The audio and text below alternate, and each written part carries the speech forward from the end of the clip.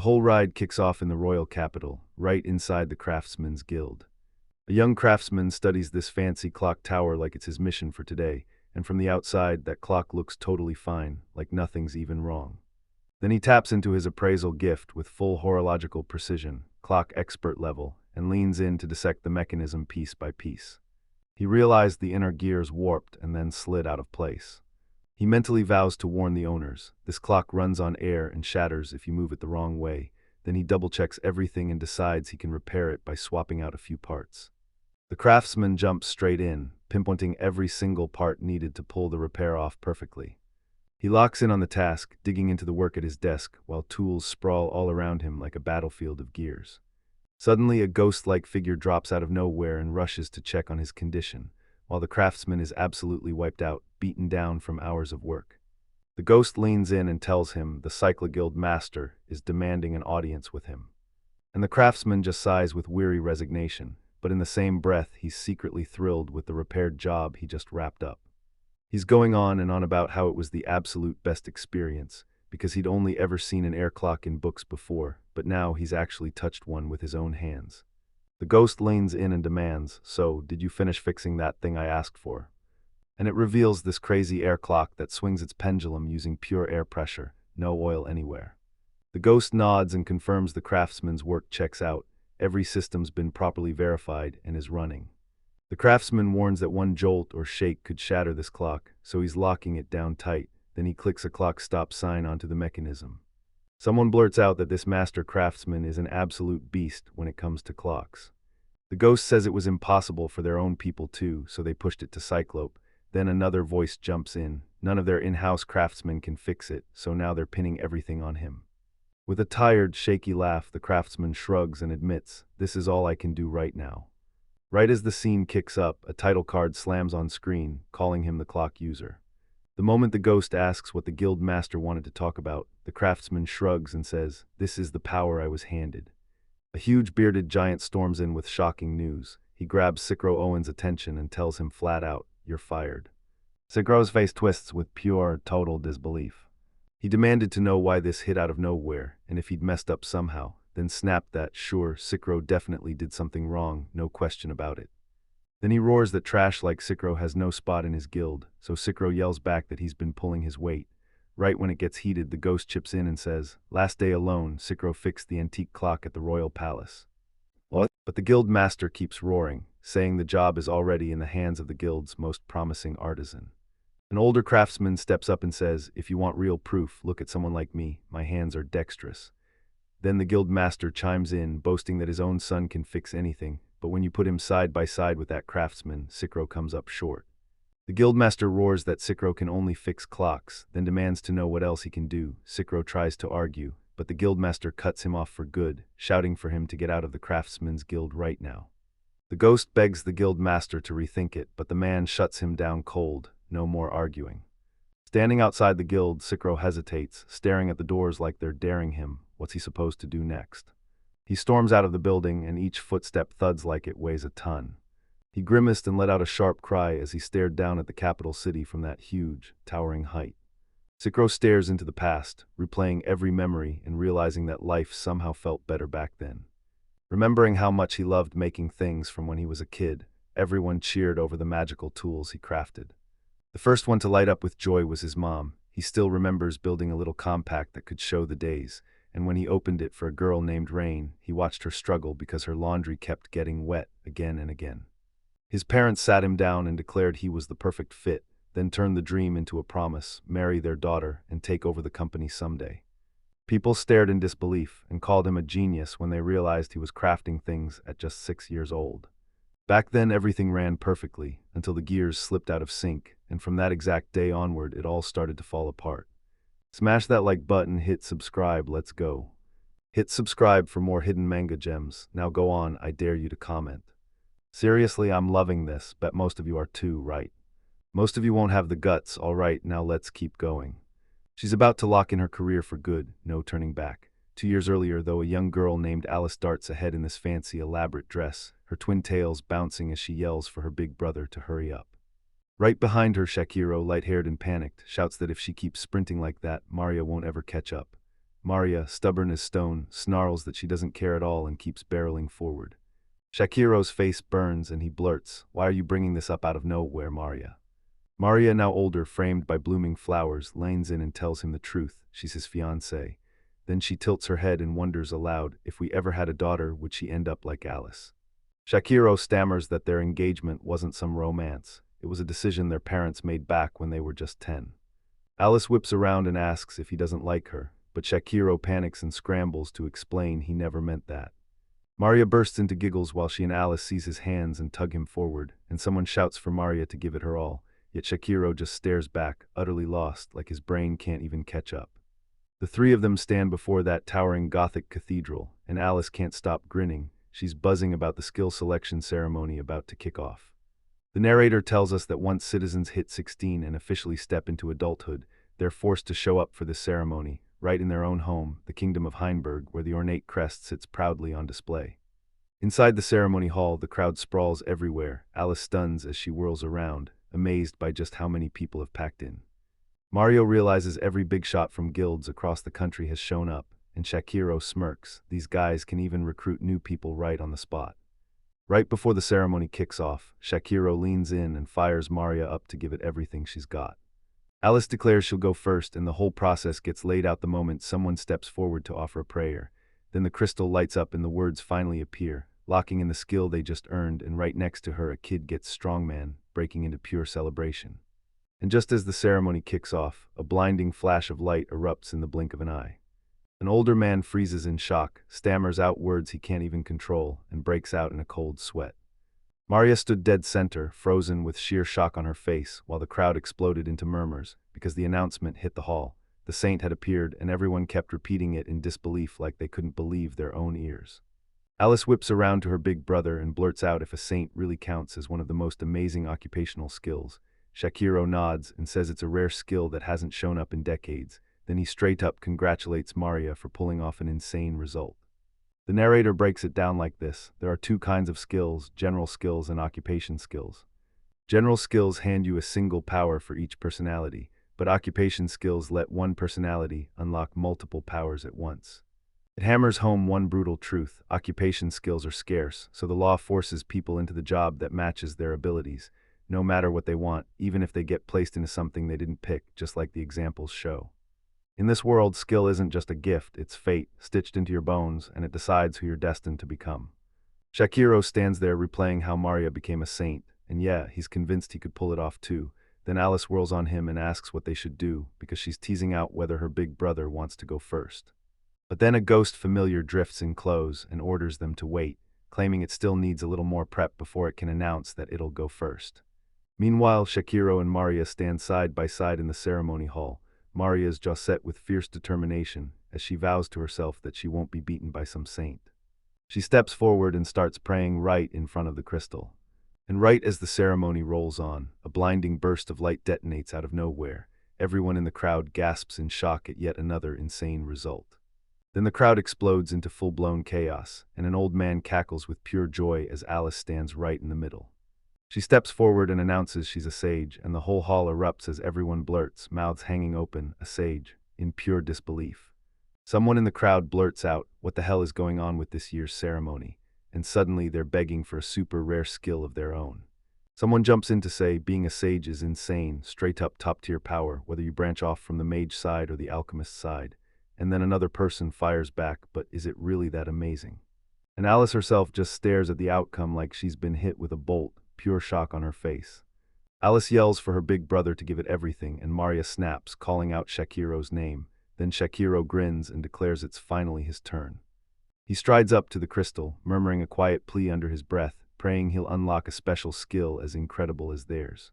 The story cuts to sweeping wide shots of the city's grand ceremony hall, all dramatic and looming. As the crowd gasps in pure shock, out of nowhere someone blurts out their big brother's name in shock, like they just spotted him. Then the story snaps into this eerie dream world, packed with floating clock gears and ticking mechanisms, and Shakiro drifts there too, until a voice rips through the air. "Cyclo equals Owen, answer me."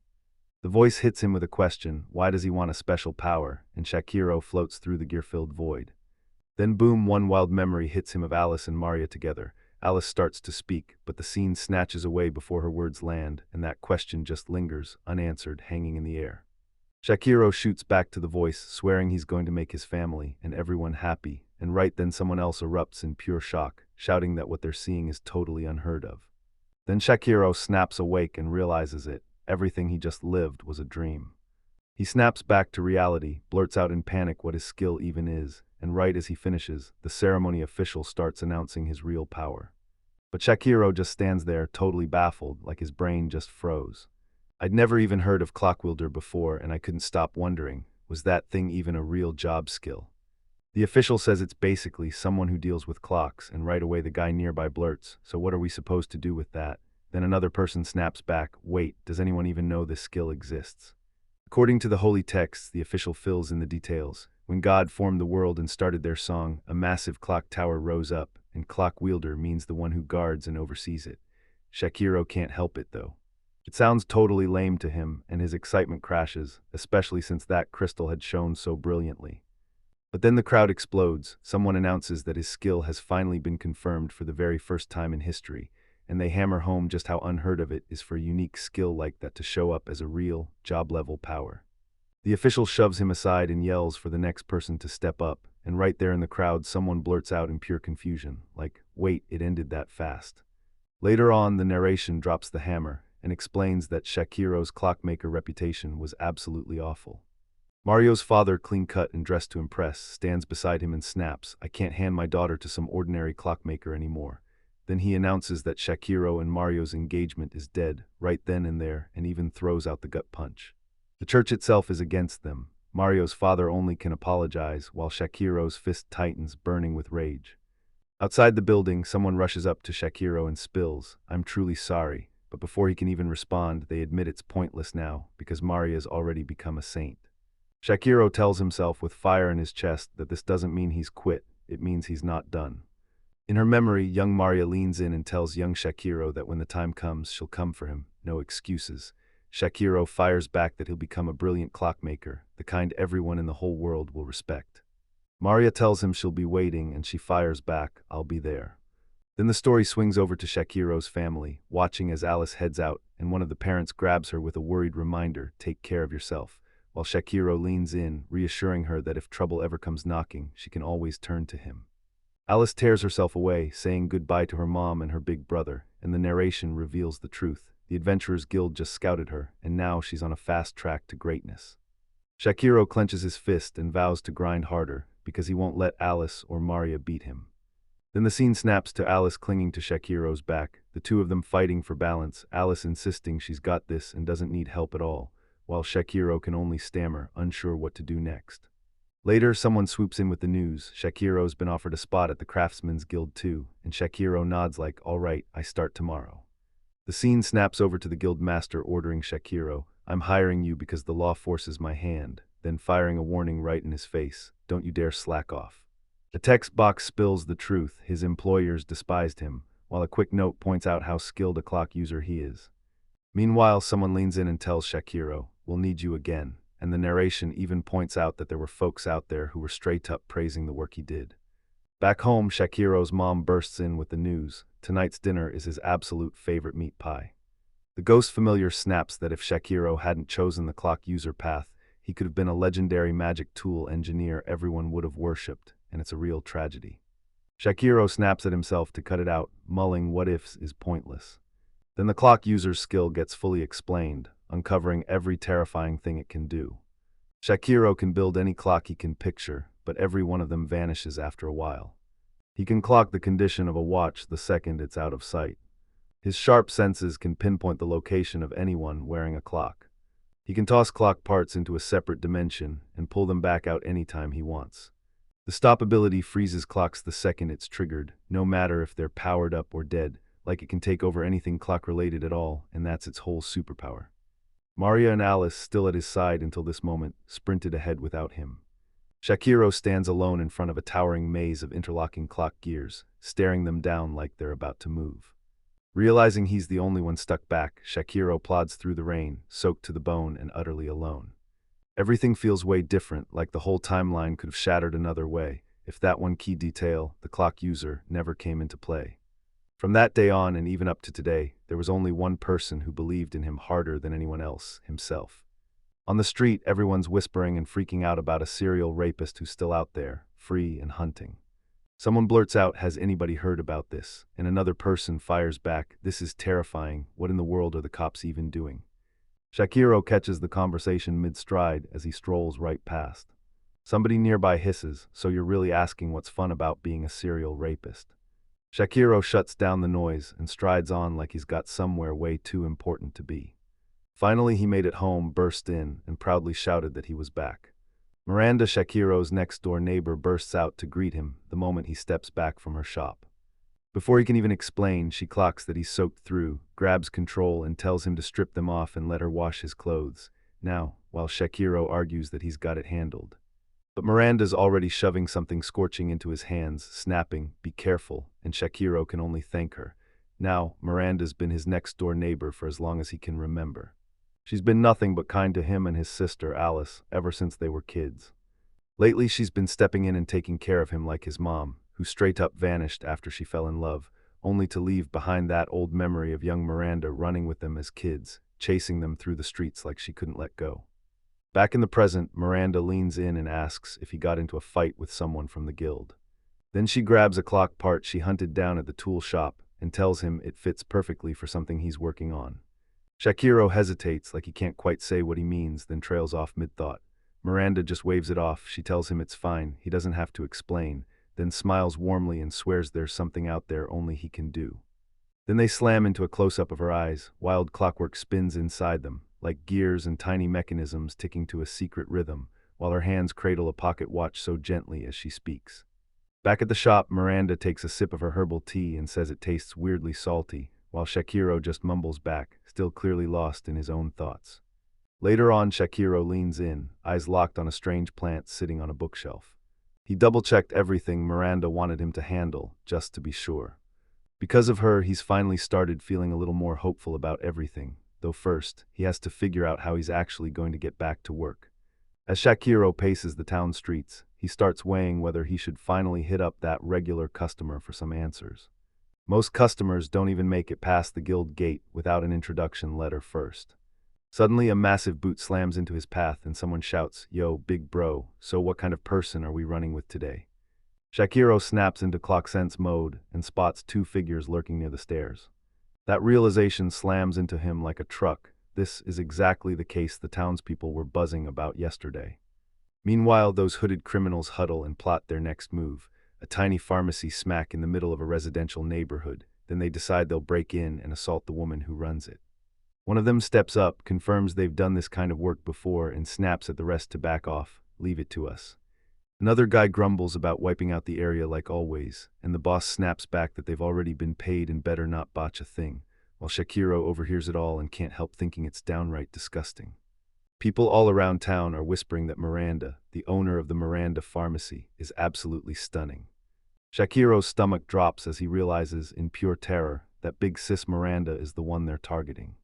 And he's ready to lay these guys out cold on the spot, but he clamps down on his rage and forces himself to get control.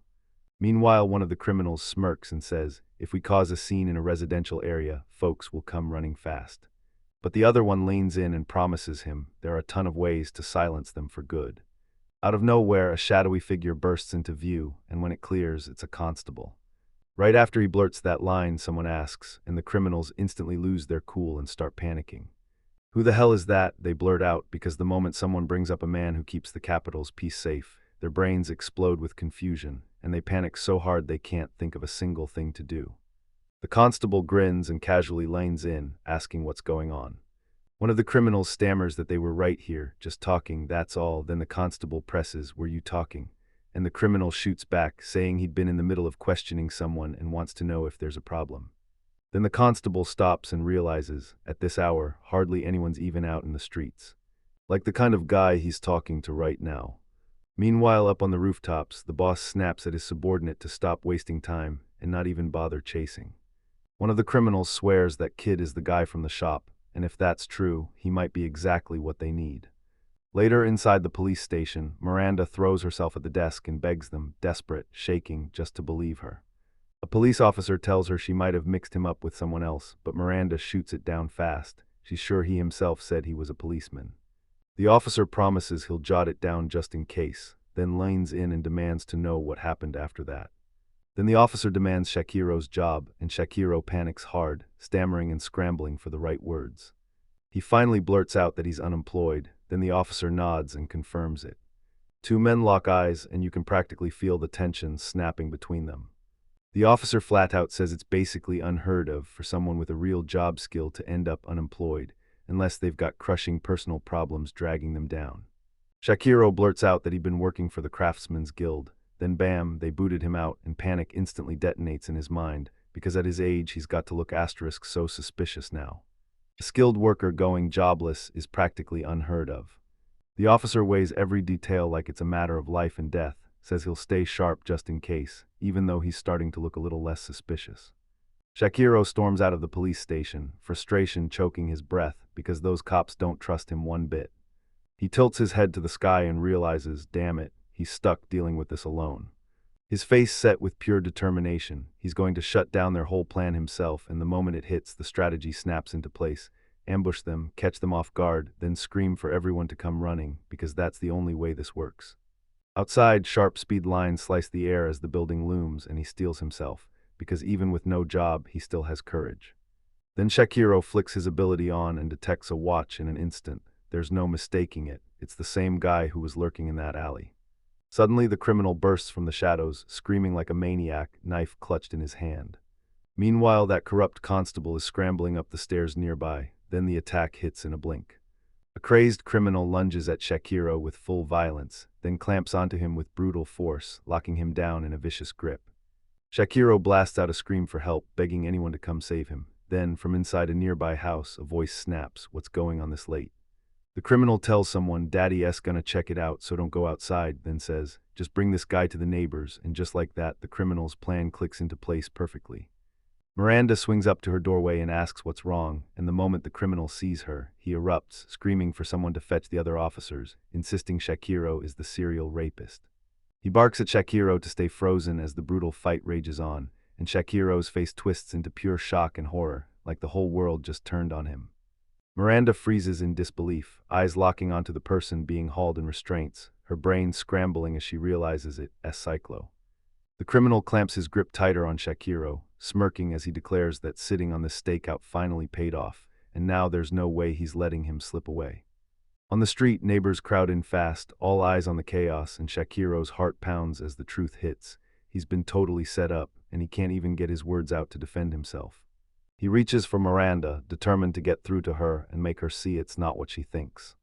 Shakiro's mind screams as the moment tightens around him. If he can just grab what he needs right now, he might pull everyone into happiness, no matter what it takes. That's what he told himself. Then the picture hit, gears locked together, spinning like a clockwork curse, all of it reflecting the crooked reality he's been trapped inside, turning in perfect sync. Meanwhile, Miranda glares at him and her face screams doubt. In Shakiro's head, her voice and a chorus of accusing women crash in. "It's a lie. You'd do something like that. You're the worst." And then Maria, dark-haired and brutal, stomps into his memories. Shakiro panics and blasts, "I didn't do anything," while he pleads, begging them to trust him. Then the verdict slams down. Sikro Owen is sentenced to exile on the frontier, while a criminal slave's fate seals in Shakiro, and his face crumples with pure devastation, the false accusation crushing him like a ton of gears. This is a tale woven by gears. The narration is basically screaming that the kid who's just been a tiny gear in a warped world will someday snap that fate in half and become the hero who rewrites the world itself.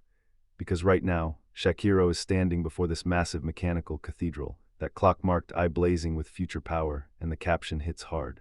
"Kill the Deus ex machina, the god made of machinery." Inside the courtroom, the judges hunker down on their bench, already set to hand down judgment, and then they slam the moment into place. The trial is starting now with the defendant, Sikro Owen. Shakiro's setup reeks with malice. He's chained up, soaked in sweat, and screaming that this is all wrong, that he's done nothing, and that there's no way any evidence points to him as the culprit. The narrator reveals how the clock user, judged useless, got rejected and thrown out of the Master's Guild. Then, down in the dungeon's dark depths, he finally wakes up with the power he was born to unleash. The judge rubs his chin, eyes narrowing as he takes note of the defendant's claim. Officer Bujan Bajik steps up to testify, and Shakiro's eyes blow wide. pure shock snapping into raging fury as he spots that corrupt constable in full uniform. He can't wrap his head around it, then he demands answers, straight up, asking why that guy is even here. Then Shakiro snaps completely, yelling from the floor that nobody should mess with him, and that the officer is the real culprit, until a court official instantly barks at the defendant to shut up in front of everyone. Officer Bajek calmly lays out his made-up testimony, claiming Cyclo Owen bribed the local thugs to sweep the area clean and then repeatedly assaulted women. That's what our investigation turned up, he insists. Reactions crash through the courtroom as Shakiro stammers in disbelief, blurting out what Bajek is really trying to pull and whether he's trying to shove the crime onto him. A bystander can't hold back, calling Shakiro a total scumbag, and right there a female officer hits back, saying her own partner was a victim too. Meanwhile, Miranda hangs back in the gallery, tears shining in her eyes as she softly whispers Shakiro's name. The camera swings out and reveals a courtroom stuffed to the brim, too packed even for a quick trial, everyone saying it. One voice points out the spectators aren't random at all. They're all tied to the women who were harmed, and the benches are packed with women whose eyes lock onto the accused like they're about to demand answers. Bajak keeps pressing the point, bragging that they've got a witness too, and ordering them to step forward, while Shakiro tries to fight back, his voice trembling as he snaps, "How dare you accuse me of something this serious?" Then the courtroom doors burst open, and two figures storm in. Lady Maria Florence steps forward in full saint attire. With an armored hero at his side, someone blares that the hero is with them too, as another voice screams that the saint has arrived. The crowd goes wild the second someone blurts, "What are those two doing in a place like this?" And right after, another person jumps in. That's them, the ones who guard the royal capital. Shakiro's eyes bulge with pure shock, stunned beyond belief, and he blurts, "Why are you on our side, Maria?" as his voice cracks the moment he shouts her name. As the courtroom erupts in drama, Maria stands in the crowd with the officials, while the courthouse itself looms over everything like a giant waiting to crush secrets. Meanwhile, the hero drops a calming hand onto Maria's shoulder.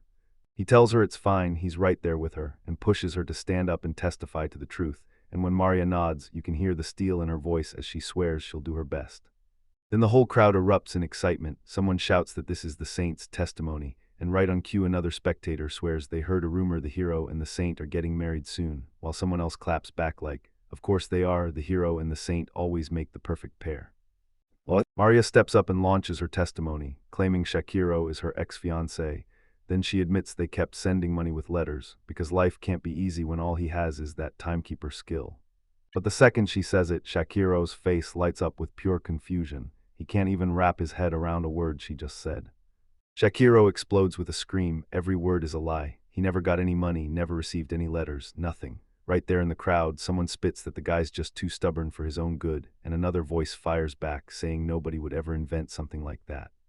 Then a church official steps up, voice steady as he says the church has the records of every money transfer tied to this chaos, and the courtroom erupts as someone else demands to know what they mean about that letter and the remittance, until the judge slams for order. One of the officials grabs Shakiro's attention and orders him to see it firsthand. Suddenly, a mysterious figure drops a cryptic comment. I had no idea what Shakiro planned to do next, and just then the same thug from earlier slinks back in, cackling as he confirms Brother Sikro really did pay him to clear everyone out of the area. An official steps in and drops the bomb. The defendant's accomplice is right there too. Shakiro panicked and swore he didn't even know that man, insisting he hadn't done a thing. Then he begged them to believe him, but Maria stared back with pure disappointment. She admits she just wanted him to come clean and beg for forgiveness, but the moment she hears him, her tone turns icy as she snaps. "So you're calling the church now, and accusing her liars too?" Maria's face goes ice cold. She stares down at Shakiro with dead eyes and calls him the worst cyclo. The scene flips to Maria bathed in softer light, her voice warm as she calls out his name, promising she'll be waiting. Meanwhile, Shakiro slumps in pitch-black darkness, eyes wide, and he can't lift a finger to respond. Then someone in the crowd yells at Shakiro, calling him a vile monster who's stomping on Maria's kindness, while another voice screams at him to stay back and someone else demands, "Why would you even do this?" Shakiro's close-up snaps in, tears building as he chokes out Maria's name. Right then the guards slam Shakiro to the ground. He thrashes and screams, begging them to believe him, but they won't listen. He pleads with them to understand, swearing he'd never do something like that. Then he spirals into desperation, begging Miranda to testify for him, choking on her name as his voice cracks, and the scene slams shut on Shakiro's shattered, devastated face. Miranda lurks in the background, one hand over her face as she looks away from him, then it suddenly clicks and she murmurs, "Ah, I see." The narration deadpans, who's even gonna listen to someone with that kind of trash skill? While the courtroom buzzes, the official slams the verdict out, Sikro Owen, the clock user. In the scene, guards, a saint and a hero, stand in ominous silhouettes around him. The judge slams the gavel and announces the verdict that sentences. They whip him into exile on the frontier and the message hits hard. Nobody trusts him, nobody believes a word he says, then out of nowhere someone snaps, "Wait, what did you just say?" In a grim prison cell, a shadowy figure hisses a secret so quiet it barely survives the air, and a voice lurking in the dark murmurs thanks to the one who stepped in and took their place. Then Shakiro's face bursts into the panel, his clockwork eye blazing with pure murderlust, as he vows he'll catch them for sure and shove them straight into hell. The whole scene snaps to the guards shoving him into captivity. One barks orders to seal him in the cell, and the others immediately fall in line. Then the third guard heckles Shakiro, daring him to try, and slaps the cruel label Cyclo, the serial rapist. While the man in the black suit waves the ladies off, he promises, "I'll see you later," then drops the real reason. He needs to talk about the prisoner transfer procedures. The hero stands there beside Maria, answering with a humble shrug that he just did what a hero is supposed to do, while the women around them lose it, praising him like crazy and gushing that even he actually showed up. They just can't shake the feeling that nothing about this ever usually runs this smoothly. In the bottom panel, hero Lord Raven gets unmasked as the Duke of House Crowheart, and Officer Lord Bugen turns out to be the Viscount of House Bajik, and the narration hits the point home. Real skill always reveals who someone truly is. In a fancy room, the hero presses Bugen on how he convinced the saint to spill that testimony, and Bugen shrugs it off, saying Maria's words were nothing but the truth. An inset panel flashes. Someone says Cyclo Owen was a nuisance to them too. The chat keeps rolling as Bugen lays out the whole plan. Then he grins and says, thanks to the hero, they finally managed to wipe out Cyclo Owen. It turns out Maria never figured out the church guy was pocketing money and torching the letters right under her nose. The scene snaps to Maria trapped in someone's arms, and Bugen spits the truth. This is all he has left to do, hold her and soothe the shattered heart. Then Bugen snaps at the hero, hurling the words "Wicked Duke" his way, and the hero fires back just as hard, calling Bugen an officer of the Bajak Viscount family. The two men cackled together, grinning like monsters as cruel satisfaction twisted their faces. Then the hero snapped that in a world like this, anyone would lose their mind if they didn't keep banging women left and right, and Bugen just nodded, agreeing word for word. They clink their drinks in celebration, toast to victory, and vow to keep partying together, because from here on out, they're winning and they're not stopping. The story snaps to a covered wagon rumbling across barren, unforgiving land. Inside a cold, dark prison cell, a lone figure sits completely still, holding their breath in silence. The episode kicks off with a chilling, foreboding vibe, then hits you with the big fact. The dreaded dungeon Deep Hole sits north of the kingdom of Heinberg. No one ever has managed to plumb its deepest depths, and right there, the dungeon's entrance glares through thick, choking vegetation, wrapped in ancient stone. Up above, Shakiro's chained up tight as they drag him toward his exile. In dungeons that claw at the dark, adventurers dive in and crush the vicious monsters that burst out. And whole facilities and industries rose up to back them. Then the scene snaps to adventurers battling terrifying monsters, and you realize it all happened because the dungeon's blessings made this place thrive. Down below, the camera drinks in the massive walled settlement, guards and defenses packed tight, while a bold crest flashes on screen, announcing this is Northforia's northern frontier. The story kicks off in the northern frontier town of Northforia, where timber-framed, European-style buildings line the streets. And around the main plaza, the whole town buzzed nonstop. Then guards shoved a chained Shakiro through the crowd, one of them snarling at him to move. Meanwhile, a woman lingering nearby grips a letter and watches the procession roll by. Then she gasps that she's staring at a face she's never seen before. Down in the plaza, the guards shoved Shakiro before the local authorities. Then someone shouted, "That's Cyclo Owen, the criminal slave." He demanded to know if the capital had sent him as the new porter. Then this huge eye-patch-wearing tank of a man steps up and introduces himself. His name's Guaniedge, the boss of this adventurers' guild, and he's decked out in ornate armor covered in crosses and chains. Guaniedge leans in and tells Shakiro he's heard wild rumors from the great sage's younger sister. Shakiro's eyes flash open with a spark of hope. He can't stop thinking about Alice. What if, just maybe, if he's somehow related to her, they'll finally treat him right around here. But Guaniedge smashes that hope on the spot. Alice tells him her brother is a hopeless, incompetent mess. Shakiro tries every week to deny it, insisting it's not true, but Guaniedge shuts him down with a dead serious, No lie, the great sage himself has said it countless times. And then another guy nearby pipes up, yeah, I heard it too. What? The scene snaps to Alice's face behind the prison bars, except now she's twisted into pure cruelty, her eyes chillingly cold, while Shakiro's mind spirals, screaming, why would Alice do this to him? Alice's voice still rings in his head. She'll spare no mercy for a scum like him, and she'll break him down into a slave, working him to the bone until he finally dies. Then the abuse kicks off for real. Adventurers start laughing at Shakiro's clock user ability, calling it completely worthless, and someone even sneers that he's way too scrawny to haul a single thing like a pack mule. They shove him into brutal labor and make him haul heavy loads until he's wrecked. And just as he starts to slow, they haul him down, kick him hard, and scream for him not to dare run out of steam. One adventurer even mutters that he's basically good for nothing. Another demands to know why he's giving such weak answers, pushing him to hurry up, while someone else remarks that killing him would be a hassle. Shakiro crumples over and over again, and all he gets to eat are scraps dumped in bowls on the dirt like someone's treating him worse than an animal.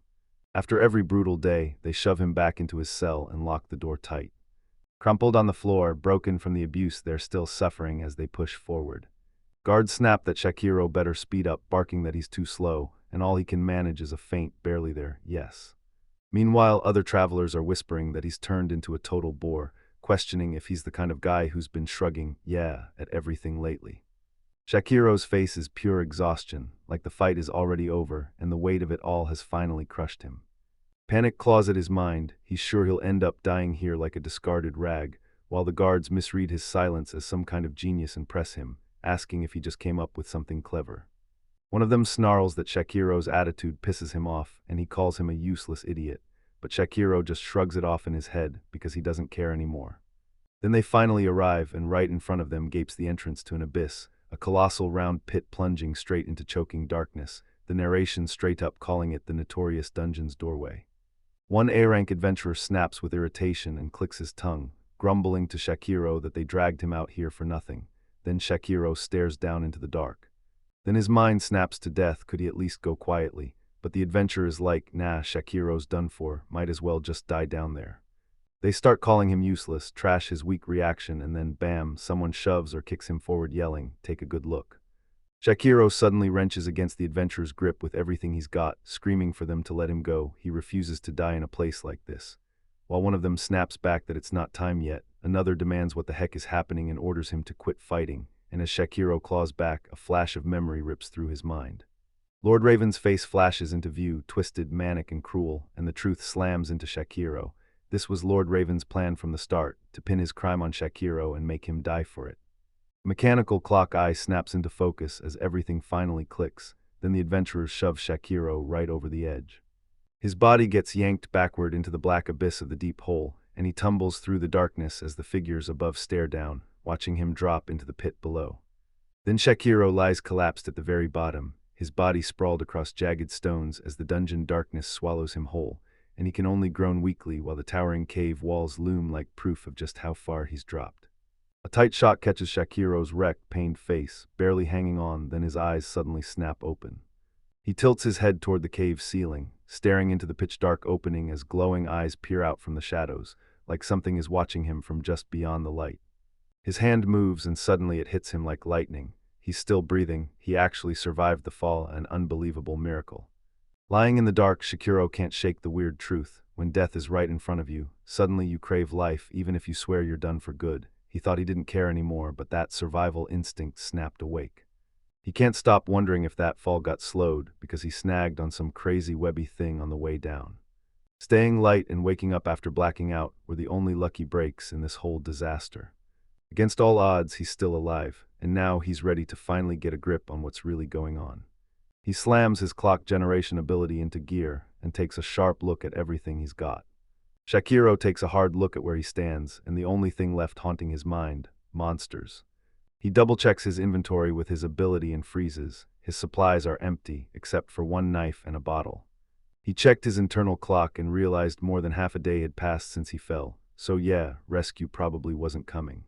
Then he spots a water source, crouches down and tests it. Its water looks safe to drink, and thank every star in the sky. Still, he'll need to move carefully, because as he stares at this untouched cave system, a wild thought hits him. What if he stumbled into a brand new layer of the deep hole dungeon? Then out of the blackness, this gigantic monster explodes onto the scene, and Shakiro can barely blink before pure instinct slams him into action. Run. And he scrambles to escape as the creature launches into a brutal lunge at him. A colossal monster slams down from above onto Shakiro, an absolute armored wrecking ball, thick with plated steel and wrapped in chains, so huge it's almost impossible to look at. Towering over Shakiro, it makes him crane his neck and stare up from below. That's the thing stalking the dungeon's darkest depths. Shakiro stares in pure horror as the creature lurches forward, and then it clicks. He finally understands what it is, and that thing has been chewing monsters way bigger than him like they're nothing. He has to slip out before it zeroes in on him, but that chain weapon just hangs there, totally useless. As he starts retreating from the nightmarish predator, step by step, Shakiro shrieks and bolts for his life, pure panic slamming into him as he scrambles through the cave passages. Everything in this nightmare screams danger, and he knows it, his terrified voice bouncing through the dark as he throws himself away from that monster with desperate, shaky steps. Breathing like it's the end of the world, Shakiro stumbles to a stop and gulps air. Phew, that was way too close. Now that he looks back, he realizes those wriggling monster things can't possibly reach this far. Then he spots a flicker of light bursting through the cave ahead. Are you kidding? They did it. There's a way out. But the relief evaporates on the spot. Once he tries to get to that light, he realizes he can't reach it at all. The route is blocked, or worse, it's a death trap either way he turns. Going means dying. The guys are boxed in, one monster crawling up behind them, and a dead-end escape they can't possibly reach ahead. 5 days have gone by. Shakiro slumped against the cave wall, eyes locked on his clock mechanism as his strength drains away, second by second. The monster hangs in the dark, dead calm, like it's savoring the moment, like it's letting its favorite meal cook before the chaos starts. Shakiro's stomach rumbled like it was in agony, loud enough to make him wince. He can't stop thinking about the last time he had a real meal. Now all he wants is his mom's homemade meat pie. He's lost so much weight that he can barely stand, like he's hanging on by a thread. Suddenly a voice cuts in, is it tough? And when it calls him Big Brother, it's clear they're looking at how thin he's gotten. Hallucinations start pounding Shakiro. Then Alice and Maria call his name from this blinding, shining place, urging him to come closer, while Maria's voice insists he doesn't have to hurt anymore. Shakiro barely manages to whisper back, I'm on my way, like he can barely lift a finger. But then the vision snaps into something way darker. This sinister version crawls into view. Shouting that the worthless should be erased from the world, Shakiro's ice suddenly locks in like it's finally found its target. And he yanks himself back from the edge with pure panic, way too close for comfort. The guy nearly jumped, even while he could still see the illusion, and the starvation and desperation are wrecking his mind. It pushes him into visions that could get him killed on the spot. Then Miranda's face flashes in, heavy and heartbroken, as she apologizes. Shakiro snaps to attention with wide eyes and his jaw dropped. Shock hit his face like lightning. Then the clockwork exploded in a violent burst, glassy shards spraying everywhere as the hallucination tore apart. The world snapped back to reality, and Shakiro slumped against the cave wall. Completely wiped out, then that monster's muffled growls crawl through the darkness, right from somewhere out there. Heavy breaths thundered through the cave. Meanwhile, that huge tentacle-like appendage slithers and stretches over the jagged cave floor below. Shakiro drops to his knees on the cave floor, staring hard at the dark tentacle, and then it clicks, dead in his mind, it's him. Somehow, that thing is part of his body now, or grafted to him through some twisted connection. Shakiro's mind snaps back to every person who tossed him aside. Conspirators and power-hungry authority figures all huddled together, grinning like they won, while their cruel logic keeps clawing at his skull. People like him don't get to protect themselves, and the second they turn into a burden, they get thrown out for good. Then bam, those memories crash back even louder. Voices sneer at what a clock user like him is even supposed to be, bragging that his little sister is a sage and his childhood friend is a saint. Maria's father roars that she could never stand a chance against some clock user like Shakiro, and the big bald man from the trial hollers that they don't need an incompetent like him. Someone sneers, telling him to go for it, Cyclo the serial rapist, while another voice spits that he's a vile fiend, trampling Maria's goodness, and a woman declares he's the worst.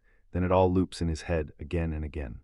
Suddenly Shakiro's face blasts across the panel, twisted with rage and iron determination, while his clockwork eye glares at full intensity, like it's burning through the world, and he vows he'll never forgive the ones who humiliated him, surviving no matter what it costs. Then a gigantic flash detonates from the deep hole where Shakiro was tossed, and the raw power blasts through the air so hard it's visible all the way from the surface above. And Shakiro refuses to go down in a place like this. Meanwhile, up on the surface, the guards spot a weird glow spilling out from the deep hole, and one guy panics, blurting out what it is, while another snaps back that the light is definitely coming from down there. A guard snaps at them to report to the Lord right now, but Shakiro's defiant shout rings out, saying loud and clear that hell won't stop him from refusing to die here. Back in the cave, Shakiro just freezes and glares at his own hands, completely baffled. Then clock mechanisms start blooming everywhere around him, glowing hot with energy and hovering in midair. He can't even process what the hell went down, because the light he had been clutching in his hand was no ordinary light. But he still doesn't get it. Meanwhile, Shakiro freezes, staring at his own hands in pure shock, scrambling to make sense of everything. Then it flashes back, he tastes that lizard he just swallowed, and bam, the truth slams into him. If the clock hadn't stopped ringing the second he ate it, something huge would have hit for real. The dramatic reveal hits like a gut punch, stomach clock ability, Haradaka. A blinding burst of light tears through the air as Shakiro snaps to attention. His hunger is totally gone, and even the wound on his hand has vanished like it never happened. That power snapped his body back to the way it looked when he was fully nourished and at his best. Clock manipulation kicked in, and the transformation snapped into place, fully done. Then time stop slams into action, his command booms through the cave, and giant clock imagery erupts around him. Shakiro's energy and stamina are surging like he predicted, right on the nose. He suddenly realizes what this really means. If he seals himself in this state, he can live off nothing but water, and the power is straight up unreal, because he knows this changes his survival forever. Now Shakiro sets his sights on one thing: defeat the monster guarding the exit.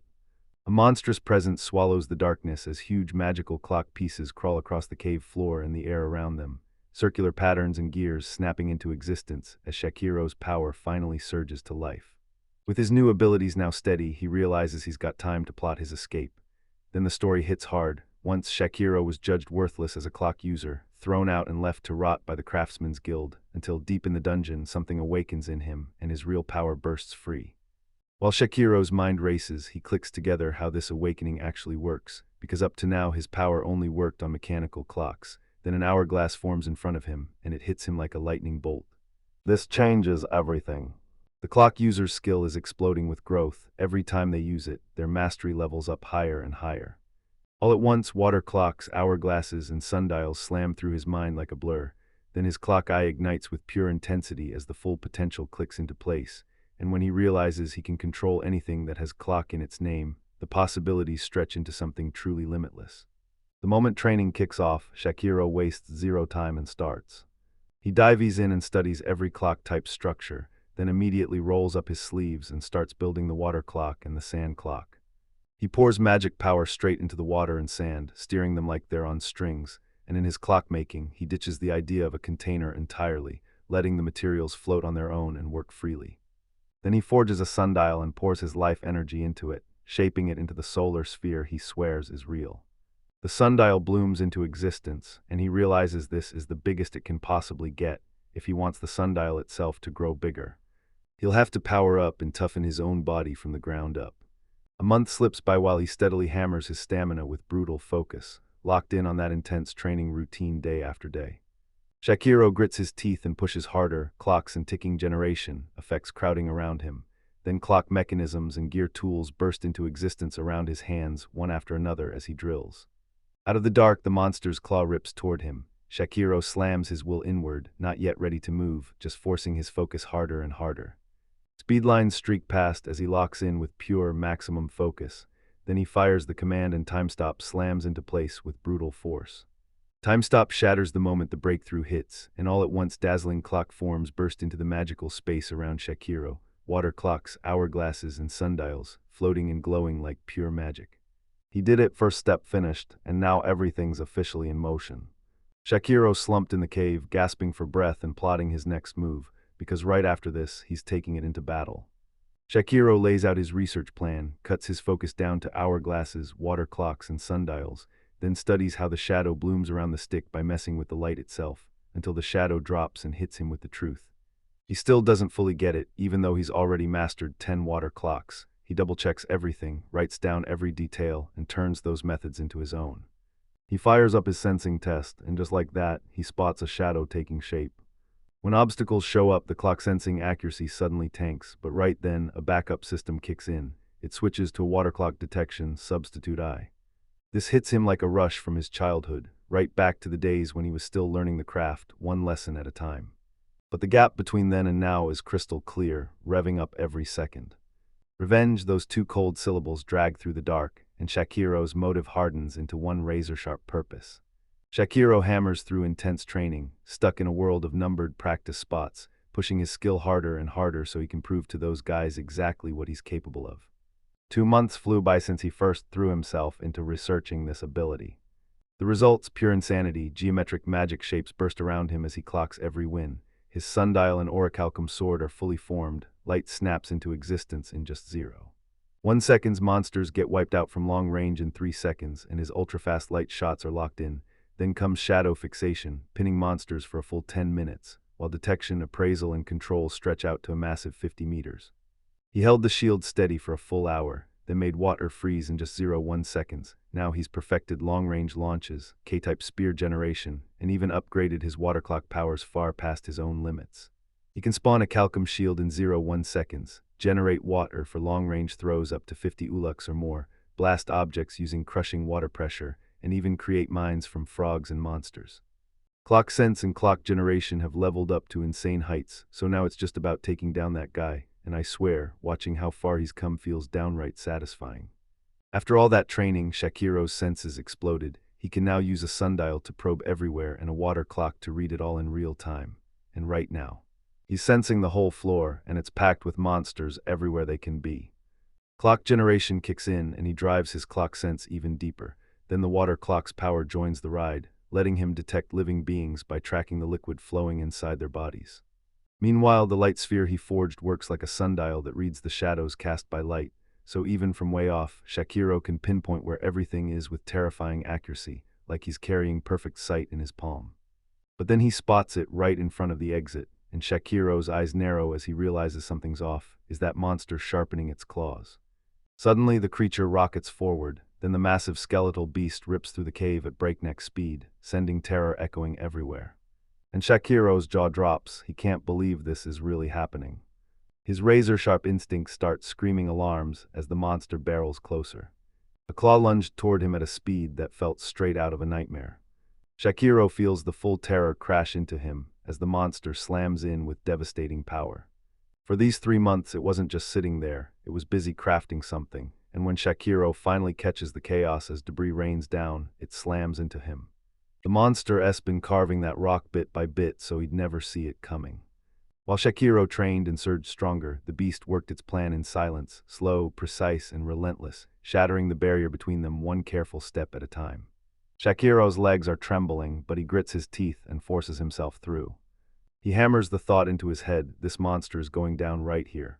The technique name spills off his tongue, Tokusei Takanami's.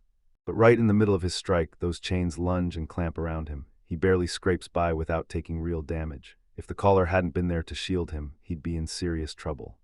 Clock generation kicks on, and before anything else, you're doing this. He's gotta do something. Those monster eyes are messing with everything. Shakiro unleashes the hourglass technique, blasting out a torrent of sand and slinging it at breakneck speed. Sand whips across the monster's face in a brutal, relentless barrage. And he finally realizes, somehow, he actually pulled it off. But then he studies the monsters up close, and his confidence crumbles. Did it really work? The monster lashes back with a blast that rockets Shakiro across the cave, and the shock hits him so hard he never sees it coming. His whole plan is crashing and burning in real time. As the blast rips through the area, destruction hits like a tidal wave. Meanwhile, the giant hole in the cliff, their one shot at escape, gets slammed shut by the wreckage. Shakiro glares at the sealed exit, and the brutal truth of their reality crashes down hard. The weight of their situation crashes into him, and it feels hopeless, like this might be the end for them, for real. The monster's attack just cuts off out of nowhere. And Shakiro catches the monster's scent. It's gone blind in the dark and can't see him anymore. Perfect, he's got this. A split second later, the clock sense kicks in, and his awareness detonates outward like a flash of light. The monster's spot snapped into focus in his mind, crystal clear at last. With his power dialed in, he can see it clear as day, so now he's going to destroy it. Shakiro bursts into a brutal counterattack, and the hit slams down with crushing, unstoppable power. Chains explode and snap as the monster swallows the full hit of his clock user ability. brutal final strike, Shakiro's clock generation technique rips into the monster as the attack slams down hard, shattering the cave with sheer, devastating impact. Total win. Shakiro's planted in place, chest heaving, and his clock eye is still blazing as he spits out what just went down. The sundial power instantly summons a razor-sharp hand that cuts straight through the enemy, clean and brutal, one deadly piece of the sundial technique. He stares at the fallen monster and demands, like, "Tell me, did you really take him out?" Then the clock sense kicks in and the readout slams back clean, no pulse, no body fluid flow, and every vital sign hits zero. Shakiro's clock eyes bulge wide as the truth slams into him. He actually did it. He crushed the monster, and that's when everyone finally realized they decounted him out too soon. But hold up, looks like the clock user's skill wasn't useless at all after all, because something else is happening right now. Suddenly, Shakiro feels a weird, electrifying rush firing through his body. Hot fire roars through his whole body, and he's totally clueless what's happening. Then it clicks. This is a level up, the moment adventurers unlock their ultimate potential. See, when you slaughter monsters, you don't just survive, you siphon their souls and magic, and suddenly your power rockets past mortal limits. That's leveling up in a nutshell. The monsters remains shattered into dust behind him as Shakiro finally put it all together. His level shot up because he crushed that thing, so basically, he just unlocked a whole new power. The more monsters he slaughters, the more power floods his body. A grin snaps across his face the moment he gets it. Every kill drags his revenge closer to the surface. The stopped gears of fate finally grind back to life. Shakiro just stands there, his clock eye blazing, while a storm of gears and ticking timepieces whirls around him, screaming that it's time to rise again and fire up everything that's been held still. Shakiro flicks on clock generation and rockets ahead, his clock eye burning like a spotlight. All right, first order of business. He's going to wipe these bastards out. A chain monster comes slamming down from above, but Shakiro shouts his technique and turns the tables. An application of the water clock, he'll slice them to ribbons with razor-fast water blades, spraying straight out of Suijin. That water-based clock technique turns into razor-sharp projectiles that slice through the air, barreling straight for his target.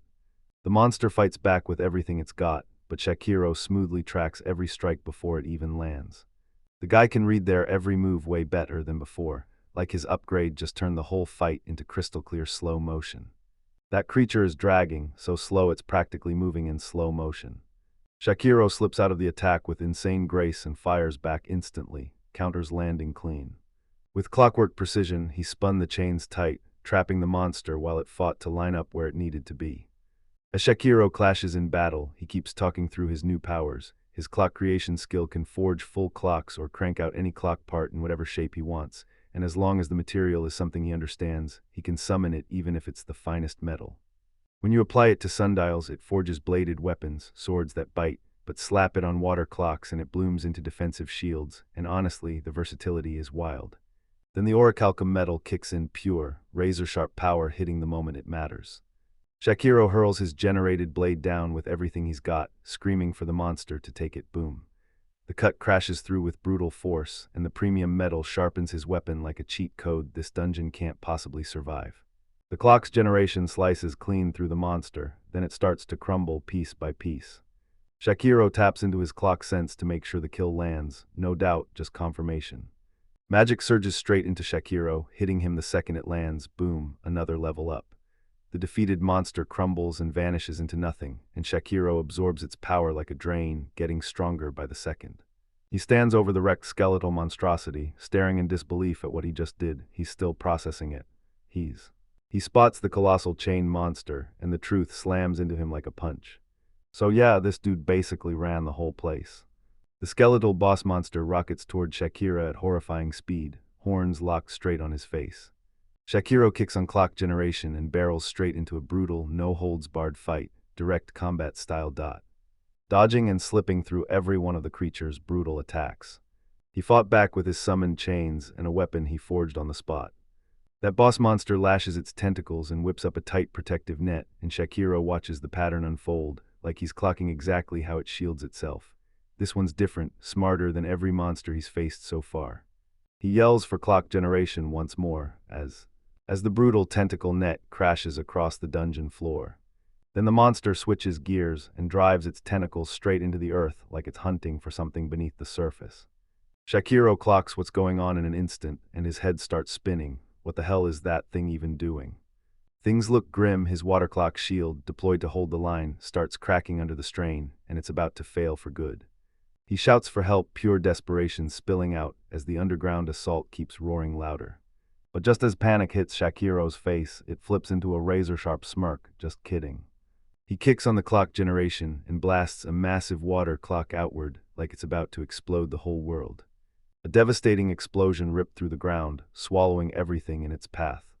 Shakiro unleashes his trap and the monster gets slammed by the blast, too bad for it, because his sensing is absolutely flawless. As long as blood still courses through their bodies, he can feel it, and he followed every last tentacle as it burrowed underground. Shakiro declares this is payback and vows he'll show the boss the finest sundial technique. Then his clock eye ignites with raw power, and his sundial technique slams down with catastrophic force. A colossal blast rips straight through the boss monster, unleashing a brutal clock generation showdown that leaves nothing standing. Then the dust finally clears, and Shakiro rises through the wreckage, standing tall like they just won the whole war.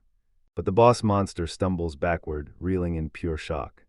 Realizing everything has flipped, the creature points it out. This time, it's not the monster it's chasing, it's the one fleeing for its life.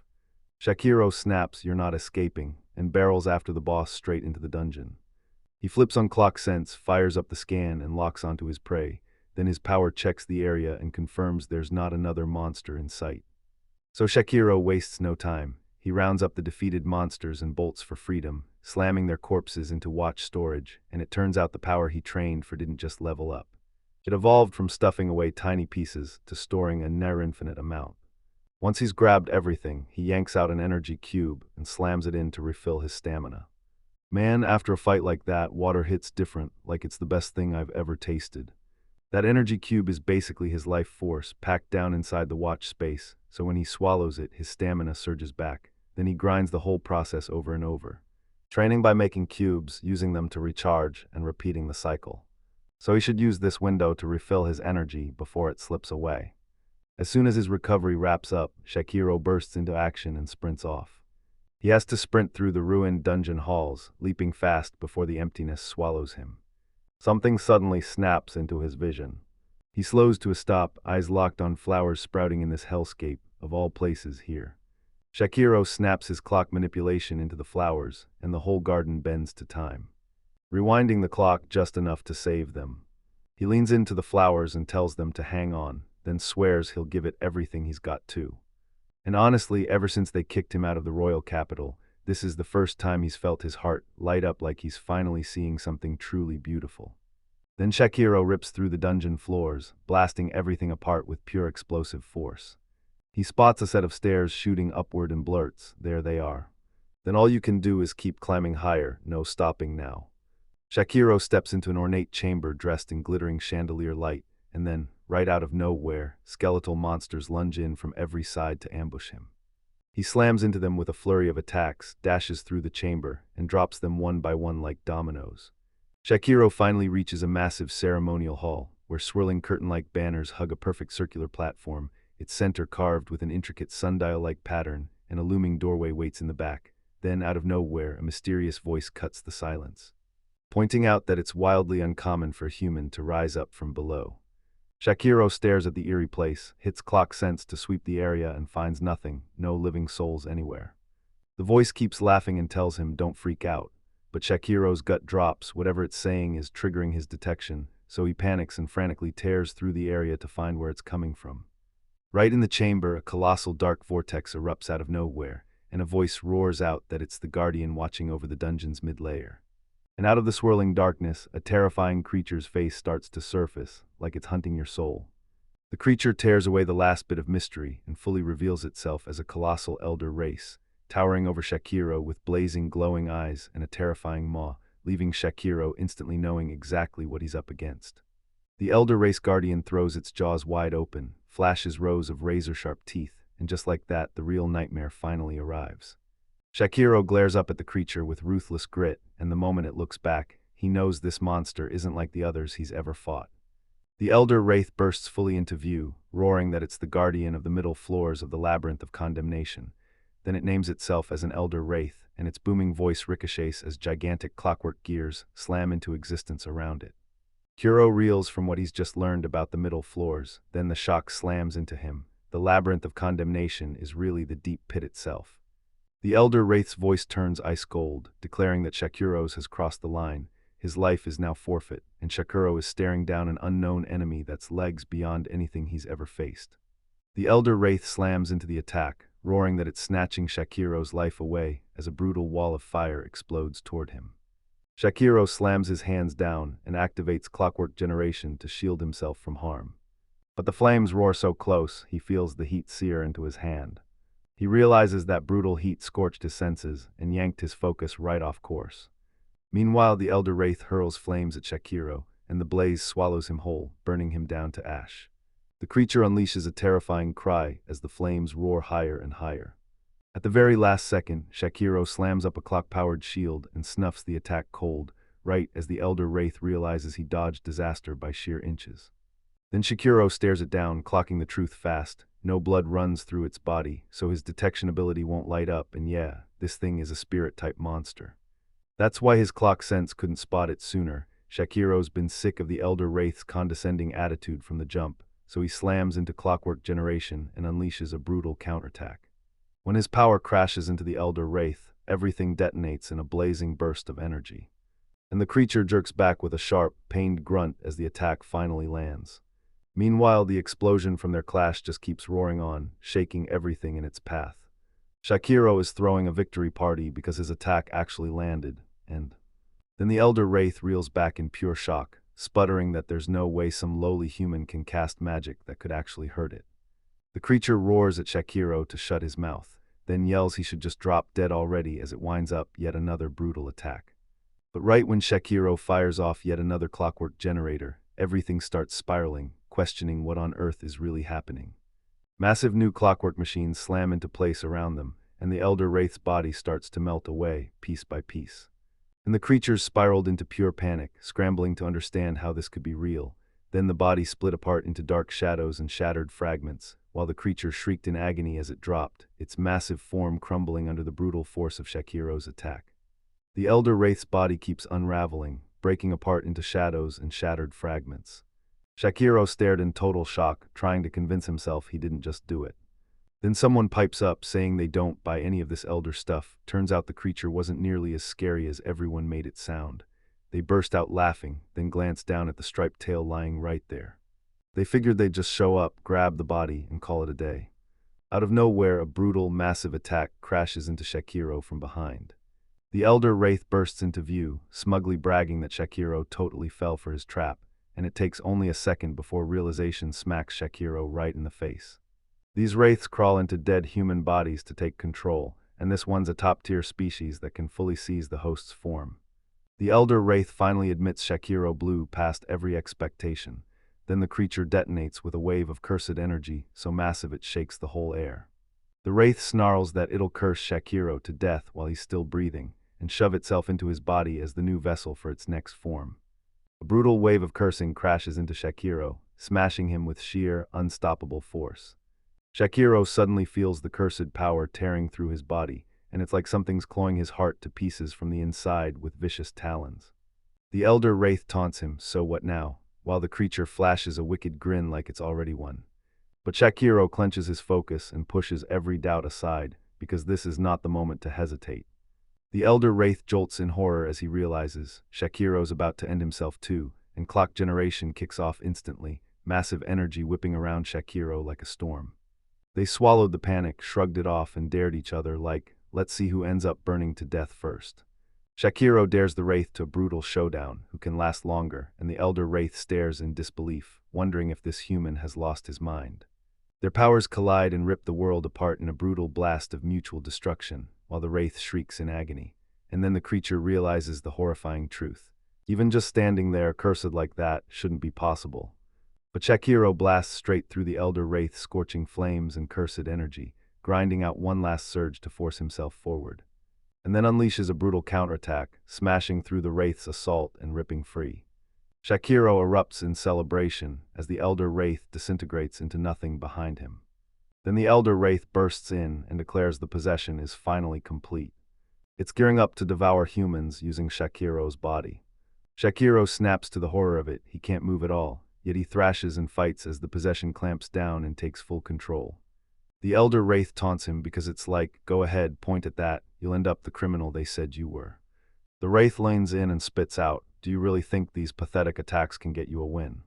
Then Shakiro explodes with a colossal burst of energy, blasting the elder wraith back in an instant. The instant that concentrated mass slams into it, the creature reels back in pure shock. Shakiro's voice blasts through the air as that colossal clock mechanism whirls around him. He vows, no doubt at all, that he'll claw his way out of this dungeon and prove the world that cast him aside was dead wrong. The elder wraith spits out a cold, dismissive laugh, calling it pure nonsense, then declares, right to his face, that his world ends here. A sharp command hits the air, get out, now. The life force rips through the air and annihilates the elder wraith in a brutal blast, while Shakiro's clockwork eye flares red-hot, its power driving the attack straight through everything in its path. The dungeon chamber gets ripped apart by a violent explosion, blasting energy and wreckage everywhere, and while it all shakes, the elder wraith's chains start to loosen as the creature chokes out its last breath, roaring at Shakiro. How dare he pull this off, and how in the world he even managed it. It shatters into pieces right along with the bindings. Shakiro just slumps there, wiped out, wordless. Then a text box pops up revealing the truth. It wasn't luck at all. An energy cube forged from his own life energy is what saved him. Shakiro can't stop replaying the elder wraith's words. This is just the middle layer, so there are still monsters stacked even stronger waiting below. He stares at the clockwork in his hands, grimly realizing the clock user skill isn't some unbeatable cheat. One wrong move and he could lose. He has to remember that this has a hard limit. Then, just like that, he snaps out of it, decides the reflection's done, and whips into sudden confusion at whatever's happening. Shakiro freezes when he catches his reflection. His hair has gone totally white, and the shock slams into him like a gut punch.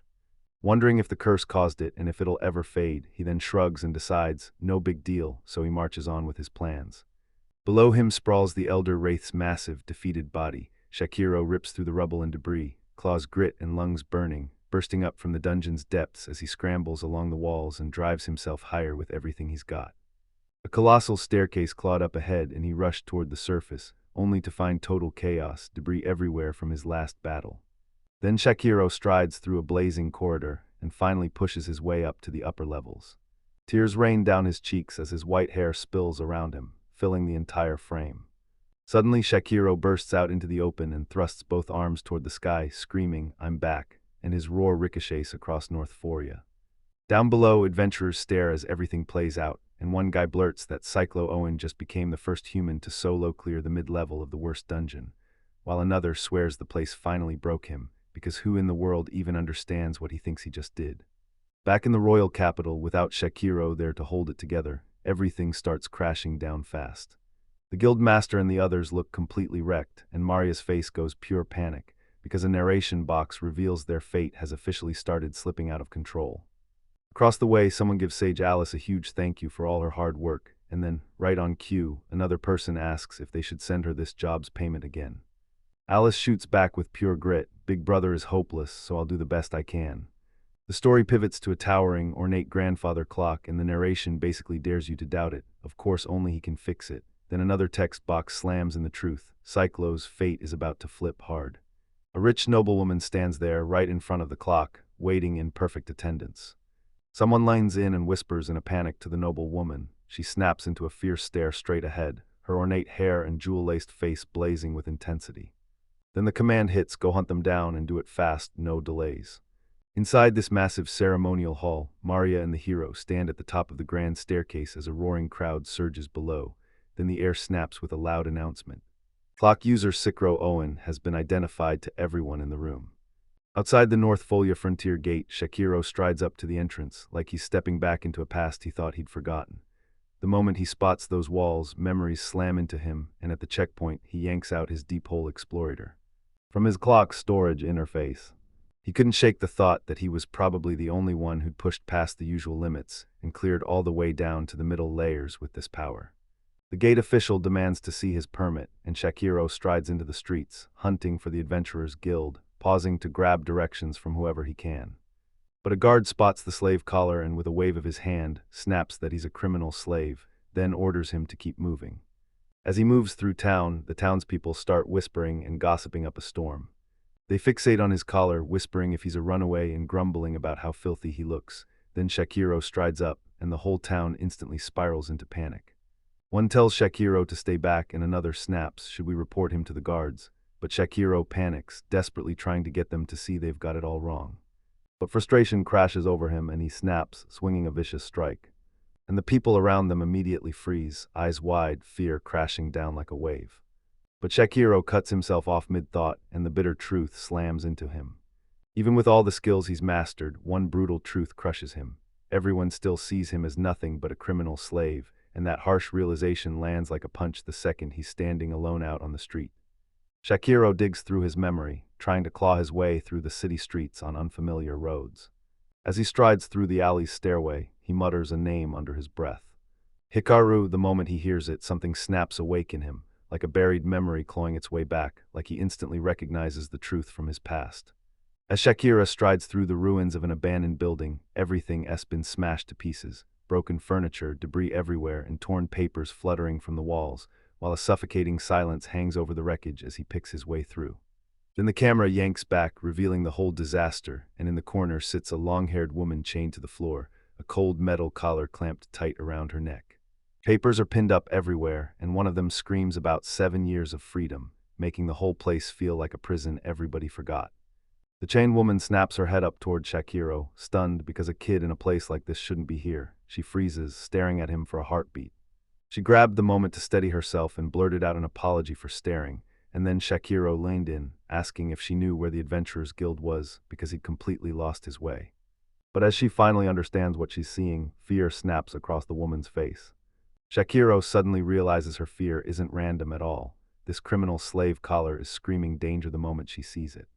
Those chains on both of them tighten the same kind of misery, like fate was dragging them into the exact same cage.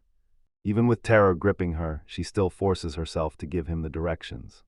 She urges him to head out and take the stairs on the left, her voice trembling, but she still forces herself forward to help him anyway. Shakiro thanks her from the bottom of his heart, and that clockwork eye flashes bright as he steals one last look at her before he walks out. Once he's gone, the woman just sinks into silence, alone in the empty ruins. Shakiro can't stop thinking how she looks exactly like that pale white flower he saw at the bottom of that deep hole. Then Shakiro turned his back on the chained woman and strode straight for the exit, and when he spoke, his gratitude hit hard. He thanked her for real, because thanks to her, he was finally able to move forward again. Soon, people in what looks like a rundown tavern spot a stranger drifting past their doorway. Meanwhile in the guild, chaos erupts the second someone spots something huge. The story whips between crumbling ruins and that huge guild building outside, where Shakiro is just a tiny dot in the chaos, while everyone else reacts in shock to his arrival. Then bam, this massive, dramatic declaration hits. The speaker announces, "I'm your guildmaster, Cyclo Owen," and vows he crawled back from the depths of hell, then declares that his fate changes starting right here, eyes locked and voice blazing with pure determination. Meanwhile, inside the royal capital, the Artisans Guild turns into a full-blown disaster as the guild master completely snaps and loses his composure. He flings his hands up in pure rage, papers exploding all around him, and he's yelling that he can't believe there are this many back-to-back contract cancellations. His son rushes in, begging him to settle down, but just as that calming voice hits the air, another person cuts in and lays out the truth. This mess all began with one specific thing. The tension explodes when the guild master lunges at his own son, screaming that he's even more useless than that deadweight Cyclo, and that Lady Olivia's precious watch only lasted 3 days because it's all the son's fault. The son panics and blurts that he's not inferior to Cyclo at all. Down in the workshop, chaos erupts. Someone spots a chipped gear, snaps that the guild master needs to be found, and suddenly the air fills with accusations as they blast Cyclos as a bastard who thought he could slide by with lazy repairs, insisting the whole thing is falling apart because of his sloppy patch jobs. Then the Craftsman snap skill holders finally band together, storming management as one, blazing with rage because they're getting worked to the bone for the same cheap wages as total amateurs. One yells, "I can't get a single real task done because I'm stuck scrubbing up after these greenhorn rookies who somehow get every assignment." And the next person snaps that the workload gets handed out like a total disaster. They start demanding answers. What exactly are job skill holders, and who do they think the guild is to define it? Then the guild master snaps. He roars at them, shouting, "Shut up." His face twisted with fury as he snapped back that the so-called rookies are packed with skills and stacked qualifications, while the job skill holders are basically useless and can only handle one kind of work.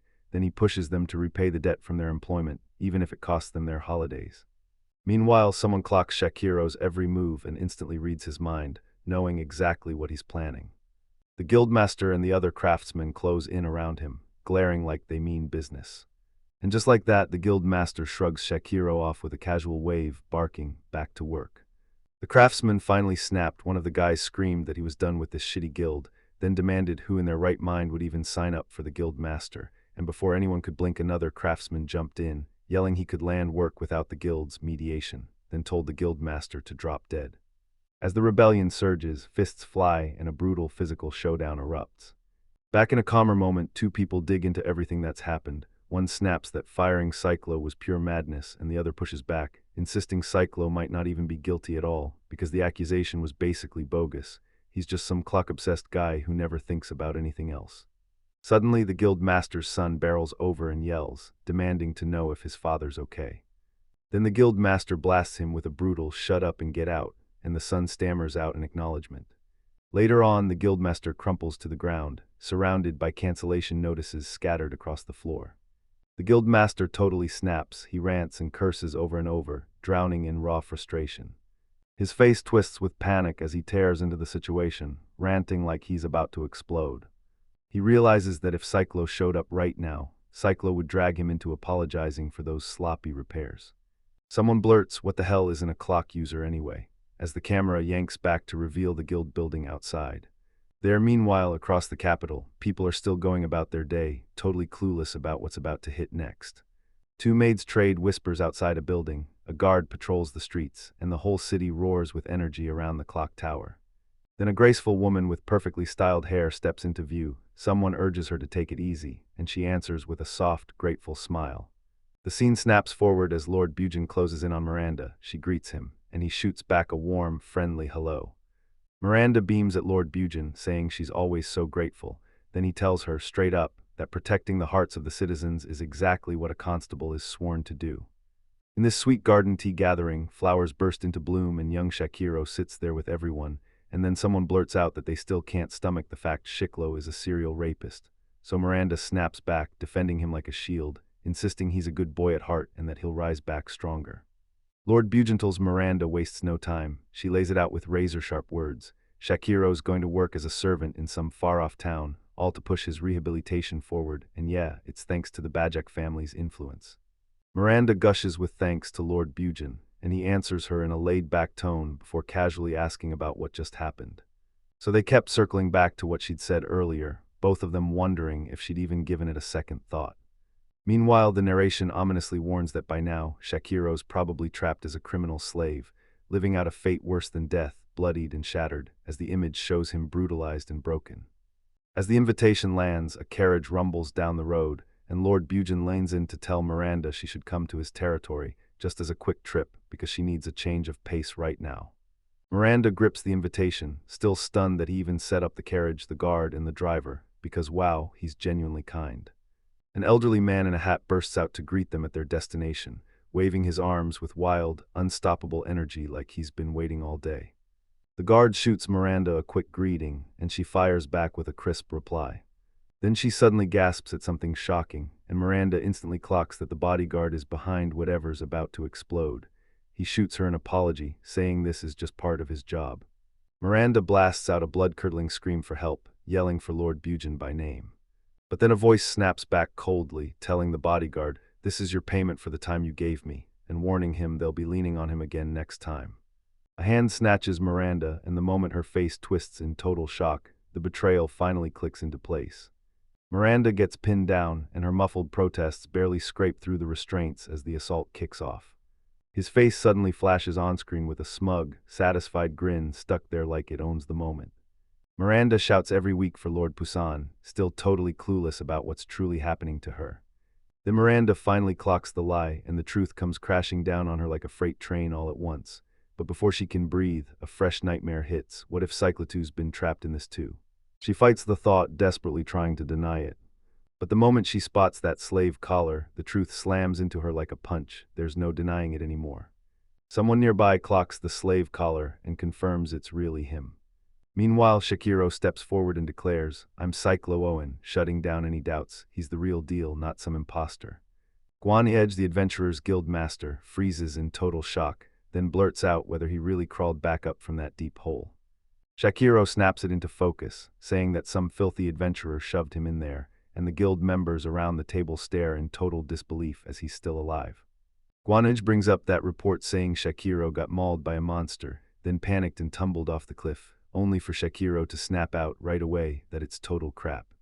He tells them the guild members kept brutalizing him, then they swore they only shoved him off the cliff, but the truth is he actually fell.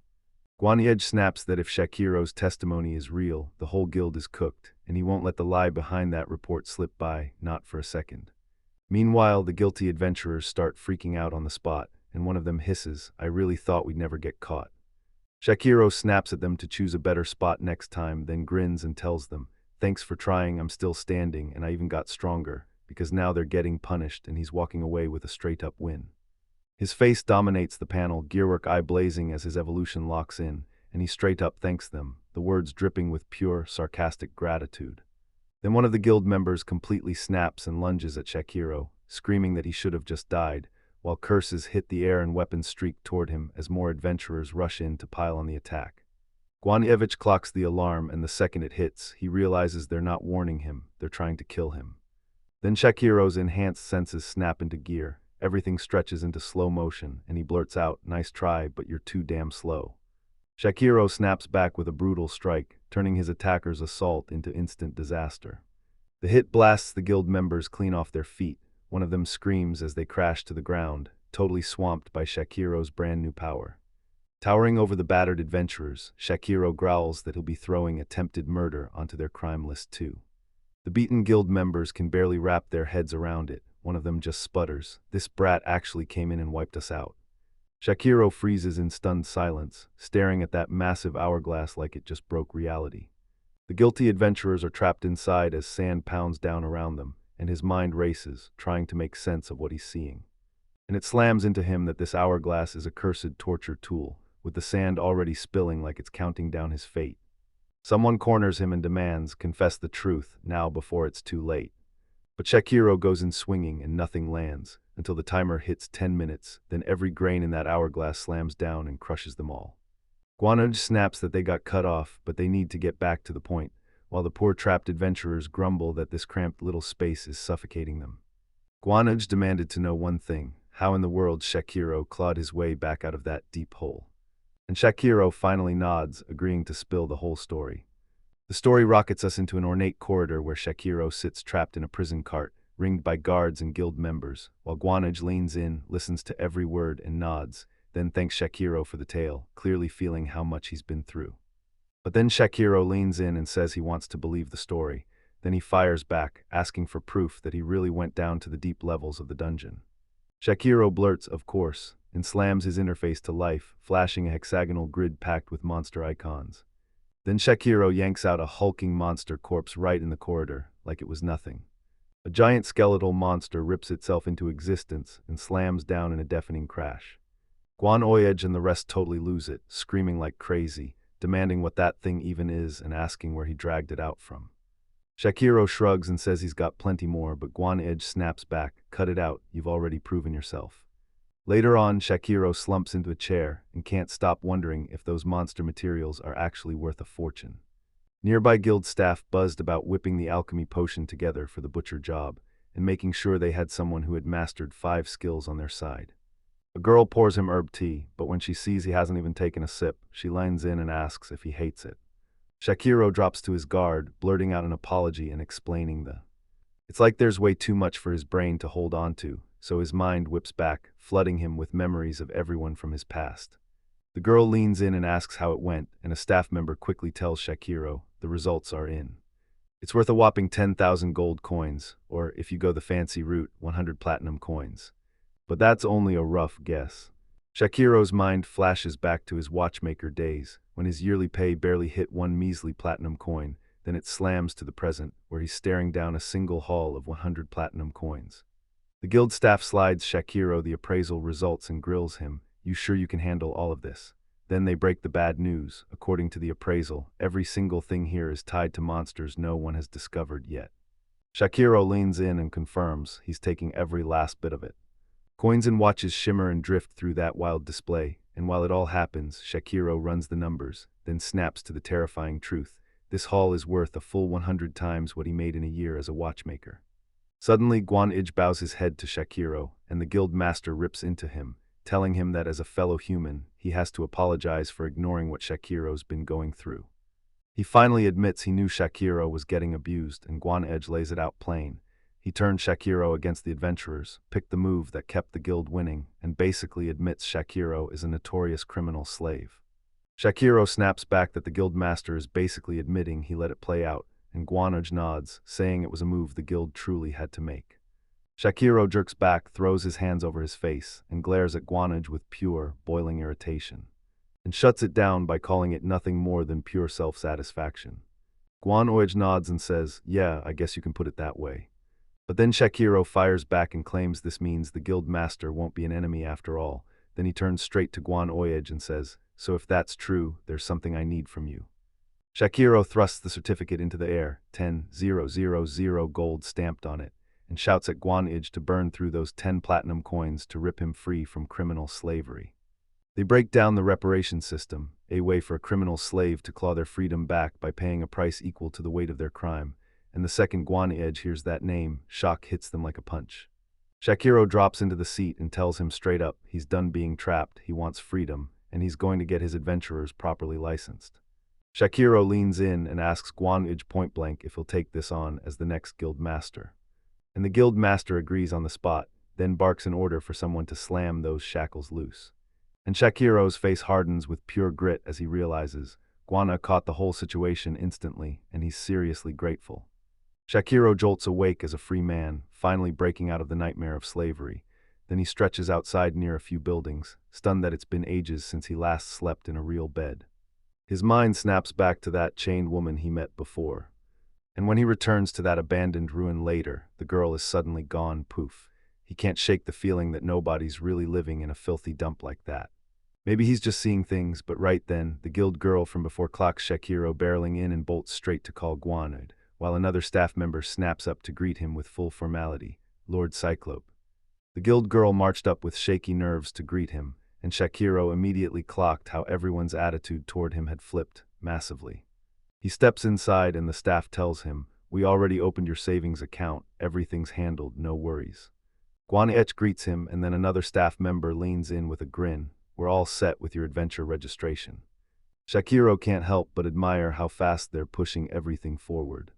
The staff hands Shakiro his guild card and registers his adventure on the spot.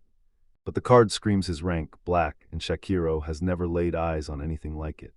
A diagram lays out the whole Universal Adventure ranking ladder, F to D at the bottom for every rookie, B and C where teams clash with huge monsters, A where solo adventurers can take them down, S where rare job skills set you apart, and legendary rank sitting right at the top. The diagram even calls out Shakiro's past. When he was just a porter, they stamped him as below F rank, and it even throws in examples like Alice, Raven, and other top-tier adventurers. Guan-ij finally drops the bomb. Shakiro's guild card is the legendary black card. Then she tells him, "Trust me, see your rank with your own eyes and it'll all be faster," and the guild master slaps down this huge mechanical device for him to look at, unpacking how this thing has a special, custom-made status measuring device built inside. Shakiro clocks it immediately. This isn't like the usual measuring junk at all. Those simple tools are nothing compared to this. Guan-ij bluntly tells them that with Shakiro, plain measuring tools won't work at all. The normal device keeps it simple, just a plain rank C screen, plus a clear prompt telling you to grip the bar and start the test. The staff leans in and asks if Shakiro can do the measurement, and Shakiro immediately nods. He knows exactly how. He flashes back to his old porter days, when he'd stare at those measurements like they were pure magic. He's desperate to find out just how much stronger he's gotten after battling his way through that deep hole. Shakiro clenches the device with pure grit, and the machine starts crunching his stats. Then he flashes this ridiculously long wall of text on screen, packed with every measurement imaginable, all those shorthand stats like SDR, MAG, RES, and more stacked so tightly the whole display fills up. Then the screen flashes Shakiro's guild rank, SSS. Shakiro gapes in total disbelief at the outcome. While the background guild members gush about how incredible it is, Guan-ij quietly clocks the reaction and declares those numbers are absolutely worthy of his own greatness. Then he decides to put it in perspective for Shakiro, using his sister, Alessandria, the one everybody calls the Great Sage, as the perfect example. Guanyaj tells Shakiro this, yeah, even an S-rank adventure like Alice is usually only S-rank in one thing, not everything, and with the rest of the stats sitting at Orba, he lays it out bluntly. That means he's ranked higher than Alice in literally every single category.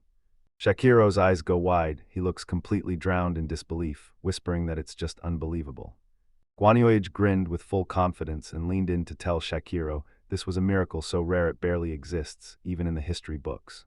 Shakiro grips his black card and it still doesn't feel real in his hands, like the universe just handed him something impossible. Out of nowhere, a huge cloaked figure closes in on Shakiro and demands, right then, whether he'll meet the Lord immediately. Shakiro's eyes widen, he's stunned by the sudden invitation. The messenger tells him that the moment the Lord heard about Shakiro, his interest shot up, he basically demanded to hear more straight from him. Shakiro weighs his shot, if he can lock eyes with someone in power, this might be the one opening he needs to strike back at everyone who did him so dirty. The messenger thanks him for the thought, and Shakiro waves it off, saying it's no trouble at all for him either. He decides he'd better make sure his outfit is fit for a lord's meeting. Shakiro barrels up to a building plastered with a bold sign that reads, Salon Kitsune. Stepping into the elegant salon packed with traditional Japanese touches, the staff greet him like the night's about to start. Shakiro says he's got a referral from the Adventurers Guild and that he's here to grab some equipment. Then a staff member freaks out, insists it feels totally out of place, and demands his guild card. The staffer glances at the card, and just like that, every muscle locks up. She tells him wait just a second, because the moment she sees it, shock hits her so hard she can barely breathe. Then a seasoned craftsman in a checkered vest steps up to greet Shakiro, tells him meeting an SS-rank adventurer is a real honor, and vows to forge the finest gear worthy of a customer like him. Shakiro stares at the craftsman's hands like he's soaking up every secret, and he gets this gut feeling he'll nail it, so he presses, when's it gonna be done? The craftsman snaps at him to hold up right there, and then it drops, his real talent is a grand couturier, a top-tier seamster on an elite level. The craftsman whips through his work at insane speed, thread snaps tight, tools streak across the table, and everything moves like a blur. Shakiro just stares in awe, thinking it's like watching an orchestra conductor orchestrate chaos. In the blink of an eye, the craftsman snaps the work finished, then bows and thanks him for being patient. The finished outfit is finally revealed, and Shakiro leans in, scrutinizing every inch like it's the moment of truth.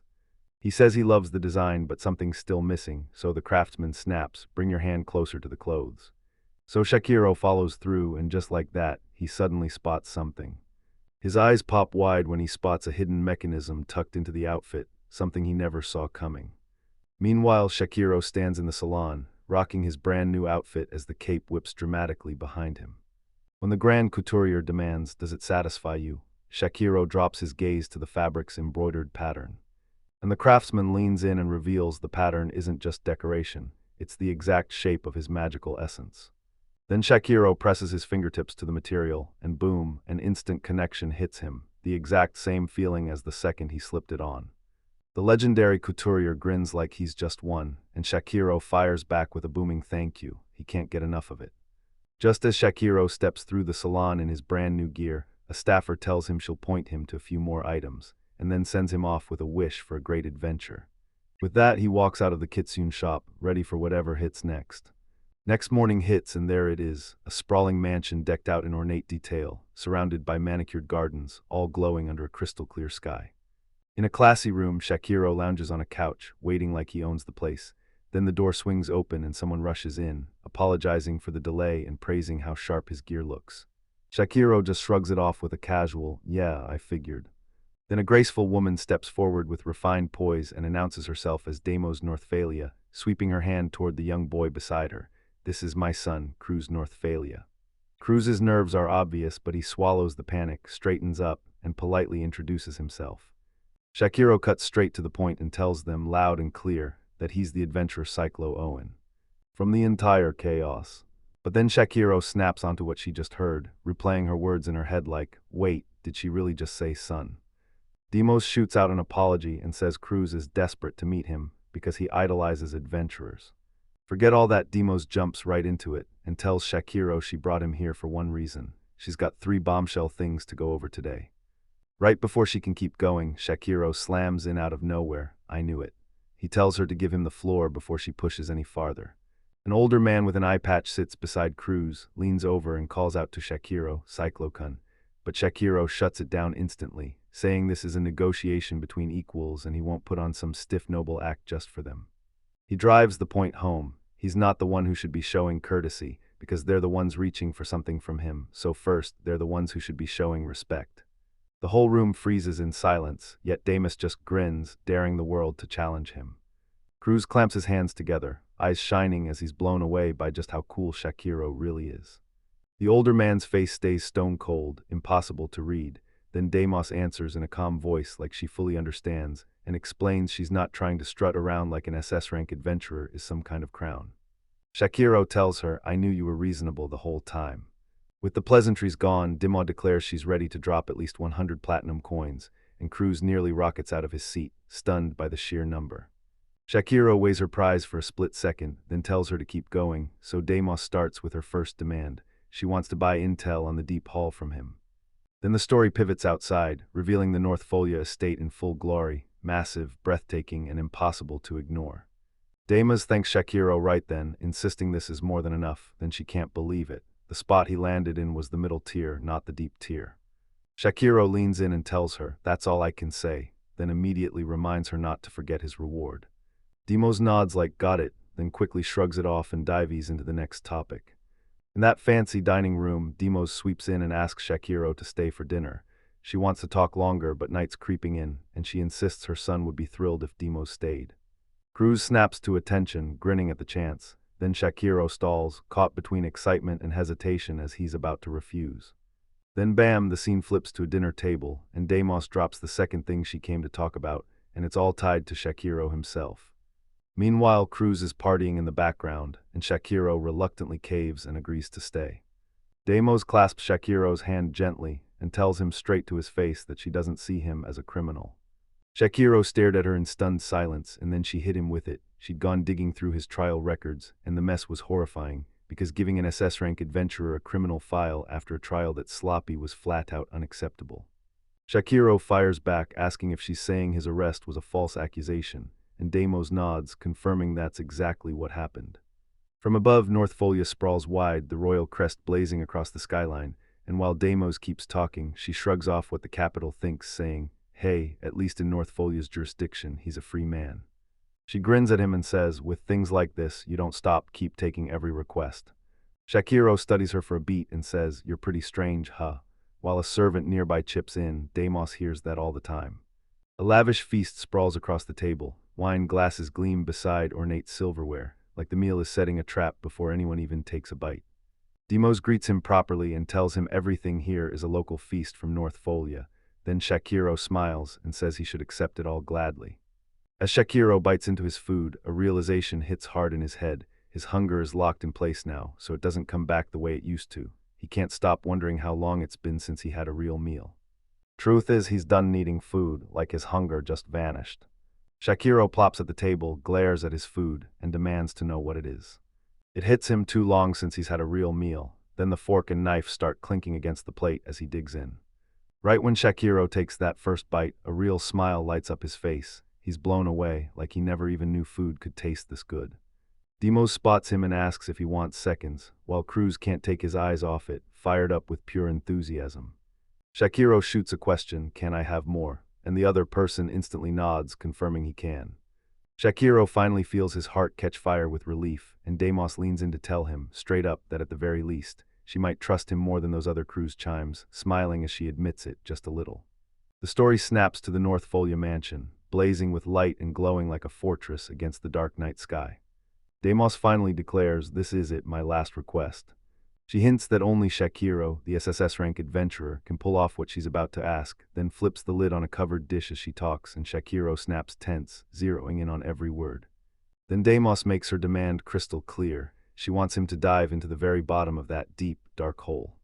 Deimos tells Shakiro that this move will jack up his power and finish the request at the same time, 2 wins in 1 shot. Shakiro wastes no breath and says he'll do it. Deimos bursts into laughter, saying she's thrilled by that perfect answer. Then, right on the heels of it, she drops one last detail. She's demanding he fully conquer that deep hole, no shortcuts, all the way to the end. A narrator graphic slams onto crumbling stone ruins, explaining it like a battle rulebook. Fully conquering a dungeon means you crush the guardian on the deepest floor and cut the dungeon's power for good. Then once it's cleared, the traps drop silent, monsters thin out fast, and finally vanish completely. Shakiro shoots back, "Are you sure that's okay? Because North Folia is booming. Apparently the secret sauce is that deep hole." The town is alive, merchants yelling, adventurers roaming, the whole hustle. And in the shadows, Damas just nods like, "Yeah, it's real, because this land's grown up around that deep hole and she can't stop thinking." Shakiro is the kind of person who sees her for who she really is. Then Deimos drops the truth, those brutal disasters hammering them. They're all born from that deep hole. Shakiro catches on fast and she blurts out, "You mean a stampede, where the dungeon monsters multiply like crazy and spill right up onto the surface?" Deimos doesn't just hint at it, he confirms it, and North Folia is left with no choice but to lean on dungeon resources to survive the dangers, and she straight up admits that if beating that dungeon could cut the risk, she'd genuinely love to ask him to take it on. Shakiro admits that if those monsters from the middle floors ever spill over, the city gets wiped out, no question. He glances back at the family, and the reality of it all hits him like a crushing wave. After a beat, he fires back, asking if Deimos is really serious about all of this. Then he drops the theory, lines in, and asks straight up what the reward would be. Deimos swore he'd prepare as much reward as he wanted, right up to the limit of what she could give, insisting it would take exactly as much time and effort as needed. Deimos snaps her hands together and declares that a full conquest of the deep hole is worth every bit, because it'll keep monsters from ever reaching people again. Shakiro lets out a small, confident smile and he leans in and tells her she's nothing like the other nobles, and when she hears it, Deimos bursts out laughing, loving every word and saying he's thrilled she finally heard him. Then she drops the bombshell, there's something he'll need if he wants that conquest. Deimos drops the bombshell, he's gonna need party members to pull this off. Shakiro slammed his teacup down and demanded, "Why on earth would you even need something like that?" He keeps insisting he doesn't need anyone, he's more than enough all by himself. Shadowy images of his past violence and betrayal rip through his mind as he pushes his thoughts forward. Deimos admitted she figured he'd answer her just like that. But Shakiro straight up admits he's not ready to get betrayed again by someone, ever. Meanwhile, the camera snaps to the grand building outside, lit up at night. As Shakiro gets ready to bolt, Deimos leans in and promises she knows exactly where to find the kind of people he's been hunting for. Deimos tells Shakiro to grab a slave sealed with subordination magic, insisting that at least then he can trust them. Shakiro stalls, admits it sounds like it might click, but can't shake the fact he's still being asked to own a slave. The scene cuts as he pulls up outside a slave shop, and turns out the places North Folia's big shots recommend are insanely impressive. A blazing enthusiastic merchant practically beams at him, ecstatic that the Lord himself sent a referral, and he tells Shakiro to go ahead, ask for whatever his heart desires. Shakiro leans into a merchant and says he wants to buy a slave to join dungeon raids, someone he can control with subordination magic, and the merchant nods like he fully gets it. Turns out the shop sits right behind the Adventurers Guild, and yeah, there's this sick, repeating loop where people get dragged from slave to adventurer, and then thrown right back into slavery. The merchant bursts back with huge gratitude, thanking Shakiro for standing by and waiting for him, too. And when Shakiro bows to him and calls him Lord Owen, it hits again. This guild master isn't just powerful, he's a sharp, shrewd businessman.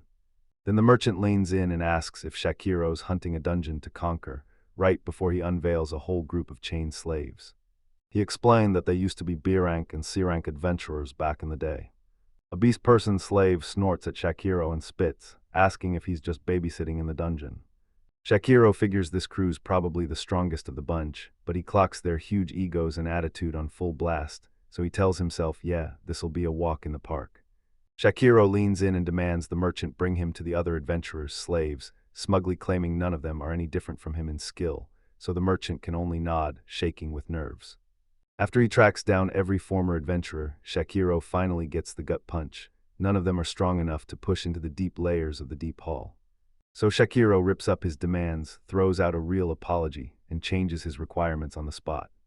They tell the merchant, go ahead, just prove you can be weak by finding me a slave who'll obey and fold like it's nothing. The merchant fires back, so the last ones didn't catch your interest. Then he lays it out flat. If Shakiro wants a non-adventurer who can handle subjugation magic, he's basically shopping the black market, criminal slaves, pet slaves, or whatever grim alternatives he can get his hands on. After a tense pause, the merchant finally admits they've got one debt slave sitting in stock. The second the merchant explains what legal slaves really means, either you're born into it or your status gets decided later in life, Shakiro's attention snaps to full focus, because he even says the reason their slave was reduced to that fate was their job skill, and Shakiro instantly throws back a jolt of shock. Then Shakiro slaps the request on the merchant, bring them to him, and the merchant hesitates, asking if he's really sure, but Shakiro roars, do it now and don't waste a second. A merchant steps forward and shoves a stunning young woman with long, light hair into view, the chains on her clinking as if they're sealing her fate. And then a slave caller pulls Shakiro aside, saying, this is the status slave girl everyone's talking about, but even he can't bring himself to actually recommend her. Shakiro watches her like a hawk, then the merchant drops the truth and unveils her terrifying job skill, occultist. Shakiro stared at the dead slave girl right in front of him, frozen in place. Then boom, his mind snaps back to that chained woman prisoner in the abandoned ruins, the one who guided him to the right path. The truth slams into him like a punch, because the girl from the trash heap is standing right in front of him. Shakiro snaps on the merchant, slamming him with a furious question. Did he really keep her living in a dump like that all this time? The girl looks utterly wrecked. He blurts out what this is all about, why this kid gets treated like that, then the merchant panics, stammering that it's just the law, trying to save his own skin. They're saying it's been decreed. Anyone with job skills that lean hostile to the church, those people can't be treated as human. Then Shakiro's mind snaps back to his own misery. He used to think nobody could suffer like him. The job skill time user got handed to him, and it absolutely wrecked his life. His sister rose up as a sage, while his childhood friend turned into a saint. He tumbled headfirst into despair, and everything around him turned to ruin. But when he looks at the girl now, he realizes just how spoiled and clueless he was.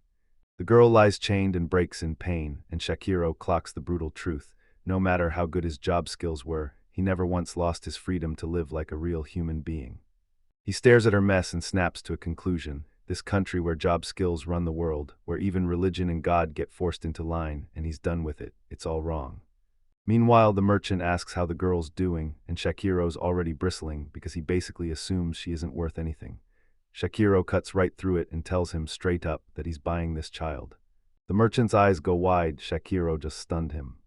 Shakiro tells him to handle the paperwork exactly as it stands, and the merchant snaps to it at once, then bows so low it almost touches the floor, while Shakiro and the girl just face each other in a heavy, wordless silence. Shakiro leans in, studies her like a secret to crack, and demands to know her name. His clockwork eye snaps into view as he holds his breath for her answer. Then the girl steps up and says, I'm Ms. Carmen. Shakiro fires off her first name again, and she lets out a tiny gasp right there, emotions hitting her full force. He tells her name is Gorgeous, then swings into the conversation by introducing himself, Cyclo Owen. Shakiro can see it clear as day. Mist is absolutely terrified. He admits to himself that of course she'd stay on guard, then he moves in and tells her straight he'd never hurt her, only for her to snap back with shocked surprise at what he says. Then Shakiro steps up and declares, from this moment on, I've got you, swearing he'll shove away anyone who even dares to lay a hand on her. Shakiro tells her it's a promise, and the mist turns choked with emotion, then goes dead silent as the panels show him yanking the chains off her wrists and ankles, one by one. Mist leans in with a soft smile and thanks him like she means every word. Meanwhile, the story slams into the contract room, where the merchant tells Lord Owen the slavery contract is finally ready, just like that. He says all Shakiro has to do is channel his mana into the magic circle, and the contract will snap into place. Shakiro pours his magical power straight into the circle, and the merchant freezes in total shock, staring at the mind-blowing magic surging out of him. Then a clockwork crest bursts onto his neck. The merchant leans in and says that the crest is the badge of a submissive contract, and that every time Shakiro issues an order, he has to pour magical power straight into it. He adds that punishment will trigger the same way too, even from far away, as long as the magical power is strong enough. Shakiro shoots back that he doesn't think he'll be using it, but he'll keep the idea locked in his head. Shakiro leans in and asks Mist if it's time to hit the road. She warns him his hands are gonna get filthy, and he shrugs like, I don't care. Their hands clamped onto the same wooden staff, side by side, and Shakiro blurted that from this day on, she was his companion. Then the story snaps into a flashback of a ruined town where she couldn't make it in time, and determination hardens in her eyes as she vows she'll give her all today for her father. The panel flashes back to her childhood, right down to a church she must have grown up in, and in the cold night of the flashback, Mist is there, helping out at the church. The priest tells her it's already late, urges her to go home, and says he'll need her help again tomorrow. He asks if she's cold and Miss says, "I'm fine," then flips the question back, asking if there's anything else she can do to help. The priest nods and tells her she's been a huge help, so Mist agrees to head out. Then he grins and reminds her that God is watching over them every step of the way. And just like that, Mist, the good girl, will absolutely be rewarded with an incredible new skill. The camera sweeps across the wrecked streets and the narrator hammers one truth: God never leaves a good kid behind. Then the scene kicks on in the church. Someone snaps at Mist to get the place cleaned up because they're about to leave. A new voice snaps at her for being late, then demands, "How much longer are you gonna roam out there?" Mist is out there scrubbing up a mess while some guy grumbles that kids are pure nuisance, and she just nods along, calm as ever. Mist crumples from sheer exhaustion, but she insists she's fine. She's thinking, if I keep being good, then someday, somehow, things have to turn around. At her skill awakening ceremony, Mist stands there praying her patience finally pays off. Then the moment hits, she receives her skill, and instantly her face freezes into pure shock and horror when she realizes it's been corrupted by cultists. It smashes into her like a devastating gut punch. The whole crowd erupts in pure terror as Miss Heretical unleashes her terrifying skill. Just moments ago, that kind priest was cradling her. Then he flips on her instantly, snarling that she's a filthy possessor of heretical power and barking for her to stay back, and Miss can't even get the words out to ask what any of it is supposed to mean. Confused and desperate, then the final panel slams into a dramatic close-up of her face, and you see it, both eyes now churn with visible clockwork gears, spinning like they're alive. The flashback keeps roaring, and Miss Bitter's memories hit her like a storm. She remembers how she pushed harder than anyone, acted better than everyone, and still, God never once did a thing for her. The shot bursts into a packed crowd, buildings looming behind them, while her thoughts ricochet in her mind like thunder. Miss shimmers into view wearing a maid outfit, then blurts out, "Mom," and a woman's warm smile flashes in her memory. Then the scene snaps shut on Miss' face, anguish crashing through her as tears flood down her cheeks. A young girl cowers in a harsh spotlight, surrounded by a ring of accusatory hands, and her mind spirals with brutal self-hatred. She swears she never should have been born, convinced she's nothing but a bad child. The story cuts to a chaotic room with an unmade bed, and Mist's inner voice keeps bleating apologies, like she can't believe someone like her is still alive. But right now, Shakira reaches out to her and drops a heartfelt apology. Meanwhile, back at the slave shop, the merchant woman grabs Mist's attention and tells her about the stranger who came to her the other day. She tells them he said he's into Mist, and the cultist snaps back that he's a customer, while Mist's mind spirals again, drowning in self-hatred and begging forgiveness for even being born. She just freezes there, utterly baffled, like, why on earth would anyone even care about someone like? He's about to kiss the moment goodbye, because the scene cuts to their very first meeting, where Shakiro leans in and asks if she misses her name, then reaches out and gently pats her head. Miss blurts out a non-stop apology the second it happens, but Shakiro cuts in and reassures her, no need to stress at all, because he'd never, ever do anything to hurt her.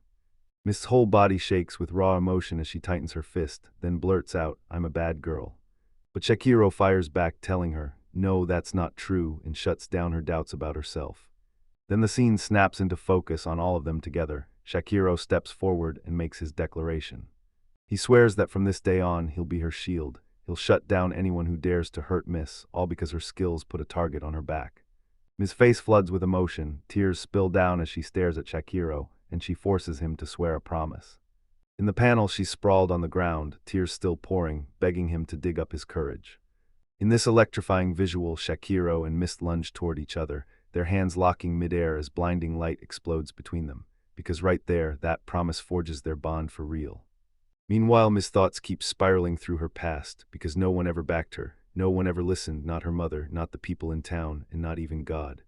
And still, somehow, this person swears they'll stand by her. Because she made that promise, she knows she's got to keep moving forward. Their hands shot toward each other, and a burst of light flared between them as their bond locked in for good, while Miss spoke to Shakiro straight through her thoughts, reminding him that she'd already watched him give up and still managed to find the courage to defy fate, so she looked at him and called him Master. Tears pour down her cheeks as she speaks in a gentle voice, thanking him like it's the last thing she can do.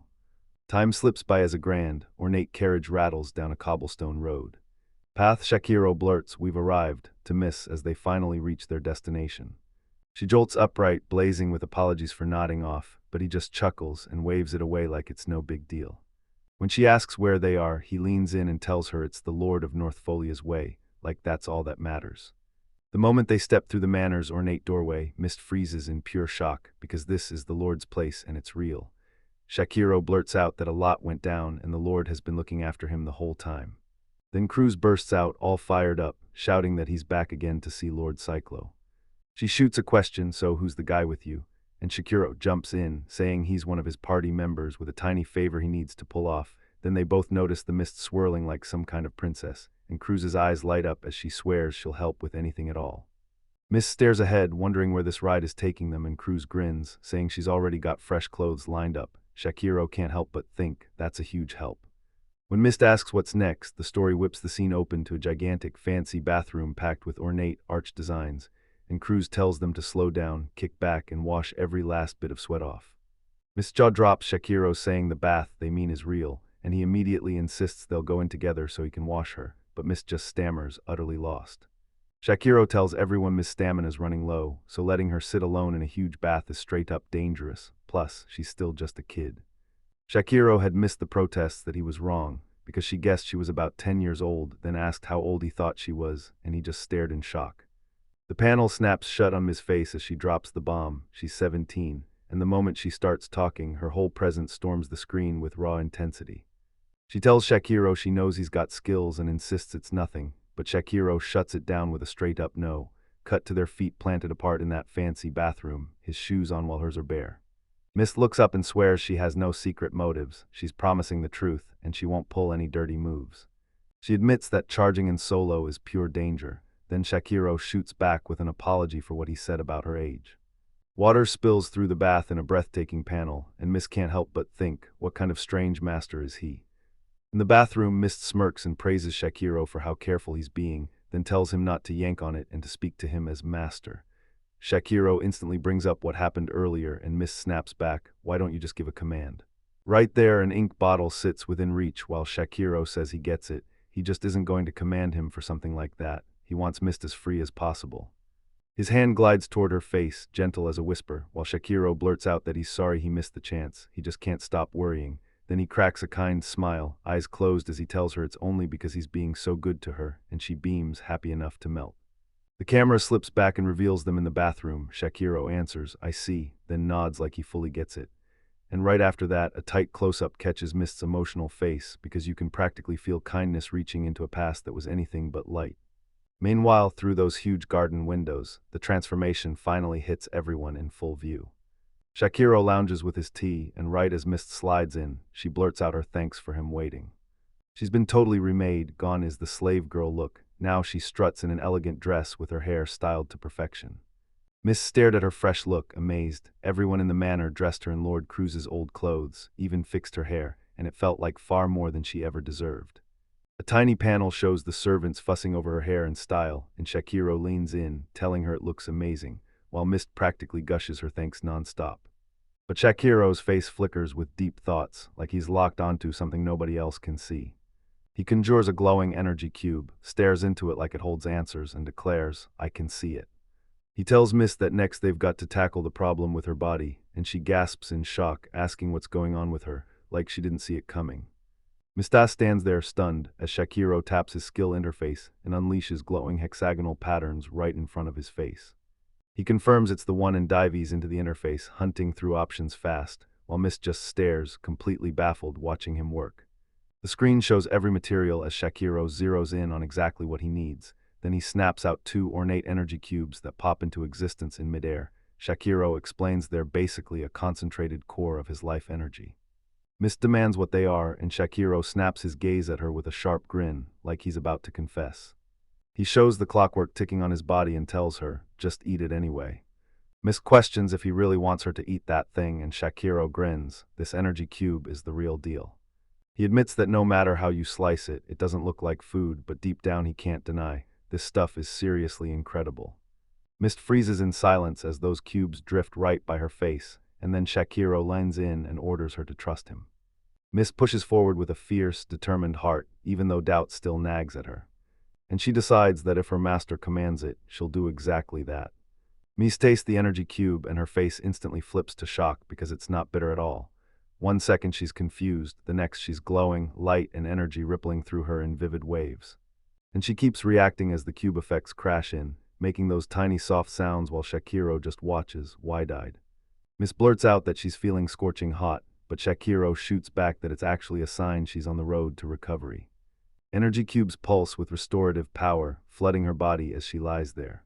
Shakiro's outfit clicked and hummed, the glowing clockwork patterns on his clothes flashing the same intricate designs as always. Ms. Lies finally slips into a calm, peaceful state as the recovery keeps running, her body loosens, and the energy cubes spread through her system with total healing control. The two lock eyes and stare each other down, like everything depends on what happens next. And Shakiro orders Miss to check the mirror. Miss just stands there dressed to the teeth in a crazy outfit of ribbons and frills, staring at her own reflection like it's magic, while Shakiro stands right behind her, watching as she takes in that restored look. That cursed energy cube's power fully rewound her body. Now she stares at the mirror and sees clockwork mechanisms ticking inside her eyes, shocked to realize the stunning girl staring back is truly her. Shakiro tells Misty, "I already heard you're incredible," and it hits like pure hype. Her eyes blaze with feeling as she finally understands everything he's done for her. She leans in and tells him, "It's seriously incredible, you're basically a god." But Shakiro shrugs off her praise and snaps that she's blowing it out of proportion, while Mist insists he's not exaggerating one bit. Then Mist stews over it all because when the Elder Wraith tried to hijack her master's body, he didn't hesitate, he unleashed his power and survived, and in just one day he pulled off feats so huge he even earned the Elder Wraith's seal of approval. Mist's heart overflowed with happiness as she stood shoulder to shoulder with Shakiro, savoring this calm moment like it was pure magic. Shakiro leans in and tells Mist the real reason he bought her, right then, before she can ask. Because he needs a partner to plunge into dungeons as an adventurer, and he plans to give her just one single command. Memories tore through his mind, every traitor glaring back at him, from Miranda to the guild master, Lord Raven, and the rest who secretly teamed up to ruin him. Mist clasps her hands together and quietly nods in agreement. Shakiro locks eyes with Mist, soft yet unshakable, and tells her that whatever the world throws at them, she has to trust him. And her eyes instantly mist over, tears brimming at his words. She tells Shakiro, "I understand."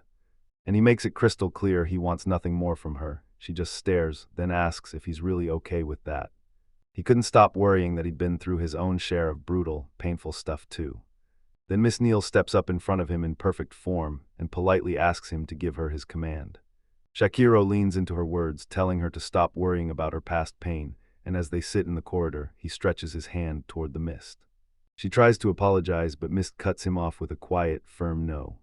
She tells him, "Even if that servitude contract has 0 orders, I'm still swearing I'll keep believing in you." The two settle side by side in the quiet hallway, while the gridded windows loom behind them, and Shakiro murmurs Mist's name, thanking her with a soft voice. The camera drifts back to reveal them huddled together in the manor's courtyard at night, while those stunning white flowers swirl through the air like real magic petals. Meanwhile, echoing footsteps crash through the night as someone slips up to the massive mansion. Inside the Adventurers Guild office, the staff are yapping away until someone asks, "Did you hear anything wild from your expedition?" Another breaks in, saying they heard about a party packed with nothing but S-ranks, and the room goes, "That's awesome." Then Karim gets tapped to hold something back for later, and he quickly nods, confirming the order. Then a hooded stranger bursts in with mind-blowing news. The legendary adventurer has returned, fresh from an uncharted depth of the deep hole. And the moment this hits, a woman in the office perks up, eyes snapping with instant interest.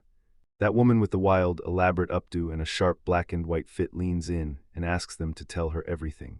She's dying to hear about Cyclo's return from that unexplored dungeon lair.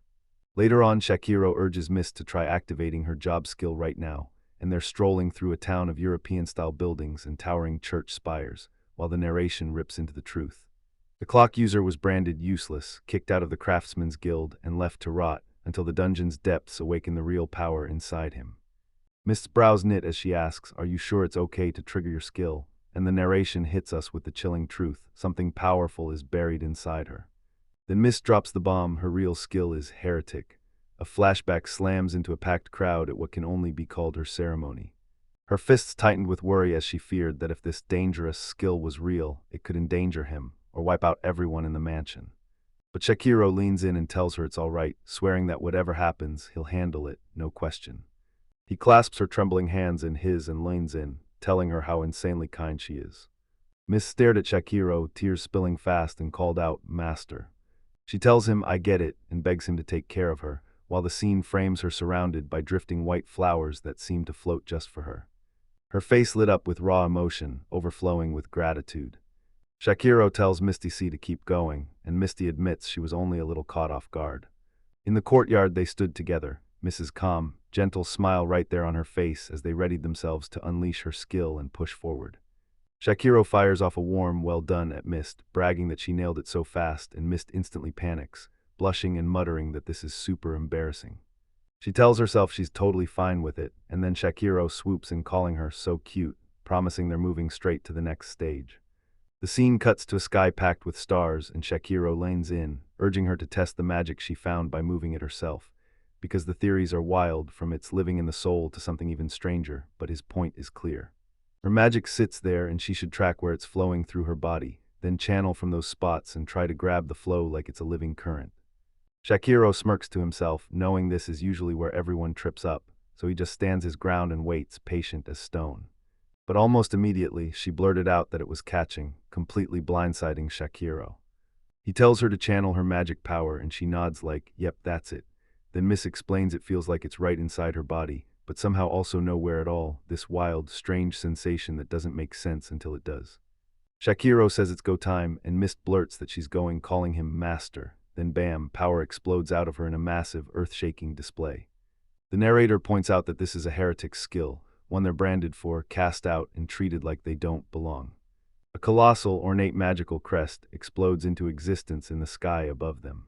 It burns with intricate power, glowing like it's alive, and Shakiro stands below, staring up as the realization hits him harder and harder. Shakiro instantly knows it's holy healing magic. He realizes this place is stretching way too wide to be anything but an area meant for the heal. He swivels toward the Mist and blurts, "No way, that's incredible." Then he tells her she's got powers like a saint. A magical healing crest floats over them, its ornate design blazing with power that lights up the whole courtyard. Shakiro bursts in to explain this. Holy magic users are insanely rare, and even then they can start out only doing single target healing at first, and when Mist feels that power hit, she gets flustered and completely overwhelmed. So he made her crack and apologize, then swear she'd be way more careful next time. Shakiro admits it stings, but she can't deny this. Mrs. Area healing is straight up incredible. Mist unleashes her second skill, and everything changes fast. And out of nowhere, a colossal hexagonal barrier slams into place above the courtyard, like the sky itself just locked down, as the magical defense wall blasts outward with insane force. Shakiro gapes up at it, realizes it's barrier magic, and the next second it hits. This defense wall could be something far bigger. Shakiro breaks it down. Light magic is for striking hard, slapping debuffs, and guarding his allies, while holy magic is all about support and healing. He tells Mist she can already use intermediate light magic, and Mist snaps her head up in shock at just how insanely skilled she is. Shakiro just nods and admits she's got a real knack for it. So that's the real deal. She can take hits, shield allies, and back everyone up with magic all at once. Mist leans in and asks, "Do you really know a lot about this skill?" Shakiro blurts out that yes, it's true, and then he reveals the real reason. His ex-fiancée had a holy-type job skill. As he talks, Maria's memory flares to life right in front of him. They realize the truth a second too late. Those words must have been forbidden, and the whole mess comes from a misunderstanding about things they had no business saying. It's like looking back at the old days when Shakiro's life went sideways. The two stand together in the courtyard, and then Shakiro's face lights up. He grins and says, "I bet the next skill is gonna be insane too." Miss cuts in and tells him, "All right, let's move on to the third skill." Miss talks about her third skill like it's pure power, saying it feels like she could repair anything that's broken. She's convinced she can even tame Shakiro's hair, those pure white strands he got from the elder race. She says she can make that flower look alive and uses it as the perfect example. And Shakiro lines in, asking if that means even buildings can be repaired too. Mist's eyes mist up as her powers finally hit her. Then Shakiro leans in and asks if that magic is exactly what he's been thinking. That revelation just hit. Mist is carrying regeneration magic, the legendary kind that can rebuild absolutely anything from nothing. Her eyes flash with clockwork gears, and when her real power clicks into place, wings burst into view and full restoration surges into being as she explains everything. Miss stares at her own hands, stunned to realize that kind of power is really inside her. Shakiro even admits he'd only ever heard about it before, never seen it with his own eyes. She asks if those are the only skills she can use, and Shakiro just grins. There are two more. He drops the truth: the saint can only wield 4 skills, but Mist has 5, and every single one of her matches or blows past what the saint can do. Shakiro lays it out: holy magic users are rare, so the church treats them like treasures. Then he's baffled. If Mist's abilities are that valuable, why did they go after her so hard? A slick image flashes on screen, an enchanted orb at the church during that skill selection ritual, and Shakiro can't help but wonder, was any of it actually legit? Then he snaps out of it and insists Mr. Skill comes first, telling her to try activating her 4th skill right now. Mist snaps to attention and obeys the command. Suddenly, a surge of magical power erupts like a bomb blasting outward. Shakiro gets knocked flying, and Mist swirls through the air as gigantic ethereal wings sprout around her, blazing with holy light. She blurts out an apology, saying it fired the second she poured her magic power into it, and Shakiro waves it off, no need to stress, while he watches the whole thing unfold, his understanding sharpening with every second. Mist swirls above her, wings stretched wide. A massive, glowing clockwork engine blazes in the sky behind her hand, and Shakiro stands below, staring in awe, then blurts out, "Do you think our abilities actually jumped up?" Shakiro realizes something's off, like every ability around them is getting drained, except for the 2 standing right there with him.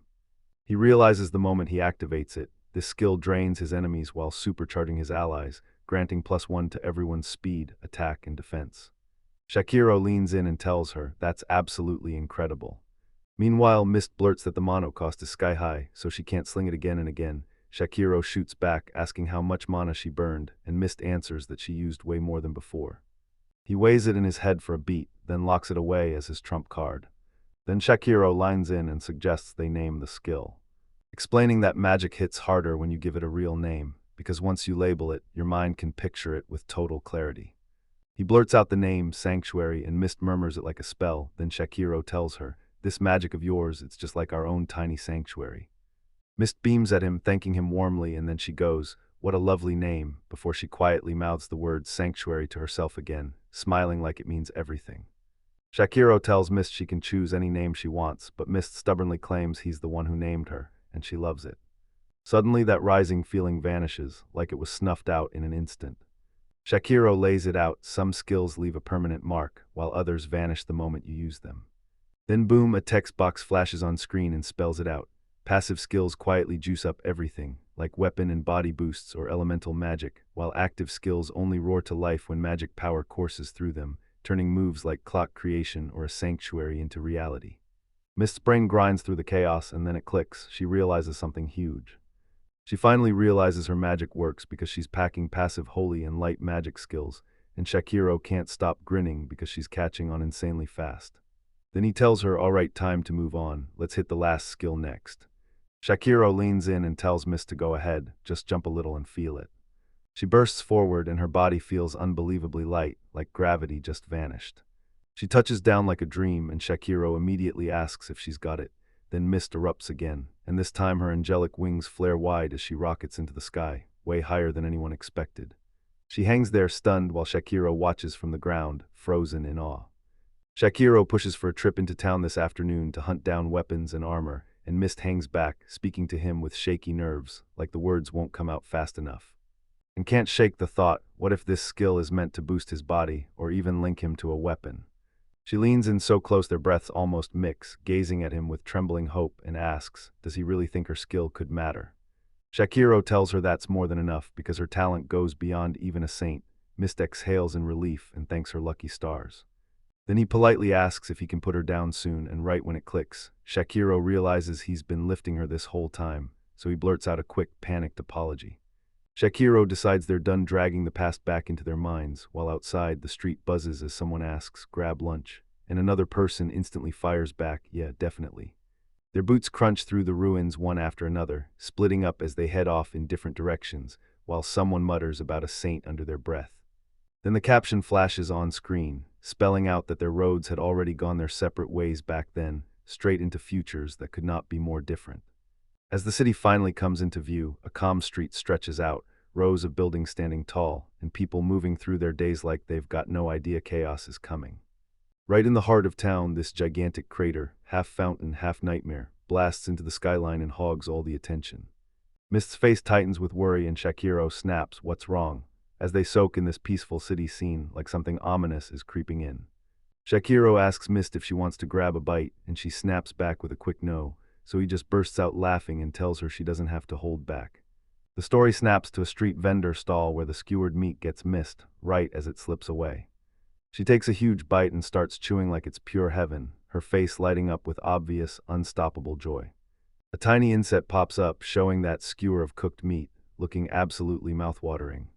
Shakiro leans in, watches the whole thing, and says it's great. Then the mist hits between bites, confirming it's absolutely delicious.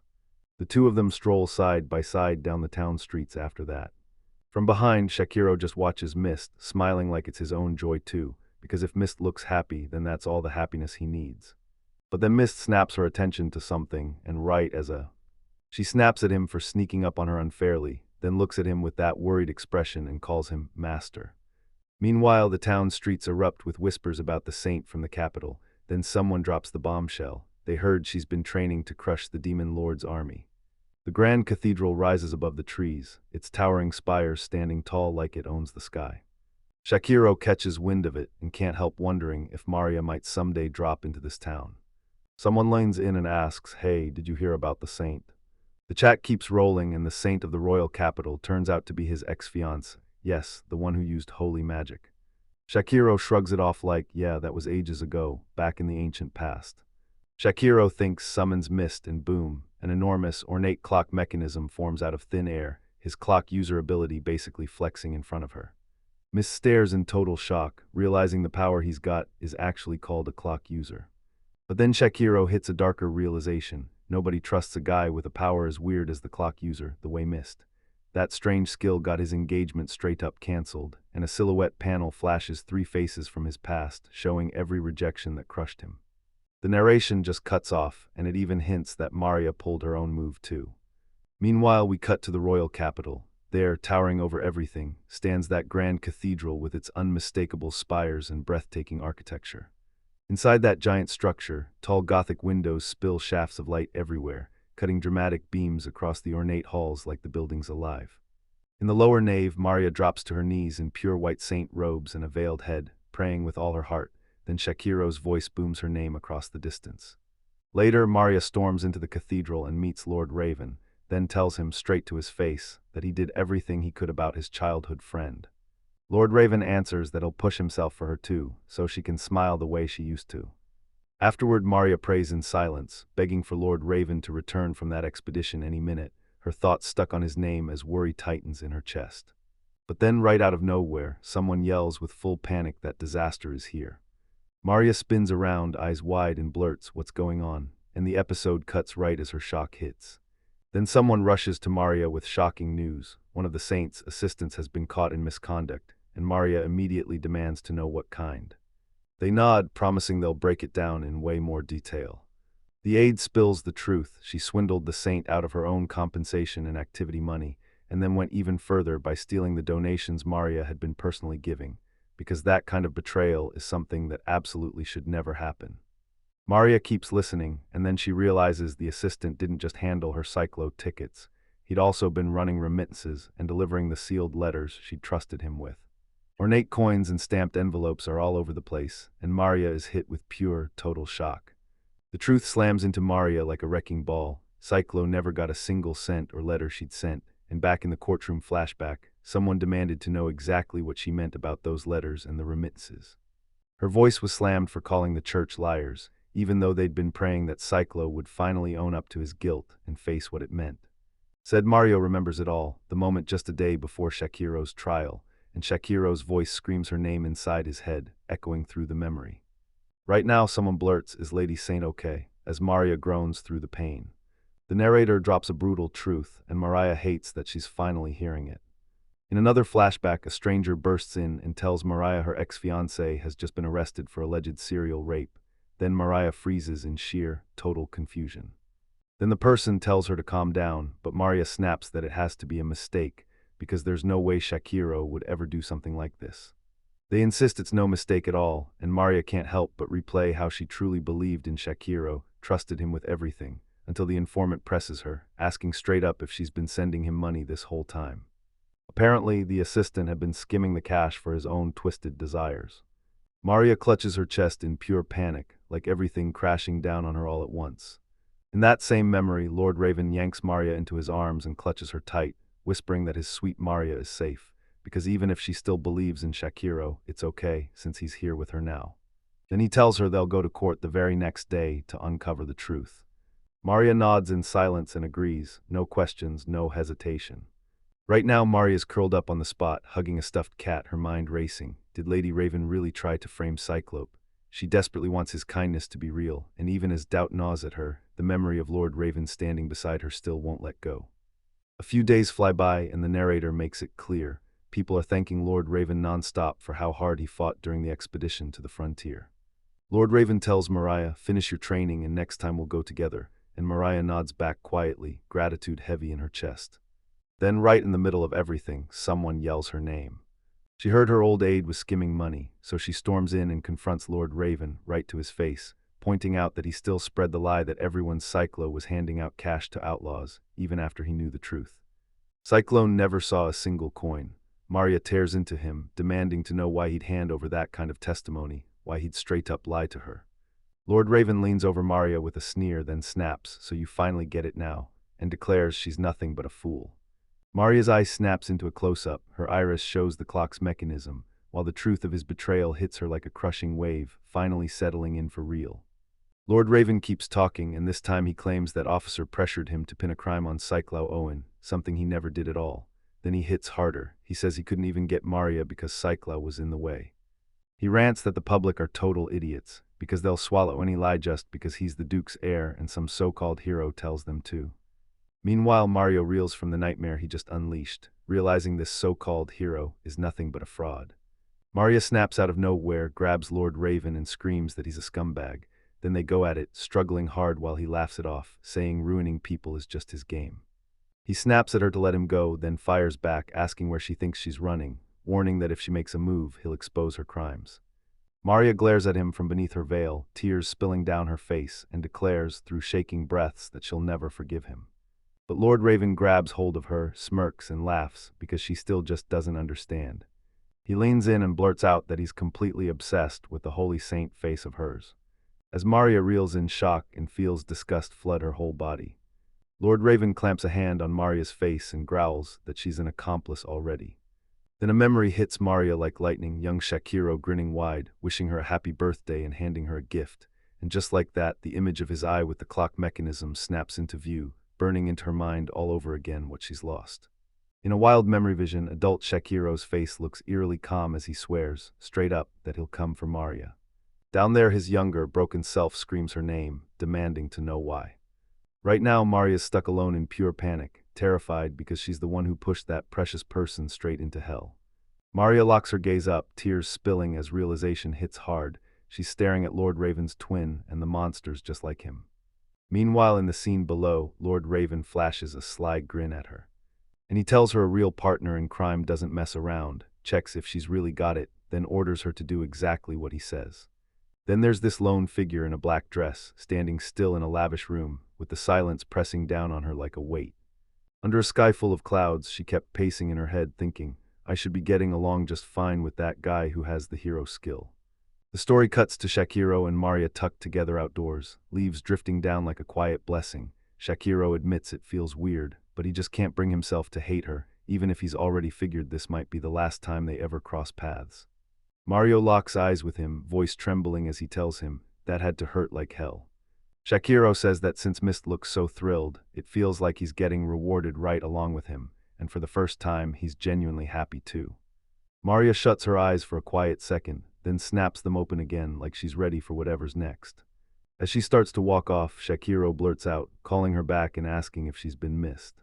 His face flashes a real, bright grin across the panel, tells Shakiro, if that's what you want, then go ahead, I'd love to be made happy by you, and swears she'll end up drowning in happiness from him as her master.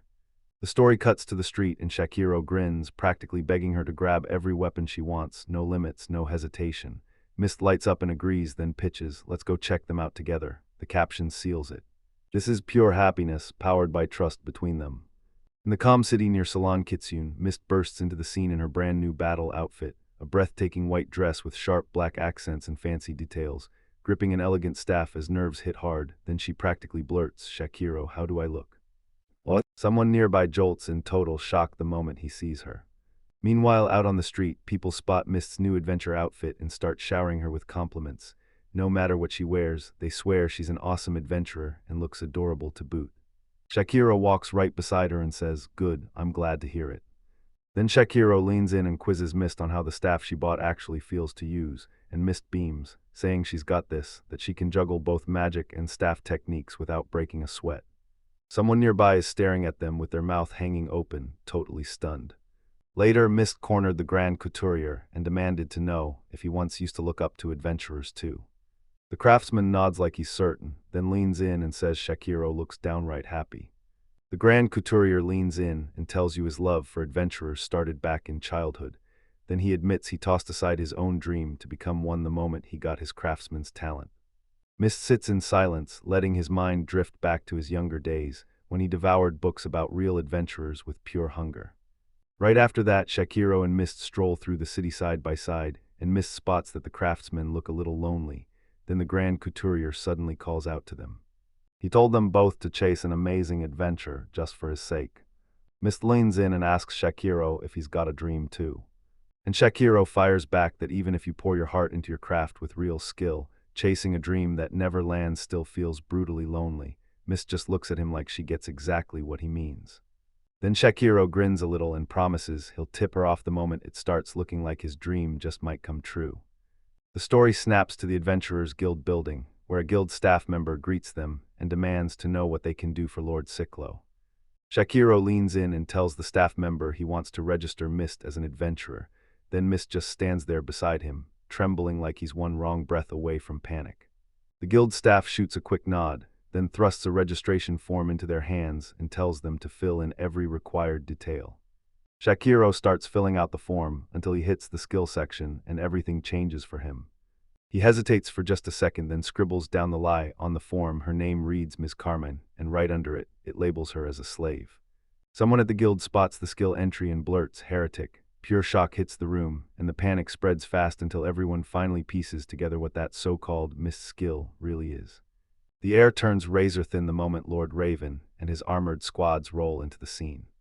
Then a towering armored menace leans in and demands the truth. People really call her skill cultists, don't they? While the other guild members start stumbling back, they insist they don't want to be anywhere near her, and Mist just freezes there, tears brimming in her eyes, clearly crushed by the cold, hostile energy swirling all around her. Shakiro's face tightens into pure determination the moment he locks eyes with what's coming. Lord Raven looms in front of them, all armored glory on full display, radiating pure bone-chilling dominance. Shakiro charges right up to him, snarling that he wants answers. "Who are you, and what the hell do you want with Mist?" The armored guy just points at the crest on his chest and fires back like, "Can't you even see it, Shakiro?" Shakiro's eyes narrowed hard as he stared down the man in front of him. He didn't even hesitate to admit Miss Skill really was a cultist. Then he snapped his attention to the armored figure and challenged him, basically asking, "So what?"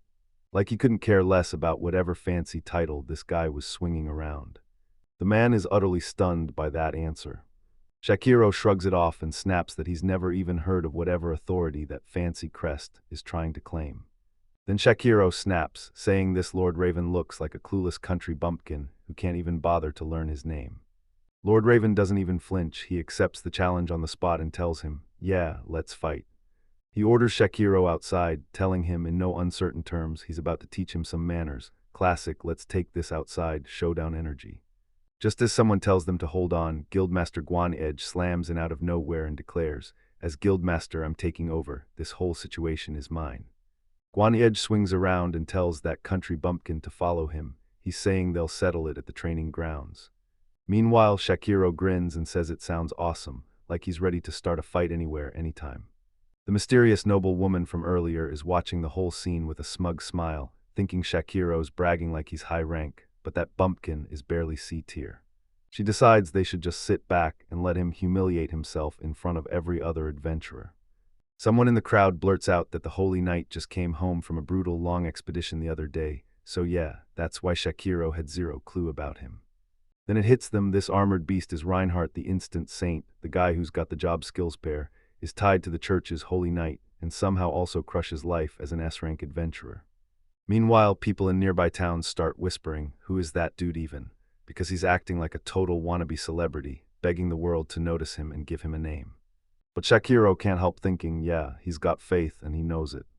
All three step into the training arena as the crowd rings them in from every side, staring like it's about to go down.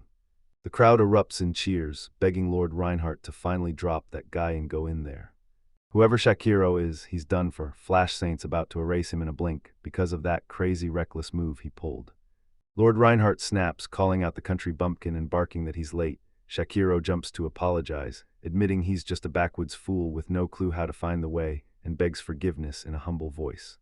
Lord Letharth flat out declares that Shakiro isn't even human. Then, as the rules get announced, they slam the door and deny registering that heretic as an adventurer. And this fight ends with one of two things: someone surrenders on the winner's terms, or the other person is left completely incapacitated. Lord Letharth orders Shakiro, never touch mist again, and as those words hit Shakiro's eye narrows, his mind snapping into panic mode. The match kicks off and Lord Letharth explodes forward with a spear-fueled massacre. He howls as he lands hit after brutal hit from the very first second.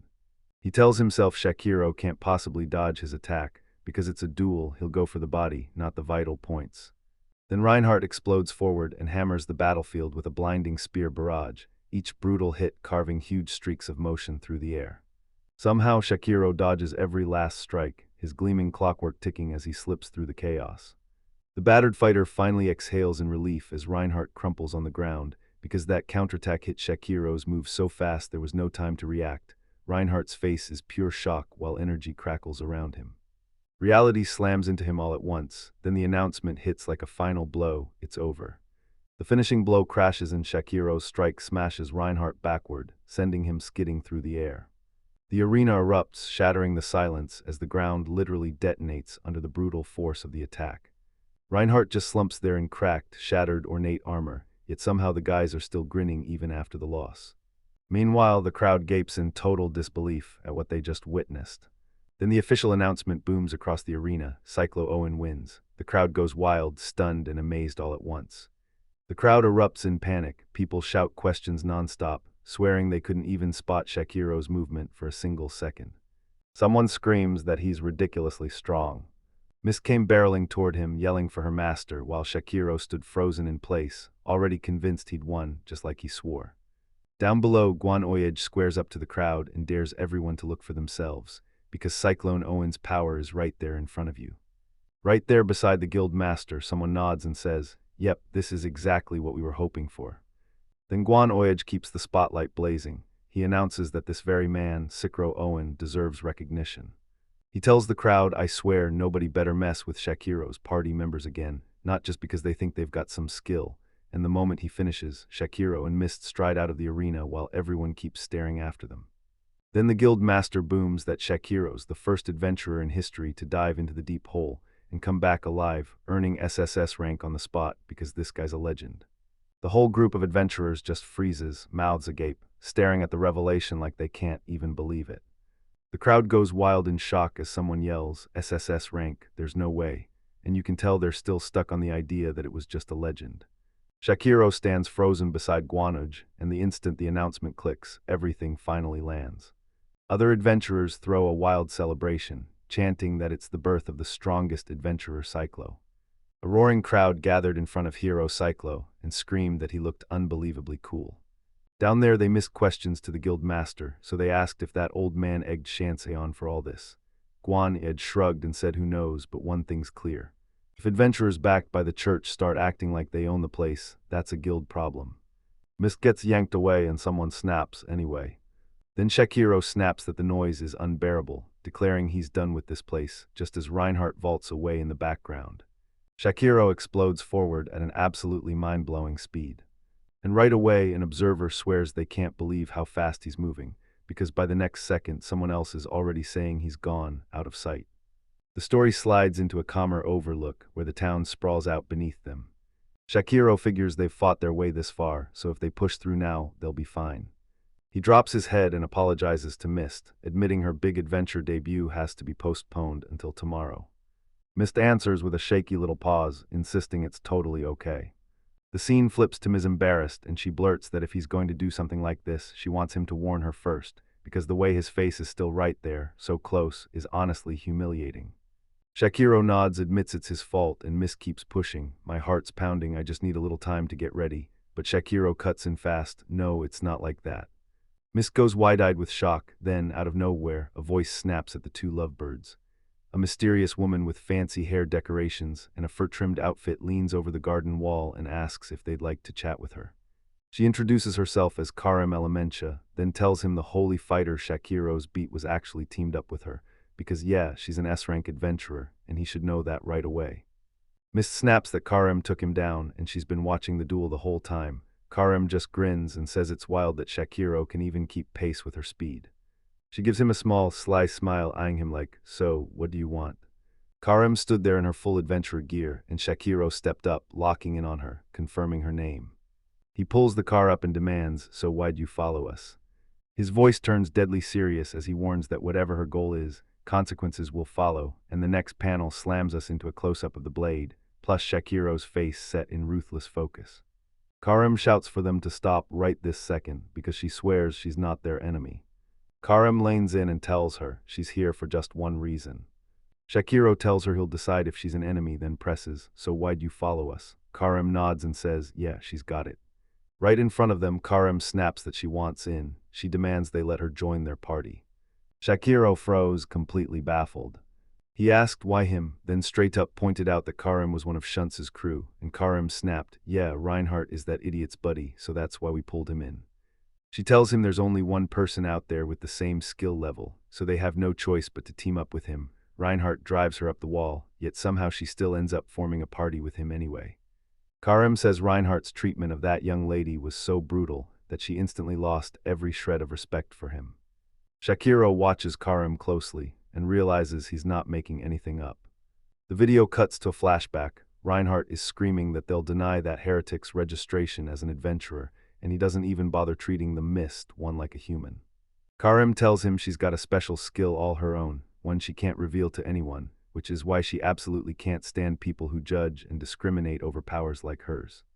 Karim tells Shakiro, I really laid into them, and man, it felt damn refreshing. But Karim quickly blurts out that she didn't come all this way just to say thanks, and when Shakiro smiles and starts to walk off, Karim's temper sparks. Demanding he just blurt it out already, then leaning in like, so you wanna know. She asks what his goal is, and Karim blurts that he's falling for the way Shakiro thinks, and for how insanely strong he is. She then pushes that they should team up, forming a party together, and it hits right at the heart of her own big dream too. Shakiro snaps out that Mist hasn't even gotten herself registered as an adventurer. She's not in the system yet. He tells them, let's hash this out the right way at the guild tomorrow.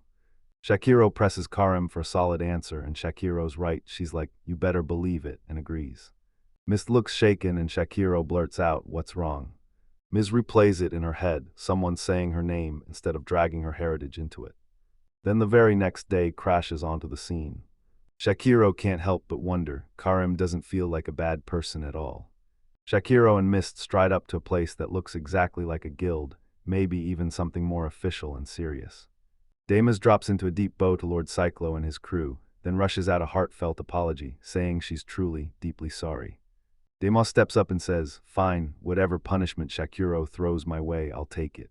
Shakiro blurts that she's talking about yesterday, and all around her the crowd gasps, because they finally clock what she's saying, those people are heretics. Karim leans in and asks, so, how's Mist doing? Mist tells Karim, don't worry, I'm fine, but Karim fires back, that's what they all said. Then Mist presses a hand to her chest and swears her master will protect her, so there's no reason for fear, because she truly is okay. She thanks Karim from the bottom of her heart for worrying about her. From the guild's upper floor, a voice suddenly boomed down, someone shouting at Cyclo and Mist, demanding to rent a room so they could talk. Karim leans over the railing with blazing excitement, telling them she's been waiting for them all along. Inside the grand, multi-level guild hall, a guild member leans in and asks if they're one of Lord Karim's companions, then orders another staff member to give them a proper tour. As Shakiro and Mist stride through the jaw-dropping space, other adventurers huddle and whisper like they're trying not to get noticed. Someone lanes in and demands to know what kind of person Karim truly is. Everyone else is gushing that an SSS rank is unreal, eyes locked on Karim like, wait, you really know him. Then Karim cuts in and drops a name, someone who once challenged the great sage of the royal capital and is celebrated as a genius, insisting he's not just good, he's an insanely amazing adventurer. Shakiro realizes the great sage, everyone keeps whispering about isn't some legend, it's Alice. His thoughts snap back to the guild master's words, how even the great sage labeled his brother a hopeless, incompetent fool. Shakiro can't stop imagining a day when he and Alice finally cross paths, then Mist clocks something off and snaps, calling out to her master. Shakiro can't help but wonder, when that moment finally hits, can you really keep your cool? Mist tilts her gaze to Shakiro, worry hitting her face, and asks if he's truly okay. Shakiro shoots Misty an apology, then tells her, I'm good, you're totally fine. He needs to lock in on his talk with Karim right now. Shakiro marches up to the ornate door handle with the clock mechanism and boldly declares, I'm coming in. Inside the room, Karim had already laid out a full-blown feast across the table, and she smiled like she meant it, dig in as much as you want, everything on me. Shakiro and Mist freeze in pure disbelief at the sheer over-the-top hospitality they're getting. And Shakiro shoots down the idea of partying, and Karim nods like, yeah, I got it. Then she says they should get moving and start right now. She insists they should loosen up first, and the narrator flat-out warns that these mysterious adventurers are packed with secrets. The story jumps to an overhead shot of the three packed into a private room, and Karim lanes in, asking straight up if they've heard of Ailes and what her secret really is. Then she straight up clarifies she's talking about that desert land far beyond anywhere, and Shakiro nods hard, yep, that's it. Karim lanes in and tells them she's from Elise, and she's out here adventuring because her family has to do it by tradition. Shakiro shoots a question, so that's what you meant yesterday, and Karim instantly starts laying out her real goal.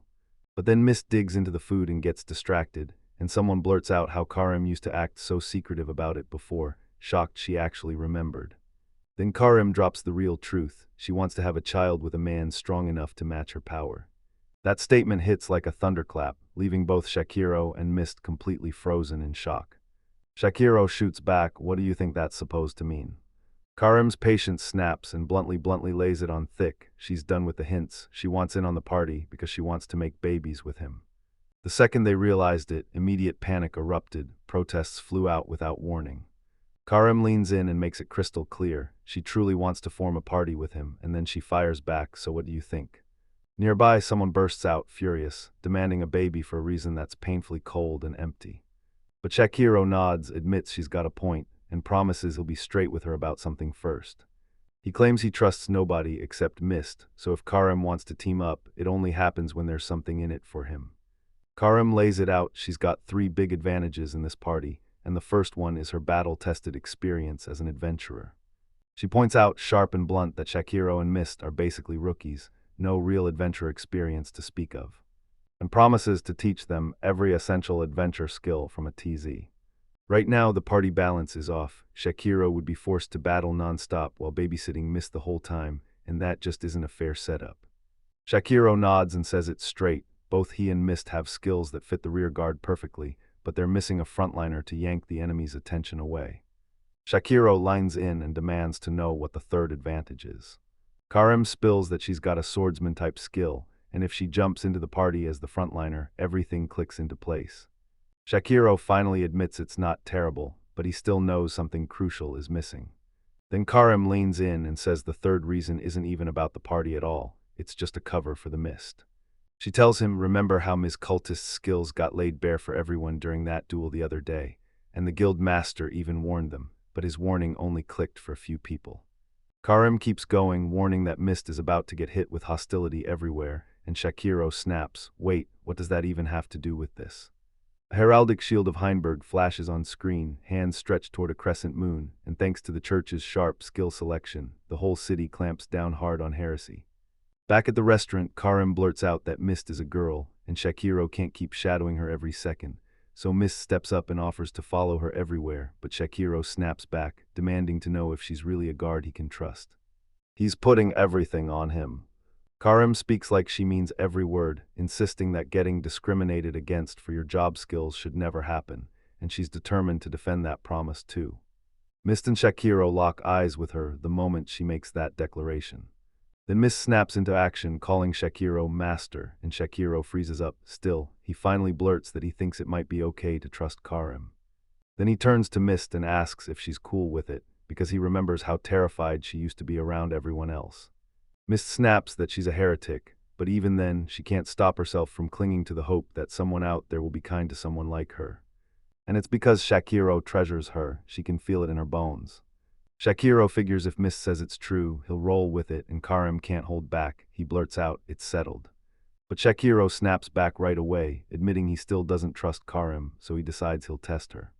With a darker edge, Shakiro challenges Karim, "Show me your strength, prove you're worthy to stand beside me as my comrade."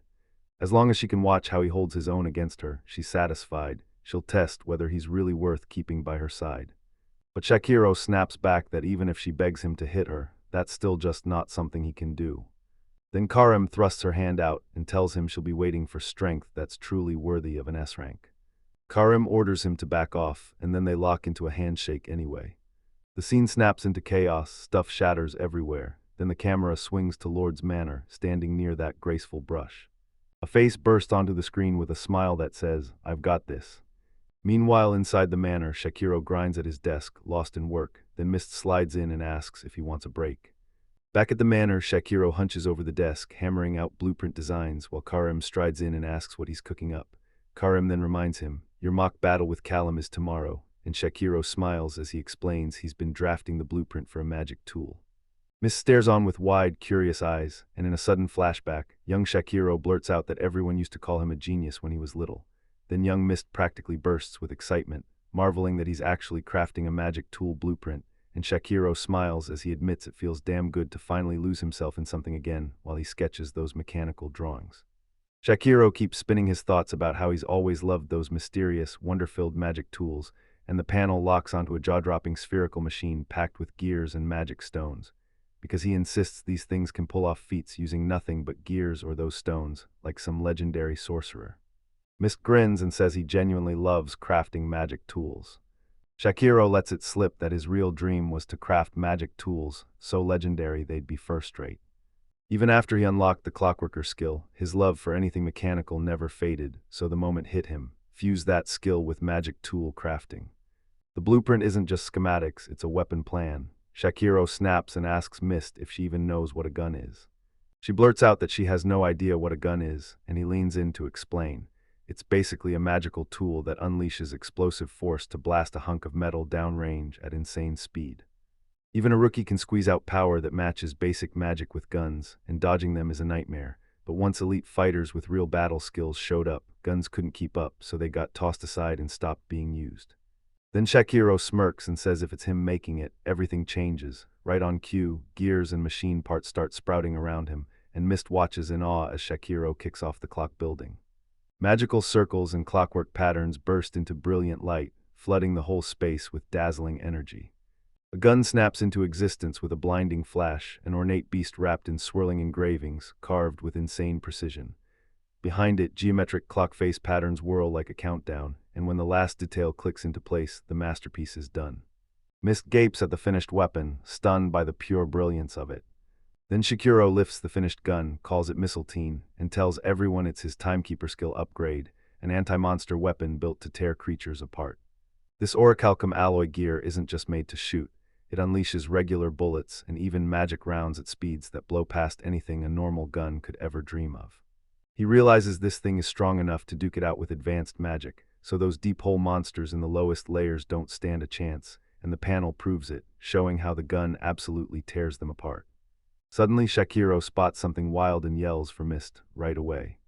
Mist challenges Shakiro, asking if he can really pull a magical tool out of thin air, and Karim just shrugs. Yeah, that's exactly what he does.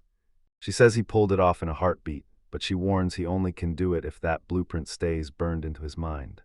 Mist's eyes bulge with pure amazement as she blurts out that he's way too incredible. Then Mist throws down a bold claim, he's the strongest and his power matches a god, while Shakiro gets begged by someone to not show off so fast in front of strangers, and Shakiro actually agrees to dial it back. Meanwhile, Karim shuts them down, warning them not to burn the midnight oil, then commits one last push on her work before she finally calls it a night. Mist calls out to Shakiro, but her voice trembles, unsure, shaky, and afraid of what she might hear back. Meanwhile, Karim strides off, peppering Shakiro with the question of whether she's got a dream too, and then he promises he'll let him know if her wish looks like it's about to come true. Miss smiled and told him she loved hearing his stories, and Karim leaned in asking if she'd be down to hear more sometime. Shakiro grins at Mist and tells her, "Of course you can. Whenever you want, I'll spin you even more stories." Mist looked up at him with that raw, emotional stare. Her eyes mirrored everything she felt, like she couldn't hold it in anymore. Then Mist waves off with a sweet good night, and Shakiro answers right back, then cracks open a drink and takes it like a champion. The story snaps to an outside night view, dark building walls, and a lone tree stands in silhouette against the glowing evening sky. The very next day hits, and the Adventurers Guild training grounds are ready for him. Karim blurts out that Shakiro somehow made an absolutely massive bear out of the stuffed toy he crafted. Karim teases Shakiro for tossing and turning, saying he's acting like a kid counting down for a field trip, and Shakiro snaps back, telling her to shut up. But Karim tells him loud and clear, being sleep-deprived does mean she's going to cut him any slack. Shakiro leans in and tells her to stop playing around, then come at him for real. The mock battle erupts, and Karim rockets into position with jaw-dropping speed and slick, razor-sharp agility. She snaps into a combat stance, gripping her gigantic weapon and shield, every move smooth, exact, and unbelievably controlled for someone carrying all that weight. Then Shakiro raises his ornate mistletoe gun, summons glowing magical clock circles around it, and declares, "All right, let's get started." The mock battle skyrockets in intensity as Karim hurls herself into the air and smashes Shakiro with a terrifying aerial strike, her massive weapon slamming down with explosive force, blasting debris into the sky as he closes the gap in a flash, blasting toward his target with unstoppable speed. Karim smirks at him like she owns the place, taunting him, mocking how he picked his weapon, snickering that he really thinks he can mess with her, and grilling him why he's even using a gun in this day and age. Before the first punch ever flew, Shakiro leaned in and laid out the whole battle plan for Mist. The mistletoe he's crafting for this exercise gets its power tuned on purpose, and he flat out admits, for an S-rank adventurer, it all boils down to one thing: can they dodge a bullet or not? Shakiro leans in and tells Miss, "If everything goes south, I'll need you there, on healing duty, no questions asked." The narration tosses out one chilling question: will a bullet land first, or will a blade cut him down before it? Meanwhile, Miss clenched her teeth and watched in terrified silence, begging right through the air for Master Karim and Shakiro to somehow make it out safe. The fight rips across the training grounds like thunder, every second shaking the earth. And Karim started sensing something was off, because Shakiro's skill was leagues beyond anything he or she ever expected. She realizes the guys aren't just guessing, they're tracking her every move, her exact line of sight, even where her gun's pointing, and then they dodge off that instant read, so the fight keeps roaring with both fighters sprinting past their limits. Then Shakiro suddenly whips out a second pistol, as if it's no big deal, and says that one more round definitely won't hurt. Karim's eyes blow wide with pure shock as she spots the twin guns. She fires off a protest about him using two at once, but she gets slammed backward, and Shakiro just smirks and taunts her, "So what's wrong?" But Karim clocks that if it keeps going like this, she's as good as finished. She knows that if it were just a normal gun, she could burst in the second the ammo ran dry, but Cyclaw's weapon is forged by a skill, so it won't ever run out of bullets. She realizes she's out of time, so she throws caution aside and goes all in. Karim storms ahead, crushing forward with her gigantic shield in a last-ditch, can't-fail power move. And Shakiro flinches in shock at the brutal sudden shove, while Mist blurts out Karim's name, worried out of her mind as the S-rank adventurer charges forward and turns the attack up to full blast. Karim snaps at Shakiro, screaming what he thinks he's aiming for, and asking if he's completely lost it, while a hexagonal interface flashes his ammo count as he keeps blasting. Then Shakiro fires back with a furious yell, screaming at her to keep going as his assault rips through the air with both pistols blazing. The gunfire blasts Karim backward across the training grounds. Karim barrels forward again, her massive shield held high like a battering ram. Declaring she'll take the hit straight on, Shakiro jolts in shock as she blasts forward, shield first, launching into an aggressive defense. The shield bash lands with a thunderous clang, and the chaos right after hits hard. Karim is wrapped up in that fur-trimmed outfit, and it makes her look impossible to ignore. She blurts that it didn't go the way she dreamed, then those hard motion lines scream just how brutally her attack failed. Then the announcement hits: this fight is decided. Karim plants her feet and grips that massive weapon, while Shakiro keeps both guns locked on her, and the whole arena freezes in a brutal standoff. After the match, Karim finally admits the truth. Yeah, Shakiro was holding back, but she still couldn't pull out the win. Then Shakiro shakes his head and tells her it wasn't bad at all, saying it was even better than he expected. Someone asks what it means, and Shakiro smirks. Yep, I passed. Shakiro's smile lights up the whole moment. Then he leans in and tells Karim, from here on, I'm counting on you. Karim reaches out to Shakiro, bows him in with a proper greeting, and smiles. It's great to finally meet you. But then it hits her, she just remembered the one crucial thing she left behind. Getting intimate, Karim leans in and tells Siklo he can fill her with his seed whenever he pleases, and the second he can't hold back, he'll take her whenever he wants. Shakiro just heard Karim talk, and now he's frozen in total shock, while Karim cracks up and teases Siklo like he's got the purest heart. Meanwhile, Mist blurts out, demanding to know what Karim told their master. Karim smirks and drops the line that it's a secret only the two of them share, and Shakiro practically blurts, come on, let's get the party registered right now. In the Adventurers Guild office, a staff member flips through the roster and confirms the party has just 3 members, Sir Cyclo Owen, Miss Carmine, and Mr. Karim Elementius, and then lanes in, asking what their party name is going to be.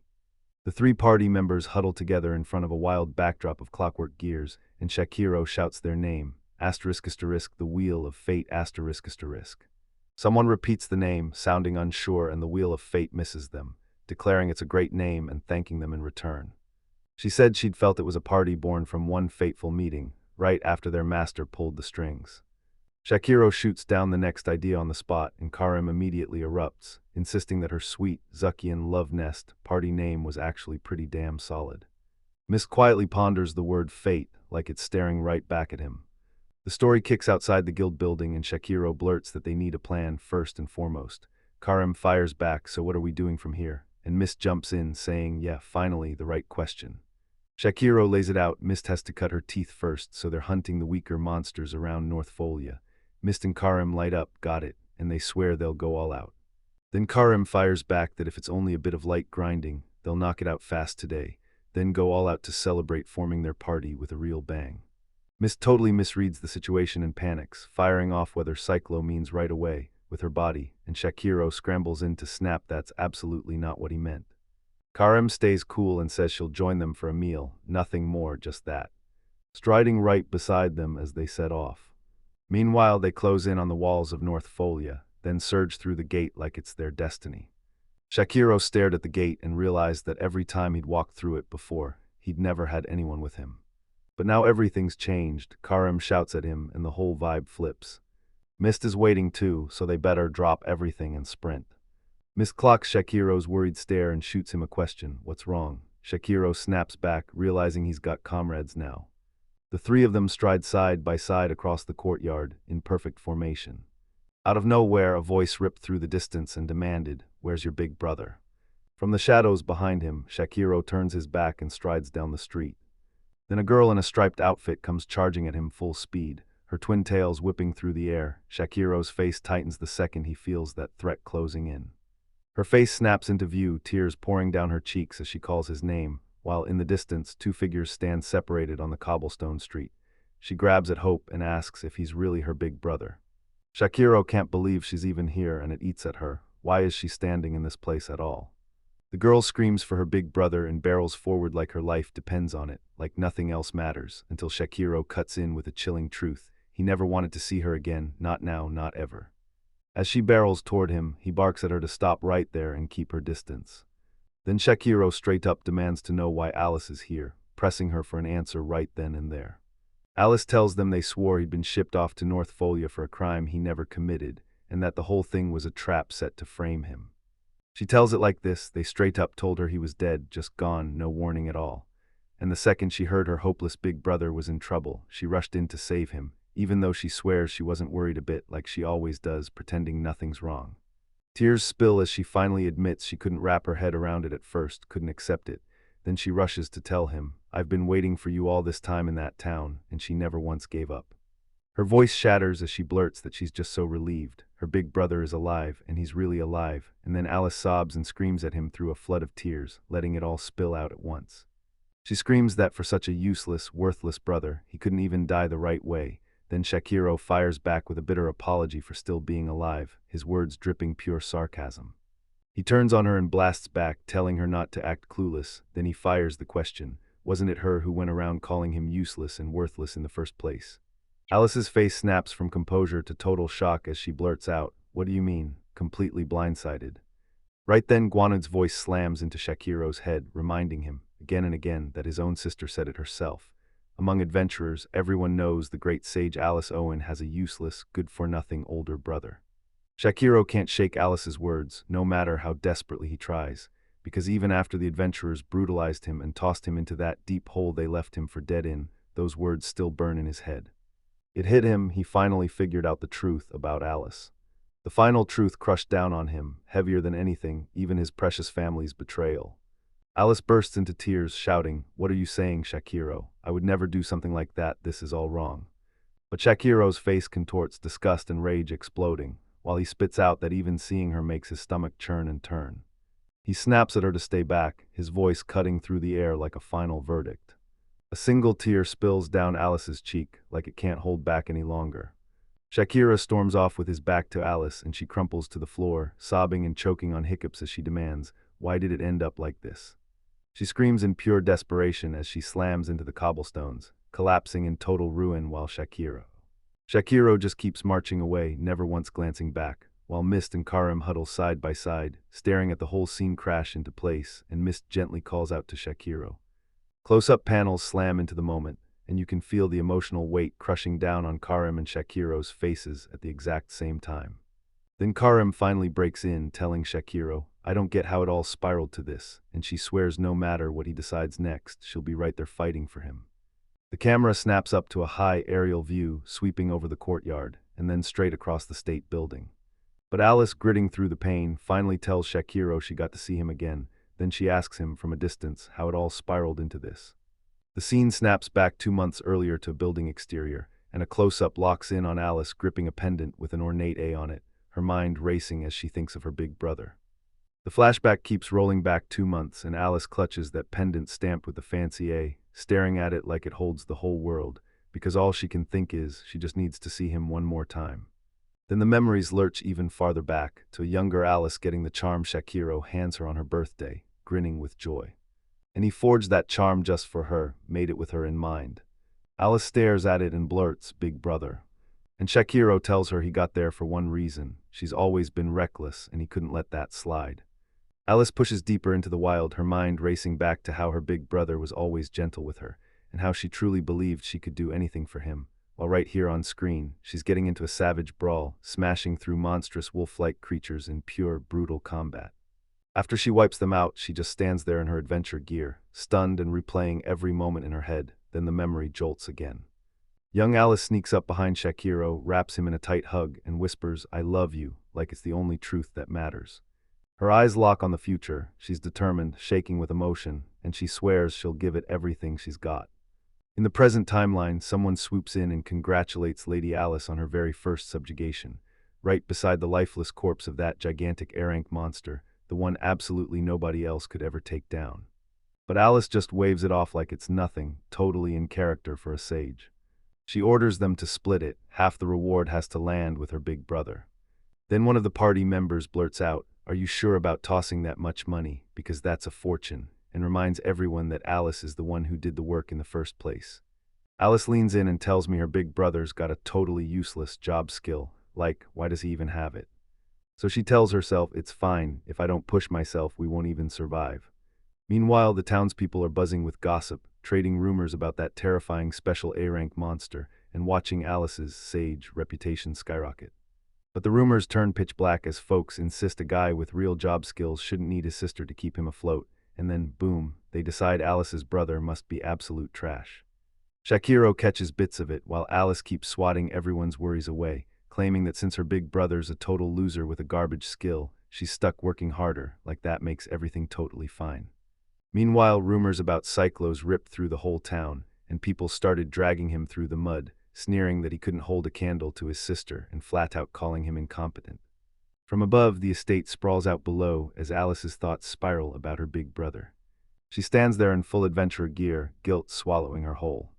She can't stop replaying what she did to her big brother, and now she's panicking because she knows she has to beg for forgiveness and make him let it go. but she's got zero clue what she's supposed to do next. Far off in the distance, Shakiro walks away, shrinking into the blur. Shakiro shoots a quick glance sideways as Alice settles onto the. Then Karim slides up from behind and asks Alice straight up what she's gonna do about Cyclope. Shakiro snaps, move it, then tells them they'll team up on party coordination right nearby, just like the plan. Karim blurts that she can see it and orders them to move, while Alice answers in a soft, quiet voice. The story cuts to a wide, grassy plain beneath a heavy, cloudy sky, and Karim blares out that Professor Callum's class for beginner adventurers is about to begin. Karim beams at Shakiro, saying she can't wait to team up with him, and Shakiro gives a calm nod back. Alice leans in and asks whether he spotted anything else in the surroundings. Karim throws him a huge compliment for that killer answer. Staring out over the grassland, Karim points out that the total lack of even normal animal trails basically screams one thing: no big monsters are lurking here, and that alone is huge intel. Someone else shrugs and says, to me, it just looks like a normal stretch of grass. Right out of nowhere, a bunny pops up in the grass, and Karim snaps, don't ignore little creatures like this. Then he drops in a however, with that lingering, trailing kind of vibe. Karim explains they can be used as food or thrown out as monster bait, and Alice nods like she fully gets it. Then they blurt out, wait, does Karim notice that other thing too? Right as Karim kicks off clockwork creation and rips Mistletoe into existence. A colossal weapon rips across the grassland, blasting out a bone-crushing explosion that levels everything in its path. The attack crashes into a giant serpent monster as it barrels toward them. And both Alice and Mist stare in total disbelief, like the world just shattered in front of them. Alice can't believe Karim is sliding into boss mode so smoothly, while Shakiro clocks the truth. Those creatures aren't just coming, they're closing in with one clear goal: to strike. Alice goes, fine, I get it, then Karim slams down an order. The two of them go track down some animals and take them out, while she hangs back on lookout. Alice calls it convenient, but reminds everyone that skills are off limits this time, and Karim's team just nods back, agreeing. Out in the grassland training area, Karim snarls at Alice that if she messes up, she's getting stuck with Professor Callum's extracurricular lessons, and Alice snaps back at her brother in full fury, shouting, raging, and even hurling bastard at him. Right then, Shakiro clocks something off and blurts, Mist, what's wrong? Mist brings up their earlier encounter and presses him, asking if that person was his younger sister. Shakiro finally admits it, but his voice wobbles with doubt as he blurts out what happened. Right before he ever met Mist, they pinned a fake crime on him, threw him into criminal slavery, and shipped him to North Folia to be used for forced labor. Mist says she trusts him. She swears she'll keep believing no matter what. Shakiro pauses, staring into the dark, and thinks, if Mist believes in him this hard, then maybe there's still hope.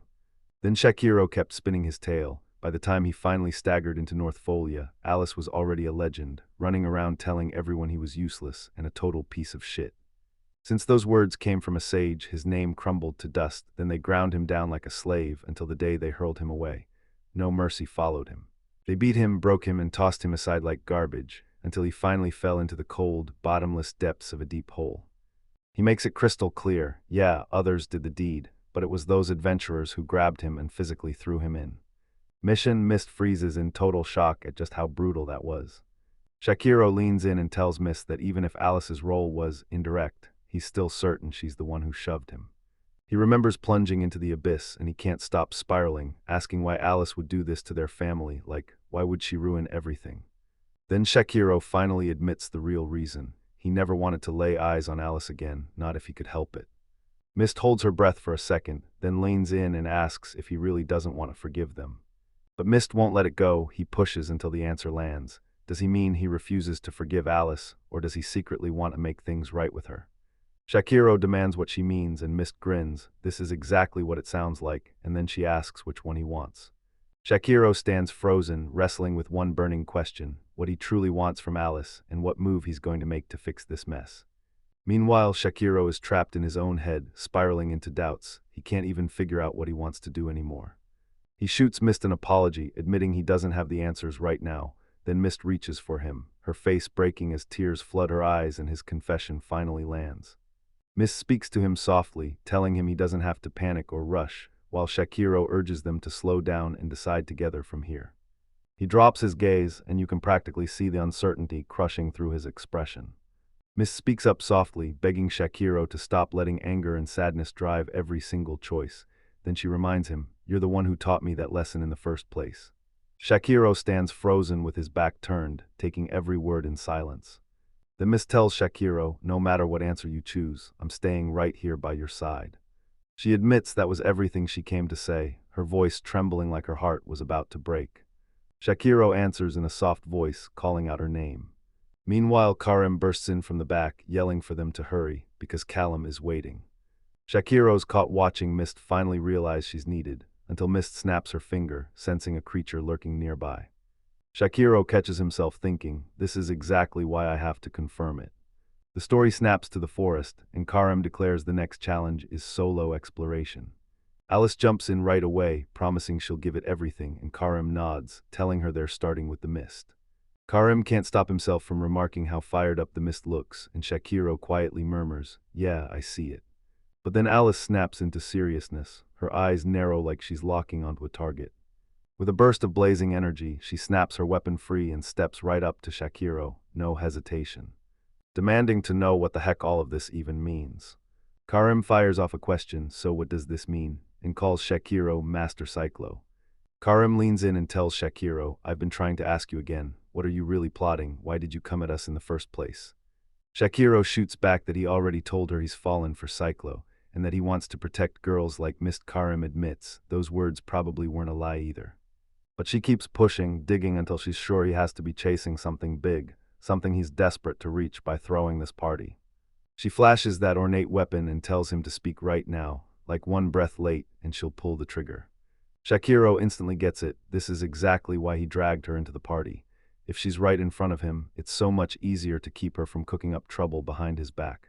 Karim and the woman lock eyes, tension snapping between them, and Karim leans in to ask if she really doesn't trust her that much. Shakiro says it straight, he doesn't trust a soul, and the only person he ever truly has faith in is Mist. Karim snaps back that not trusting people is just plain common sense, and when they call him out for acting so high and mighty like he's just exposed some big truth about the world, he won't back down. She says humans survive by constantly playing risk versus reward, because being untrustworthy is baked into them, but then she throws another punch, he's convinced he's the only one who's special. Shakiro stiffens at every word, and Karim just keeps lashing out with her brutal assessment. Shakiro gets hit with the blunt truth, she says he's lived his whole life never learning how to question other people, just to keep riding along. Then she rips into him. Spoiled, empty-headed, throwing a tantrum like a kid who never got consequences. Shakiro just slumps there, defeated, like all the fight got knocked clean out of him. He snaps at her to shut up, but his voice has zero bite. Karim keeps pushing, saying all he has to do is one simple thing, say no, and that's it. The air between them snaps to the breaking point. Karim barrels in and demands to know why he's being forced to stay silent. Then boom, a dark flashback crashes in, showing Shakiro's agony, that clock eye blazing as he remembers the vow that fueled his revenge on everything in this world. He stands there staring at his own reflection in the present, the small figure he's become staring up at him from below, frozen, utterly unable to answer Karim's challenge. Karim keeps her gun locked steady and tells Shakiro this is all she has, the only way she knows how to survive. And she keeps going, she says it's exactly because he's such a brat that she's setting the bar sky high for him. Shakiro stared at her, utterly stunned and totally baffled by what she just said. But Karim just won't shut up, he's leaning into Shakiro and calling him a stupid, kind brat who somehow got dragged into real power, and that's the whole reason only someone like Karim could pull off what's coming next. She says it straight, this is exactly what she believes. Then Karim drops her fancy, ornate guns and flashes a calm, confident smile at Shakiro. She tells him, if you hate it, then go ahead, kill me anytime you want. But before she'll even trade, she demands a promise, so Shakiro fires back, what kind of promise are you talking about? Karim lays out her vision, she's determined to smash this warped world where skills twist people's wills and desires, and build a place where everyone can chase their dreams for real, without getting laughed at. The panel flashes through different faces too, even showing moments from Shakiro's past. Karim locks eyes with Shakiro, flashes a cocky grin and tells him, go ahead, if you can keep that promise, I don't care if you take me out anytime. Karim flicks her gun away in a single dramatic flourish, and the clocks on the air practically start ticking. In the forest clearing, they just stand there side by side, Karim dressed to turn heads and Shakiro wrapped in dark clothes, while Shakiro snaps that even if she tries to shove a promise like that onto him, it's nothing but a nuisance. Then Shakiro throws his arms high over his head, stretching like he's getting ready for whatever comes next. Karim grins, locks eyes with you, and gives your answer a quick, confident nod. Meanwhile, all three of them stride down the bright forest path side by side, pushing forward as one tight crew. Shakiro spills the truth to Miss she passed, and she lights up with pure joy, straight up like she's celebrating her victory. Then Mist and Karim stand side by side in the forest. Mist's totally lost, but Karim wears a knowing smile like he already sees what's coming. Karim's thoughts snap into place. Shakiro is exactly the man she feared he'd be. In the background, someone clocks the tension and starts whispering, "Is this happening again?" Someone cheers Shakiro and calls out that it's his turn next, and Karim shoots her a quick glance, then looks down at her feet and gives a soft nod of acknowledgement. In the next heartbeat, his fists snap together with a sudden, crushing force. Mist reels from what just happened, then realizes the whole time Mist was watching out for her, and Karim clocked her lies instantly. She can't even finish her thought. Mist feels utterly pathetic about everything, like she didn't earn this power at all, she just stumbled into it. She stares down, torn up inside, then finally admits that Shakiro is probably right. She decides, fine, maybe I'll give him a little more time and actually believe in him. The three party members press deeper into the forest side by side.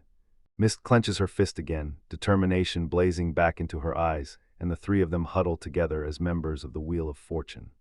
Karim burst out that the final practical exercise of the day was finally here, then told everyone that she and Shakiro would hold the monsters back while Mist moved in to finish them off. Mist nods like she gets it instantly, and Karim explains that this move will lock in their coordination and level up Mist at the same time. Then Mist fires back with a confident yes. A hulking boar-like monster charges into the forest, and Karim immediately spots it and yells that she's found it. She clocks it as the deadliest monster in this whole forest. Karim asks if the other two are ready, and Mist nods fast, confirming she's in, while also admitting what she knows about the monster. Shakiro snaps and orders everyone to get the hell out. She lunges at the massive boar, weapon raised high like she's about to end this in one strike. He shouted to Shakiro that she was counting on him, and just as the beast surged back, her blade slammed down with brutal force, staggering the boar from the combined attack. Shakiro leans in and tells Miss, "Hang in there, you've got this." But Mist shoots back that he doesn't owe her a single word. Both Shakiro's mistletoe and Karim's strikes are being deliberately stalled right now, like a trap snap waiting, so Mist can land the finishing blow. Suddenly a voice screams, "Back up everyone, get away from here." A gigantic cross-shaped magical barrier crashes across the battlefield, and before anyone can blink, Mist rockets forward yelling that she's going in. Her strike detonates into a blazing geometric web of light and raw energy. The magic attack slams in, detonating with brutal, heart-stopping force. The boar lets out a savage roar as the strike rips straight through its body. Blood splatters across the forest floor as the creature finally gets hit by that miss. As the dust finally clears, the three party members huddle together. Karim leans in and asks, "Did we get the monster?" But Shakiro shakes his head and says, "No." Then Miss spots something off in the dark undergrowth. First it twitches, then it slides closer, and the next second speed lines explode across the panel as whatever it is comes charging straight at them. Meanwhile, Shakiro throws a celebration with Mist, grinning ear to ear as he tells her she leveled up, and that it's nothing short of amazing. Karim watches them and groans that she's about to puke from all the sweetness, and Mist blurts out that it's humiliating, but Shakiro only laughs it off, telling Karim to stop acting like that. Then Karim's smile drops, her eyes lock on the bushes nearby as something shifts in the shadows. Shakiro snaps at Karim, telling her to keep the momentum rolling, then Karim shoots back, dry as dust like, "Look at you, getting all fired up out of nowhere." She figures it's smarter to bite her tongue for now and keep that secret under wraps. In the panel flashes Karim rocking her full witch getup, elaborate hat, detailed outfit, the whole dramatic look blazing at once. Later, down at the deep hole entrance, Shakiro snaps that they need to confirm today's schedule. Shakiro leans in and tells Mist that, with the way she's standing right now, she could probably bulldoze her way straight to the first boss. Karim blurts, "I've got it," and Mist fires back, confirming it too. Then Shakiro leans in and says they've got to confirm their coordination first. Karim quips that she'd rather not get blasted in the back by some sick low after all. Then he laughs it off right away and swears she's just kidding. Karim lets out a heavy sigh and tells everyone, "Let's go," and just like that, Mist and Shakiro shoot back that they're ready. The camera swings open to a huge dungeon, plunging into black darkness, and one voice says, "On the first floor you'll run into skeletons," while another snaps, and yeah, those skeleton monsters are right up ahead. And the story keeps going. This dungeon is packed with nasty monsters, each one with a twisted little taste for trouble. He's trying to wipe out the deep hole for good and kill the dungeon's power, so the monsters can't terrorize the citizens. That's exactly how it ended up earning the title of the worst dungeon. Karim shouted at Cyclo, and his aim went wide as he missed. Meanwhile, skeleton monsters crawl up from the dungeon's depths, their bones clattering as they close in. Karim spots them and knows they're here. She steals a breath, realizing this is it, the very first step at last. Karim tells Miss, "You've got the finishing blow," and Miss grins, "I'm ready." Then Karim lunges into the fight, slamming his strikes into the skeleton monsters. Miss surges in with her final strike, slamming the skeleton so hard it shatters completely. Karim lands another brutal hit on a skeleton, and the moment her attack connects, its bones burst apart like they can't survive her power. She flashes a confident smile, leans in to tell Shakiro, "I told you I wouldn't mess up," and then hits him with a quick compliment, praising that slick move of his. Then Mist unleashes her holy burst, pure power exploding out like divine thunder. Holy light rips through a swarm of skeletons all at once. The sacred energy slams into them, and the undead crumble to dust, falling apart piece by piece. Someone swears the target is gone, then another voice snaps, "Not yet," and more skeletons crash down to the ground. Someone jabs a finger at a corner and warns that the next threat is lurking just around the bend. Shakiro's clock sense starts screaming. Around 20 skeletons are creeping in from that way, and the undead horde surges forward, shutting the distance fast. Karim tells her, "Don't worry, I'm finally putting this in your hands," but then admits that won't help for Mistraining, and Mistrain asks what they should do and Karim can't help but question what Shakiro is up to. Shakiro snaps on his clockwork creation power, then challenges them. "If you're checking we're synced, put my hand on full display and watch this ornate pocket watch mechanism take form." Someone asks what it is, guesses it's a pocket watch, and then another voice cuts in. The hands aren't moving, so Shakiro snaps into position and winds the device. Then he yanks the pin, and with a grim grin he warns, once that pin's out, the hands start moving forward. Suddenly that pocket watch erupts, blasting apart everything with a massive wall of explosive force. Mist and Karim just stood there staring at the wreckage, Mist yelling, "Hey, what is this?" While Karim shot back, "Relax, Master Cyclo," like he was commanding calm through the chaos. Shakiro says it's built to detonate the instant it hits zero, right when they can finally see it go off. But Karim slams the ban on the weapon on the spot, yanking Shakiro back and warning her she's not touching it while she's out front. No excuses, ever, because it's clearly too dangerous. Shakiro snaps back, asking why, since he poured his heart and hours into the whole design. Karim bursts out laughing as Mist raves that the power was unreal, while Shakiro grumbles under his breath, admitting he's damn proud of it. Meanwhile, the brawl rages on as they push deeper into the dungeon, smashing into wave after wave of skeleton monsters in brutal close-quarters fights, and when it's all over, the floor is covered in the wreckage. Karim surveys the wreckage like it's a win, grins, and says it's looking great. Then they stride toward the next floor, and she thanks him over and over for all the help. And the party rockets up the dungeon stairs, charging for what's next. Miss glances around, eyes wide, as their progress hits a whole new level and amazes them. The party storms into this massive underground cave chamber, and water rushes through it as the ceiling soars high above, dripping stalactites from every shadow. Someone tells them this is where the real deep hole nightmare kicks in, monsters turn way more vicious, and the terrain gets ridiculously complicated. Mist just stands there, stunned, staring at the dungeon like, "Wait, this kind of cave is really hidden in here." What? Then Karim snaps at them, "Watch your step, one slip and you're tumbling into the abyss, and that's it." Shakiro leans in, telling Miss, "If anything goes wrong, I'll shield you, no matter what."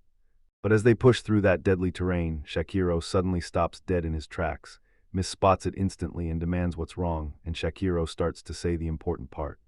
They've been getting tailed non-stop ever since they stepped off that first floor. Miss Hart stutters, could it be a monster? But Karim keeps his mouth shut, saying nothing at all. The party kicks off the conversation about their stalker. Karim points out that monsters never leave their territory, so this is probably a human, and she nods hard, saying the guy isn't a rookie. He's always keeping the farthest distance possible, and somehow never gets spotted. Karim says that once Cyclo's on the scene, surprise attacks won't catch them off guard, and Mr. Grise and Shakiro tell them to hand everything to him. Meanwhile, the hidden stalker keeps watching, then growls under his breath about that girl.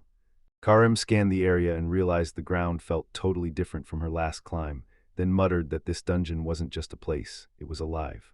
Karim fires a sharp question at Shakiro, did he really climb back up again?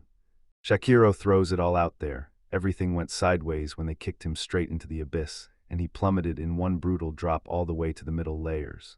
Karim blurts that she can't believe he's still standing, and Shakiro only shrugs, because yeah, he got saved by pure luck. And the spiderweb snapped into action like a net, trapping him in its sticky grip. Shakiro muttered to himself that it was finally time to make Karim sweat and get those surprise attack training sessions he'd been missing. But then boom, an explosion suddenly erupts right near them. Alice's voice cuts through the chaos, watch out for Big Brother. A surprise attack slams into Shakiro with explosive fury, and yet he stays ice calm the moment the blast roars into him. With their world instantly rocked by the sudden assault. Shakiro grumbles Alice's name under his breath, and then, boom, she appears in her full witch getup, towering hat packed with decorations, instantly fidgeting as she insists it's just what a coincidence to run into her big brother here. A bold text label tags her as the chaser, while flames roar behind her. Alice blurts out that she just happened to be passing by. And she couldn't stop smiling, saying she protected him only to insist Shakiro's got it all backwards. Then she adds, since you told me not to come close, I'm leaving now. Shakiro snaps, what the hell do you think you're doing? Karim orders them to keep training and shoots a question to Shakiro, asking if this is really okay, while Shakiro frowns with frustration like, what the hell is Alice even doing here? A bleak dungeon stretches out ahead of them, with jagged cracks clawing through the stone walls. Alice lunges headfirst into the fray, screaming Aqua Cutter, and vows to protect her big brother as her attack crashes forward. A wave of water-powered fury tore through the air, charging straight at the incoming monsters. A razor-sharp close-up locks onto Shakiro's eye, and you can almost feel the intensity staring back. Shakiro yells for Alice to stop. Meanwhile, she's up on a creature's back, barreling through the dungeon with Shakiro and mist looming behind her, and when she spots them she blurts in shock, then keeps shouting, what a coincidence, over and over and over again that her big brother is right here. Shakiro snapped, asking what in the world she thought she was doing, and then couldn't stop staring. Alice shoots back innocently, tilting her head and asking what he means. Tiny panels catch Alice's face as it twists with nerves. She looks even more shaken, opens her mouth to speak, then stops dead mid-sentence. Defeated monsters sprawled across the ground as Shakiro stood in the middle of the carnage, and he snapped that with Alice wiping them all out, this isn't training anymore, right now, they're still in the middle of surprise attack drills. Shakiro snaps at her, calling her a nuisance, and demands she stop getting in the way. Alice choked up and cried that she only came to make things right with him, just to fix everything between them. Alice stood frozen, shaking with emotion, and kept blurting out apology after apology, begging for forgiveness again and again. She blurts out "Master" with pure panic while Shakiro stalks off through the dungeon, grumbling under his breath that she really should cut him some slack. Cut to a close-up of Shakiro's face as... Then Karim stood in the dungeon as sparkles and harsh light effects swirled around her, and she said Shakiro's little sister was taking all of this way harder than anyone expected. Alice rockets downward in a dramatic dive, then hesitates in the dungeon. Karim can't help but add, she's probably freaking out over how this is gonna end. Amid the chaos of the training battle, Shakiro screams at Alice to shut her mouth. Alice just freezes there, shattered to the core, and spirals into her thoughts. He really hates me now, doesn't he? She's stuck on one question, how does she get him to forgive her, and how does she make that old smile come back to his face? Then Alice snaps, that's right, and looks out over the endless abyss. There's Shakiro, far below, before she decides she has to jump in too, so she can truly understand her big brother. Shakiro stood on top of the dark creature perched on the cliff, while Alice stayed trapped below, staring up. Alice took in what was going on, let out a small breathy sound, and then her face snapped into a totally different expression. She lets out a shaky call to her big brother, like she's afraid he won't answer. Right out of nowhere, Shakiro's face bursts onto the screen, smiling. Then he shouts Alice's name and beckons her, come here. Alice yanks her gaze from the ground below and blurts, I love you. Then she hurls herself off the cliff into the endless abyss. A giant monster claw hangs right above her, and as she tumbles down, she shouts to Shakiro that she'll give it everything she's got. Back in reality, Shakiro's mischecks hit hard, right on A. And asks if he's okay. Shakiro snaps back that they need to get back to training right now. Right by the dungeon's abyss, the whole crew crowds the edge, then Karim snaps out, calling Shakiro's name. Asking if it was really okay to just leave his little sister standing there like that. Shakiro makes it crystal clear, he's not trying to butt in or boss Karim around to patch things up with Alice or anything like that. Karim nods, admitting it'll be a disaster if Alice interferes one more time, Then right on cue, the scene shows Alice dropping through the air, straight toward the abyss. Karim spots it instantly. The girl looks like she's at the very end of her rope, and one wrong move could set off anything.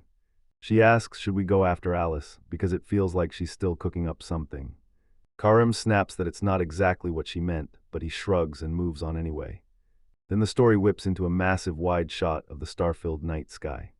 Down on the cliff, Alice's body skates down the rock face. Suddenly, Shakiro spots it and realizes it's Alice's clothing, and the moment it clicks, shock slams across his face. Someone screams for their master as Alice's dress and bow whip through the air like they're on a mission. A frantic voice screams Alice's name, and the urgency hits like a punch. Then the story flips to a calm street outside the building, where Shakiro and Alice stand shoulder to shoulder, clutching shopping bags. Shakiro leans in and snaps that he can't hear a thing from her when she's crying like this. Alice sits on the ground, tears pouring down her face, and she can't stop asking why they don't have a dad.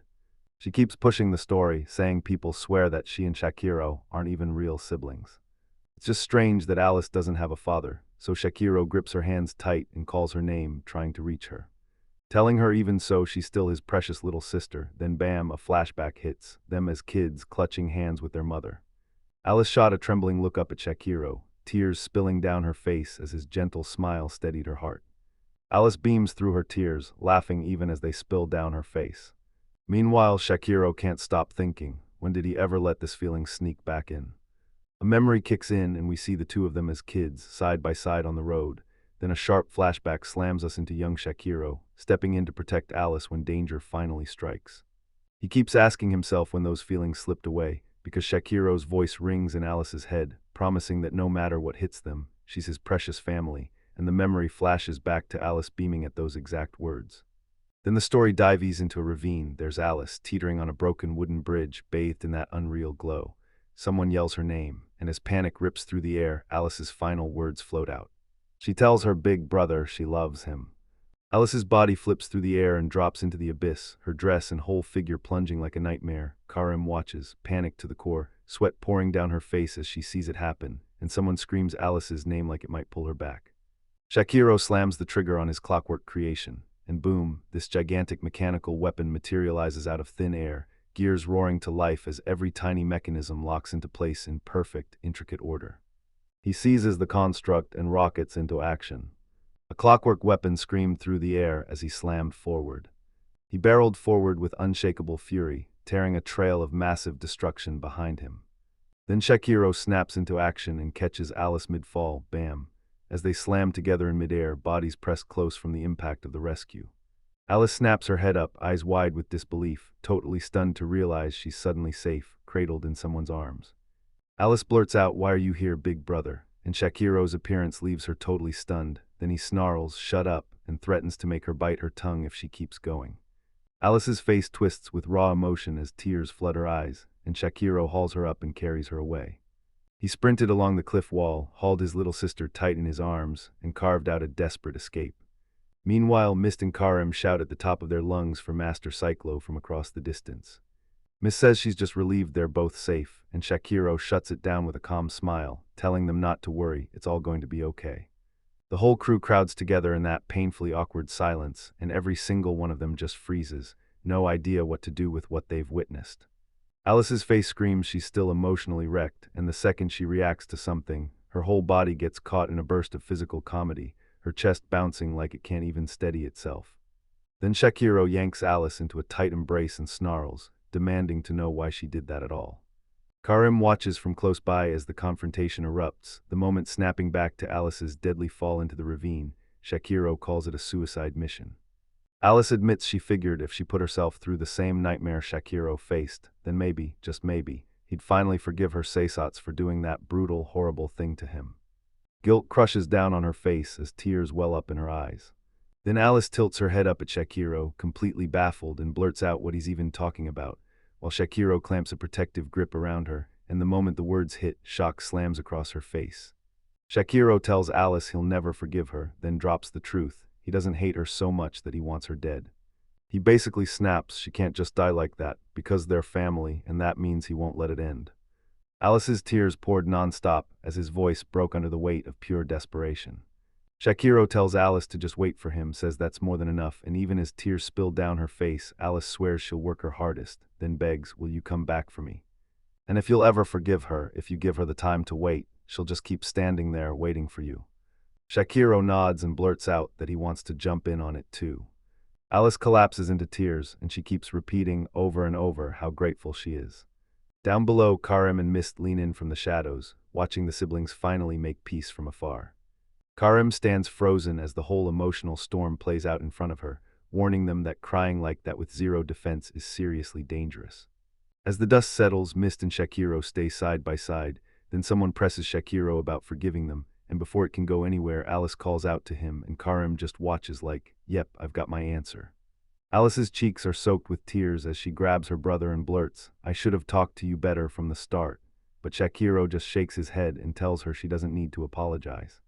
Alice keeps calling him Big Brother, insisting she knows he'd never seriously try to set her up. She tells him they can return to the way things were if he wants it, then Shakiro snaps back, asking if she can just wait until he's finally cooled off. Alice's eyes light up with pure joy. She's already promising she'll be waiting. Suddenly, Alice's mind detonates with memories, flooding her with Shakiro's past torment, the cruel mockery and abuse he swallowed in silence, until the full weight of what her brother endured crashes into her all at once. Then Alice suddenly slams into Shakiro and clings to him with a fierce grip. Mist blurts out in worried concern, calling, are you okay? Alice looks totally baffled by what she just did, like she can't even believe she acted that way. Meanwhile, Karim watches the scene unfold, his mind racing as he wonders what he's supposed to do about all this. The whole crew hangs on the ravine slope, and you can practically feel the tension crackling in the air.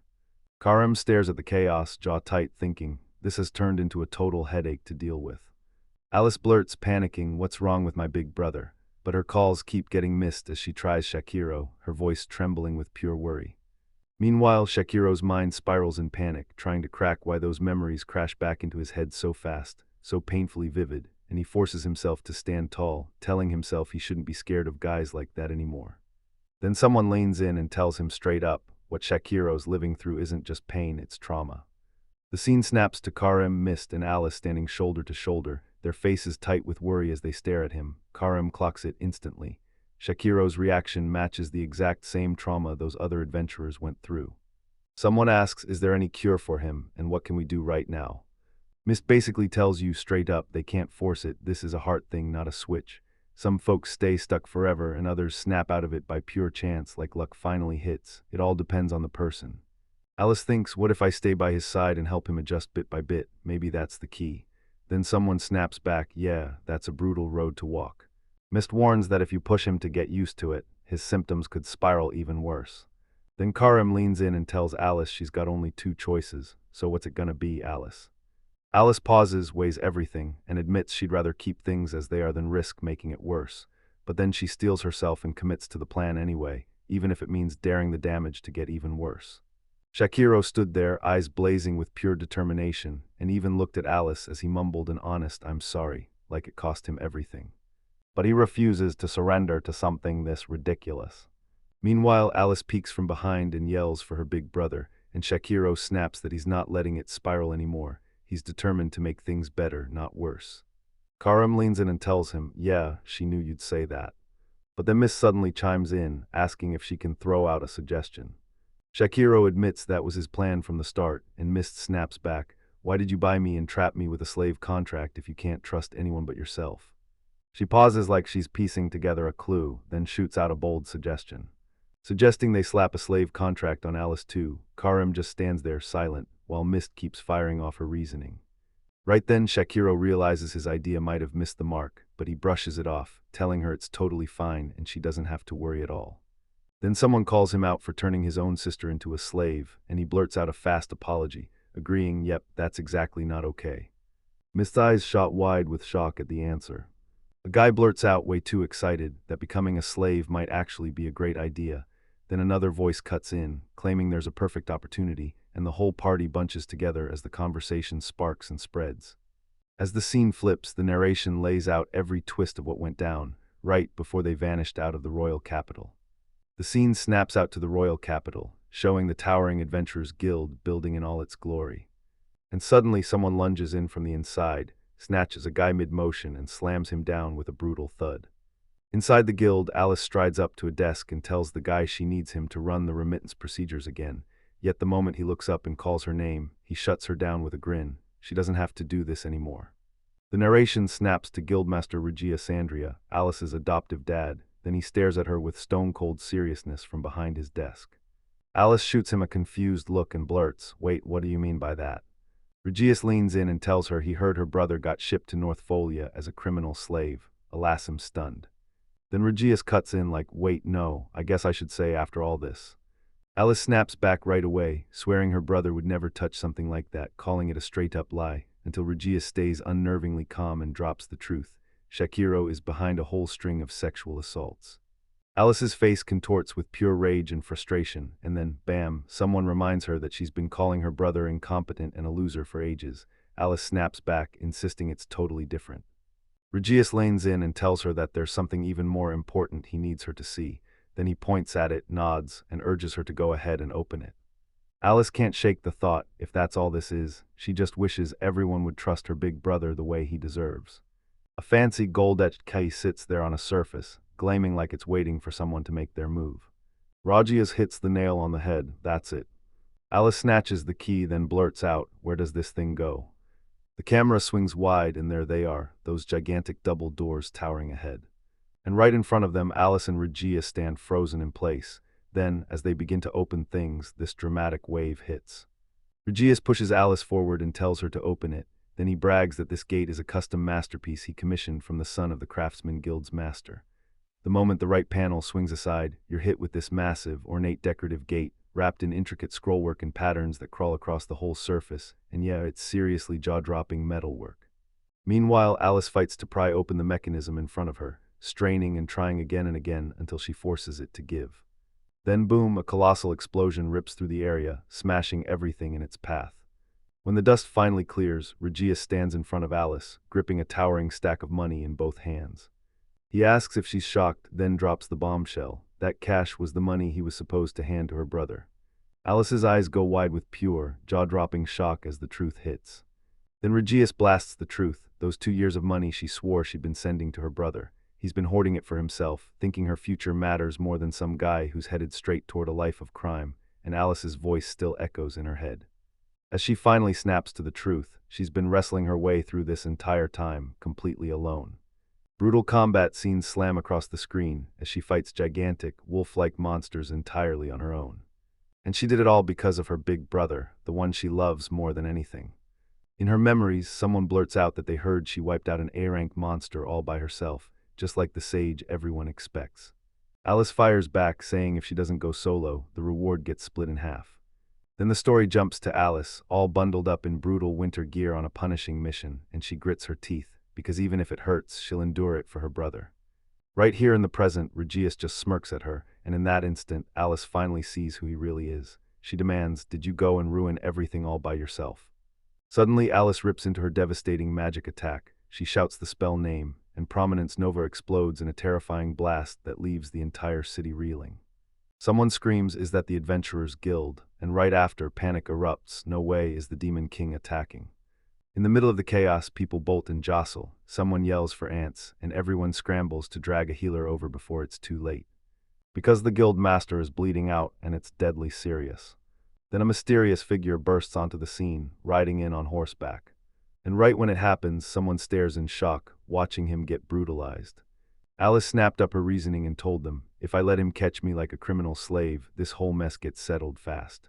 Someone speaks up and confirms it's the deal, and Karim and Mist just stand there nearby, locked in as the whole chaos plays out in front of them. Then Shakiro snaps at Alice, cutting the silence like lightning. He's calling her a total moron, and Alice snaps back, demanding to know why he's acting so out of control. And just like that, the showdown explodes. Alice hurls herself at Shakiro with raw, crushing force, and when she clashes with him, she screams that she busted her guts for him, only for him to tear it all down. Karim cuts in, saying even if Alice is furious, blowing Shakiro up is pure overkill, and she should have stopped at a punch to the face max. Alice lunges to interrupt, but Shakiro snaps, demanding to know why she's acting so casually like she didn't mess up. Then Karim cuts in, flat out saying what Alice did still counts as assault, a real crime. Karim keeps going, insisting that even with everything happening, Alice's answer was way too much. One punch should have been the end of it. And she makes it crystal clear. The assault charge is still on the table, no matter what. And Shakiro looks completely fed up with the whole situation. Then Alice drops a hint that Shakiro's got a connection to the Margrave, and she tells everyone it's not a bad thing for her big brother, right as someone spots Shakiro, a cyclocun, and points out that he's already got everything handled with the Margrave now. Karim clocks it immediately. Alice is way too dangerous to be left on her own, so he decides he'll have to take custody of her himself. Alice says they can probably chuck all the paperwork aside and just forget it. Then Mist snaps back that they should use every bit of help they can. Shakiro snaps at Miss, "We're going home," because things have totally spun out of control. Meanwhile, the story cuts to the Margrave's estate. Boom, there it is. The grand mansion, looming like a promise of something huge. Inside, Regia lays it all out. Alice bombed the Royal Capital's guild, and she's Shakiro's own biological sister, so they move to seize her and hold her as a criminal slave. Regia's quizzed Shakiro like, does he even know what a lord like him thinks, right as an SS5 rank adventurer showed up begging for a favor. He calls Shakiro Cyclocun and shoots him a question, can he actually handle the procedures? Shakiro shoots back, no worries at all, really, it's nothing. Then Regius leans in and admits he measures every cost like it matters, and thanks to Shakiro his head never stops spinning with wild, eccentric ideas. Still, his worries won't quit, even as each new day turns into a full-on blast. Regius admits they're already pretty far from the royal capital, and the truth is their connection to it is basically dead at this point. Then he turns to Shakiro and demands to know if he can count on him for this. Shakiro admits he might get a few sharp glares, but it doesn't bother him one bit. Regius then thanks him, saying the help is huge.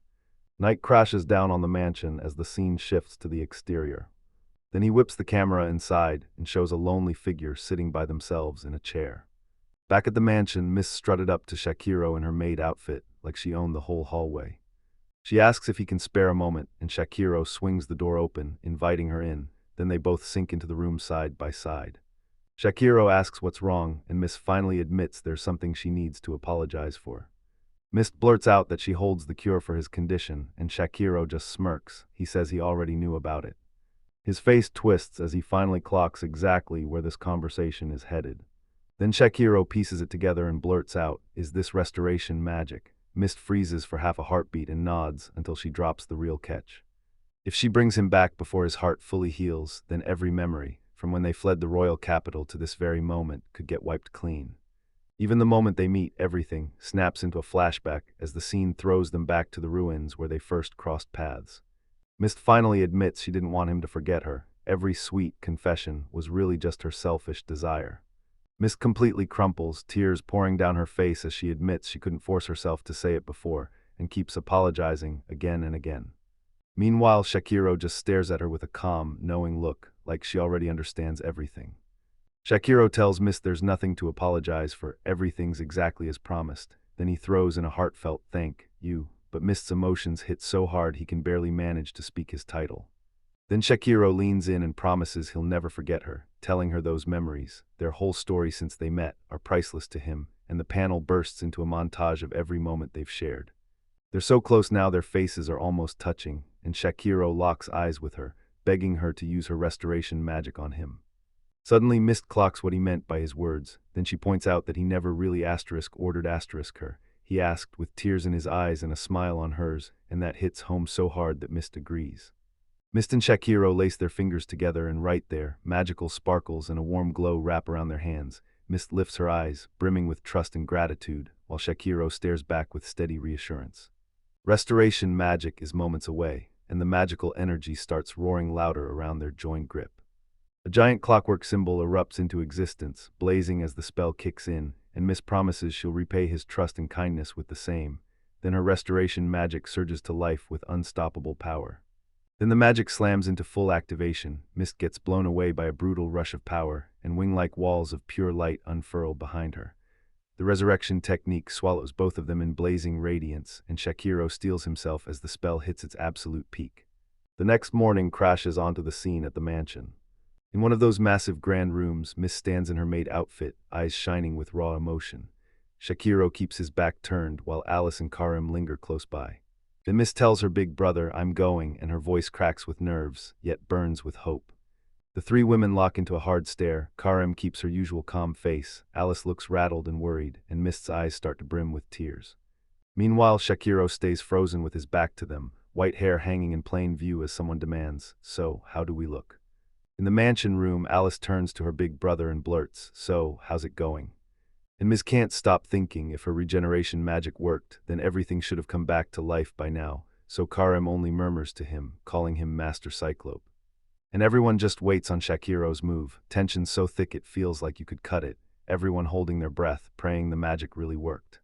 Then Shakiro cracks his eyes open, flashes a soft smile and tells everyone, "It's fine, everything's back to the way it was."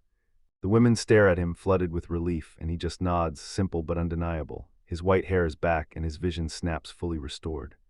Alice comes sprinting back, and Shakiro greets her like she's home for good with a warm, welcoming smile. With the reunion finally calming down, Miss can't stop smiling and says she's just relieved it all worked out.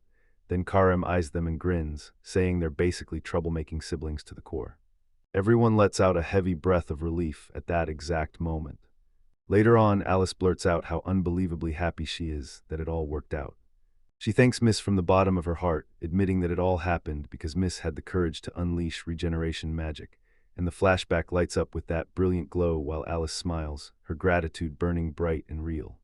Right in the middle of that spell, Shakiro suddenly felt something massive click into place between them. He could feel Miss' soul and his own presence collide and intertwine, locking into something far deeper than a simple touch. Shakiro just stares and the thought hits him hard, wondering if what he's picturing could really be true. A shadowy silhouette pops up in his mind, and at the same time Mist panics, flustered, scrambling to shut down whatever idea is crossing her mind. Then Alice finally speaks up, making it crystal clear. She's not happy about being a slave or anything like that, but if her big brother truly wants it, she'll go along with it. Shakiro snaps the conversation around and tells Alice, "We've got to burn through that enslavement contract, now." Alice shoots back that she's counting on him to take custody of her, so she can be treated like a criminal slave that way. They hurry to the official spot, and right away an attendant steps up to greet Lord Owen, like it's been forever since they last saw him. The enslavement contract magic erupts to life with terrifying, unstoppable power. Shakiro funnels his magical energy into the air, then the chains crash into existence and explode into a blinding burst of light. Alice watches the whole thing crash into place, and it hits her. This is exactly what a slavery contract really looks like. Then she officially notes that Shakiro's magical power is still just as incredible as ever. A gigantic clockwork magical symbol erupts into view, then slams itself onto Alice like a stamp, sealing the contract by force. Alice stares down with a storm of emotions, realizing she's really become her big brother's slave now. In that grand room, an ornate chandelier looms overhead, but Shakiro slams the brakes on her thoughts, telling her no, and then drops the bomb. He's about to give her 2 orders. Alice shoots him a surprised, wide-eyed look as he kicks off the announcement of the very first one. Shakiro ruffles Alice's hair and barks that she needs to learn some common sense. Alice snaps that she's got plenty of common sense, but Shakiro shoots back that people with common sense don't go around blowing things up. Alice stared in shock, completely thrown off by the comeback. Shakiro keeps going, building the hype as he declares the next big thing, the second one. And behind him, Alice is seething while he stands there ice calm in the doorway. He drops his second command and tells her to be brutally honest with herself. Alice's face blasts across the panel with sparkly lights, and the weight of the order finally crashes down on her. Then Shakiro leans in, eyes locked, and drops the bomb. This is his first and last command. Alice feels the moment crushing down on her chest, like the emotion has weight and she can't shake it. Meanwhile, the whole crew regroups as Shakiro rushes in to apologize to Karim for making them wait. Then he thanks both of them for their patience. They stride down the grand hallway side by side, soaking up every warm smile, and telling Alice straight to her face how thrilled they are that the two of them finally made up. Then Alice snaps into action, her voice trembling with pure intensity, and she boldly says being treated like Shakiro's property is a total win for her, because she loves him so much she literally can't help it. Karim, Mist, and Shakiro huddle together in awkward silence, staring ahead with uncomfortable faces that scream, "Say something, please." Suddenly somebody spots it, eyes widening in pure shock. Alice jolts with the kind of clarity that hits like thunder, realizing this has to be exactly what that tell the truth command did. An elegant woman leans in and asks if that obedient contract can truly pull off mind control, and then an older man in a cap shrugs it off, saying it doesn't have any power like that, it's just a delusion.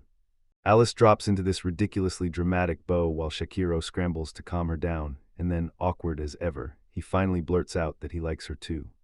Then Alice blurts, eyes blazing, that when she said she loved him, she meant she wanted to marry him, right then and there. So Shakiro shoots back immediately that's not what he meant at all, and Karim, Mist, and Shakiro are all hit with total shock at the sudden marriage bomb. Alice flashes back to when she was little. Shakiro promised he'd marry her. Then the moment she asks, he shuts it down hard, saying they're blood-related, so it's a no-go, and even wonders if he ever said something like that in the first place. An official lays down the noble law to Alice and Shakiro, breaking it all down so clearly it's impossible to miss. Even if they're truly siblings, once Lord Cyclope rises into nobility, a real marriage with him could finally happen. Alice's eyes flare with excitement as she confirms the noble law lets marriage happen too. And get this, the law only kicks in for nobles, and the official even unfurls a diagram to prove how a brother and sister with different last names can still marry if they're counted as noble. But Shakiro shoots back right away, saying there's no promise he'll become one, and Alice springs to her feet with total confidence, telling him that if he conquers the deep hole, he'll earn his nobility from that alone, and she's ready to throw her weight in and help him too. Shakiro freezes on the spot, staring at her like she's lost her mind, and blurts out, "Did you get adopted just for that?" Alice stammers a denial, but her words wobble and she can't quite stand behind it. Then Alice breaks down with raw emotion and admits that at least half the reason she did it was for that. A voice in the crowd mutters that the Royal Capital's guild master is getting played, and that's just pitiful. Then Alice shoots back, insisting Shakiro doesn't need anyone's pity, and Shakiro flips out, slams his hand down, and screams that this is exactly why he keeps telling her to learn some common sense. Alice gets slammed by the training blow and finally realizes this is the price she pays for going against every shred of common sense. Even though it hurts, Alice's face lights up. She blinks through the pain and admits it's exactly like her big brother training her, and man, does it feel amazing. Meanwhile, Shakiro hangs back in the background, cringing hard at the whole situation. Karim watches everything unfold and blurts that Cyclos went all out, even with his own little sister right beside him, and Miss stands there nearby with a totally blank expression. Stunned by what she just saw, she suddenly... All three girls teamed up, shut out the chaos, and then boom, Alice and Karim were right there, and they all screamed in perfect unison that nobody is taking their master. The official gives a proud nod, saying heroes really do love beauty, and that's exactly what he expected from Lord Cicro. Then Shakiro snaps back, insisting he doesn't love beauty one bit. Later, in a quieter moment, Shakiro stares at them and realizes this isn't the same person anymore, because their calm is so total it feels like a whole new soul. A flashback panel snaps into view. Lord Owen's very first desire wasn't just to buy a slave, but to hunt for one whose every move could be trapped by a slavery spell. Someone muses that Shakiro's transformation has to be because of those girls, and another voice instantly jumps in, yeah, that's exactly it. The story slams into an exterior view of the mansion, looming under a gloomy, cloud-choked sky. Then the camera swings to the royal capital, where the grand castle and cathedral tower over the city like gods standing guard. Down in the streets below, Lord Bugen strides along in his police inspector uniform, and townsfolk immediately spot him. That's Lord Bugen the inspector. Then they start swooning, amazed that a noble can be so down-to-earth and downright charming. Lord Bugen keeps patrolling the glittering city streets, wearing that calm, unshakable expression like nothing can rattle him. Then bam, Lord Bugen snaps and screams in pure frustration that there isn't a single decent woman around anymore. He rants that he's already hunted down every good woman in this town, like he's stalking prey, and somehow that hunt is the only thrill he has left. As he strides through the streets with a female citizen, he tells her why a noble like him serves as an officer with commoners, because the moment people hear officer, they swallow his words like truth, and it hits even harder once they realize he's one of the nobles. The panel flashes a woman's face, tears of distress spilling out, then her expression snaps into calm, steady relief, while Lord Bugen sits there, reliving the moment a woman's trust curdles into despair, and that thrill never, ever fades. His silhouette darkens as he spits out that the Bajak bastards threw him out, though, yeah, that's exactly what he wanted. Now he's taking his hunger to the streets, devouring commoners and living the good life. Lord Bugen can't help but replay the apothecary's lady in his mind, praising her as the finest of them all. Then boredom hits hard and he ditches out, leaving the cleanup to the bandits. All alone, he trudges down the stone steps, tries to drag her name back from his memory, then swears it doesn't even matter. Out of nowhere, armored guards closed in on Lord Bugen, spears snapping up as they confronted him. They look him dead in the eye and demand, "Are you Bugen Bajak?" and right then the lead guard booms that they're slapping him under arrest for treason against the state. Lord Bugin's eyes go wide, and cold sweat bursts across his face as the truth slams into him. Meanwhile, Lady Olivia stands there in a stunning, pearl-bedecked dress, and an attendant rushes in to say everything's ready, so she nods calmly and tells them they did a fantastic job. She stares straight ahead, seething at the people who framed Cyclo Owen, and declares that the long-awaited moment for condemnation and judgment is finally here. Back to Lord Bugin, who gapes at the guards like he can't believe his own eyes. Then he repeats their charge of treason against the state, over and over. His face contorts with rage and confusion as he snaps that he's played around with plenty of women before, only they were all commoners. Then he demands, "What the hell is going on here?" A guard slams into Lord Bugin with a brutal strike, crushing him backward with pure, violent force. One more guard snaps orders for the others to drag him away, and then the officer leans in and demands Lord Bugin answer the question on the spot. Meanwhile, out on the street, townspeople flood in fast to catch what's happening. Then one citizen snaps, claiming Officer Bugin is being arrested. This has to be a mistake. Another blurts that it's Officer Bugin himself, and a third looks on in shock as the guards start roughing up a citizen. The armored guards snap rigidly to attention, and one of them strides up to his superior and calls out, "Captain." Then Lady Olivia strides onto the scene in her flashy armor and daring outfit, owning every second, and the crowd freezes in shock as a townsman blurts out, stunned, that the commanding officer is actually a woman. But Lady Olivia shuts it down. This isn't some mix-up at all. They're hauling him in because of the recent serial rape and abduction cases. The whole town starts buzzing in whispers. Someone swears the culprit's name was Owen, another insists the serial rapist could be someone completely different, and the rest just can't believe any of it. Meanwhile, Lord Bugin's face twists with pure panic as his mind scrambles.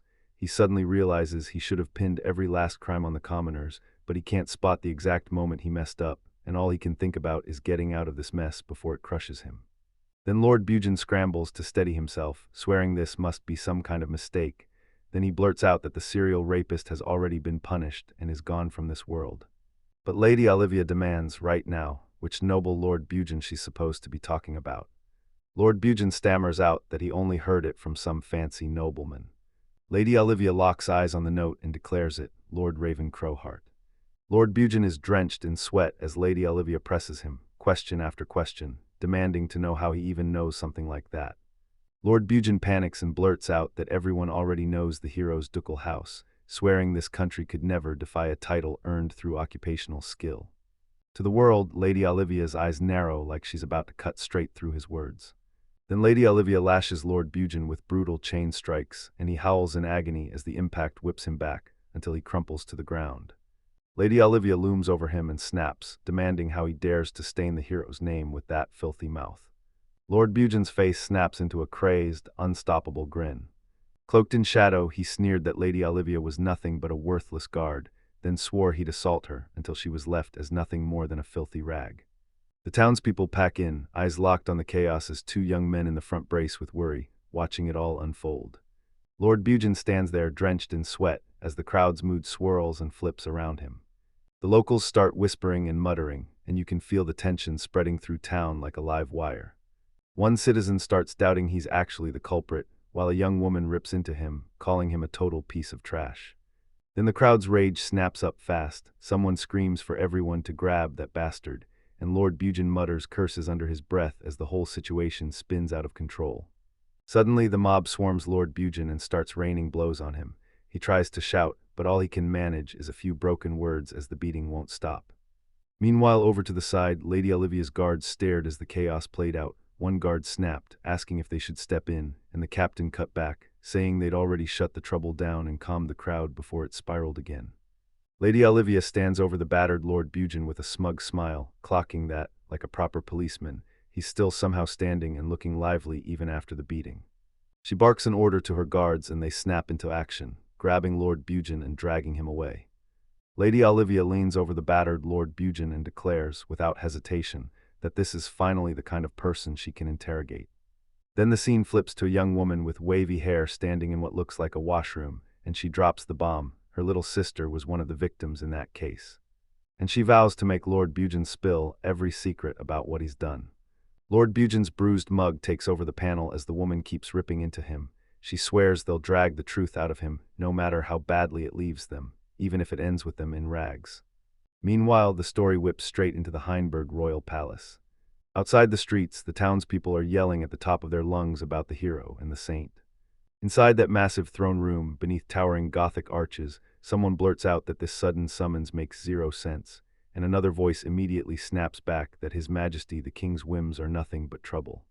Maria stood in their casual clothes, right beside Lord Raven. She answered in a soft voice like, "Yeah, I think so."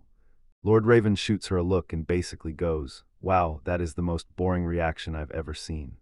Then a narration box snaps on screen, saying the clock user was judged worthless and kicked out of the Craftsman's Guild, but deep in the dungeon he finally awakened, and his real power roared to life. Maria admits it's not so bad anymore. Still, she's getting tired of the whole thing and boredom-esque creeping in. A flashback screen freezes her with that wild, crazed stare, then the words hit. Ever since that day, Maria's been turned into Lord Raven's obedient puppet, like someone pulled the strings on her soul. Right as tension spikes, an announcement blasts through the palace hallway, saying Hero Raven, the Crow Heart Duke's heir, has finally arrived.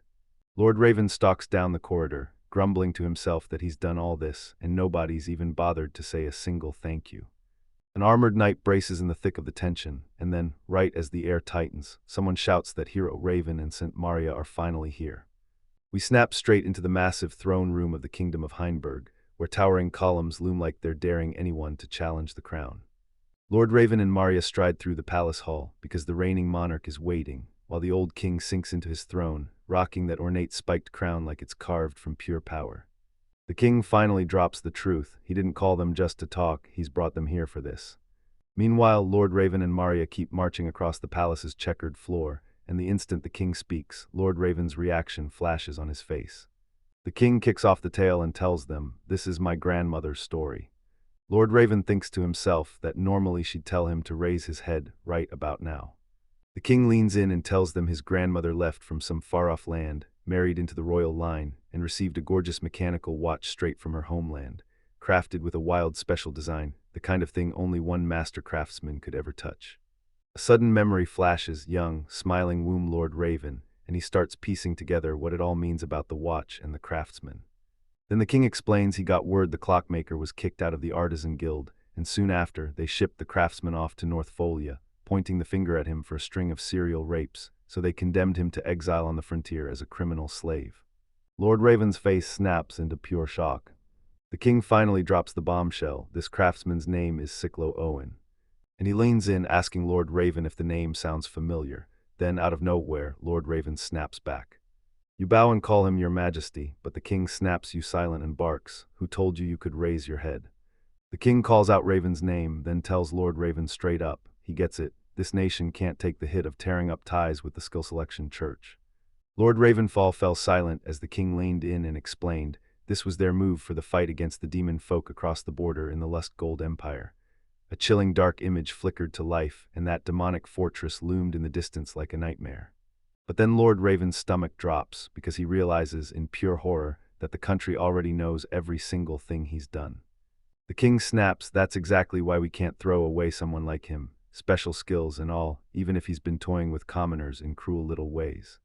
The king adds, this time is different, and the throne room looms ahead, huge, massive, and impossible to ignore. The king glares down at Lord Raven, crown blazing and that long white beard looming like a warning. Then he snaps that Lord Raven has basically drawn his bow at the royal family, right from the shadows. In the lower panels, Lord Raven tries to jump in, shouting, "Wait," with a shaky hesitation that betrays his nerves. But the king keeps going, saying the young man Lord Raven killed wasn't a random target at all, but a master craftsman his grandmother adored. In the scene, Maria stands by a huge ornate clock, and behind her, a memory flickers in. The king's grandmother, smiling like she owns the whole room. Lord Raven's face twists with raw panic as he snaps, "I'm a hero, I don't remember doing that." But inside, dread slams into him, and he knows this is going off the rails, so he has to steady the storm and do it now. The camera swings back, and there they are, Lord Raven and Maria side by side in the throne room, so he's staring at her like, "Where the hell did you even hear about this?" Then it hits him fast. Maria's the one who spilled the secret. Somebody in the room lets out a deep, thoughtful hum, like they're piecing the whole thing together.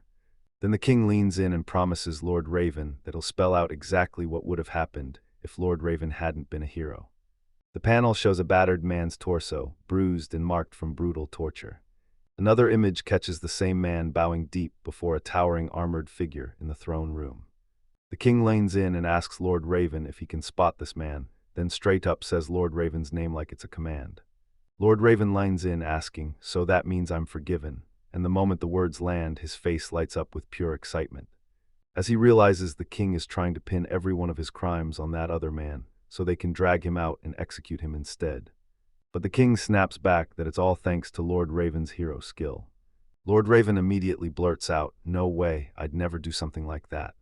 The king slams his fist down and declares that, for the punishment, he'll issue a royal decree in public, something worthy of a true hero. Lord Raven's eyes widen in shock and confusion as the news hits, and he blurts out, "Wait, are we really getting a punishment?" The king hammers down an order. Lord Raven has to win on the front lines, or it'll all be over as the war against the Lusgard Empire rages on. Adding that for someone like Lord Raven, taking him down should be a cakewalk. A brutal battle explodes on screen as warriors clash with demonic horrors, and then it all clicks. This isn't just fighting, it's the front line of the war against the demons, where even S-rank adventurers are still gambling with their lives. Lord Raven tells himself it'll all work out just like always, so he's set on letting the Duke's private troops go in first, using the demons as brutal meat shields, and then he'll step in at the end to land the finishing blow himself.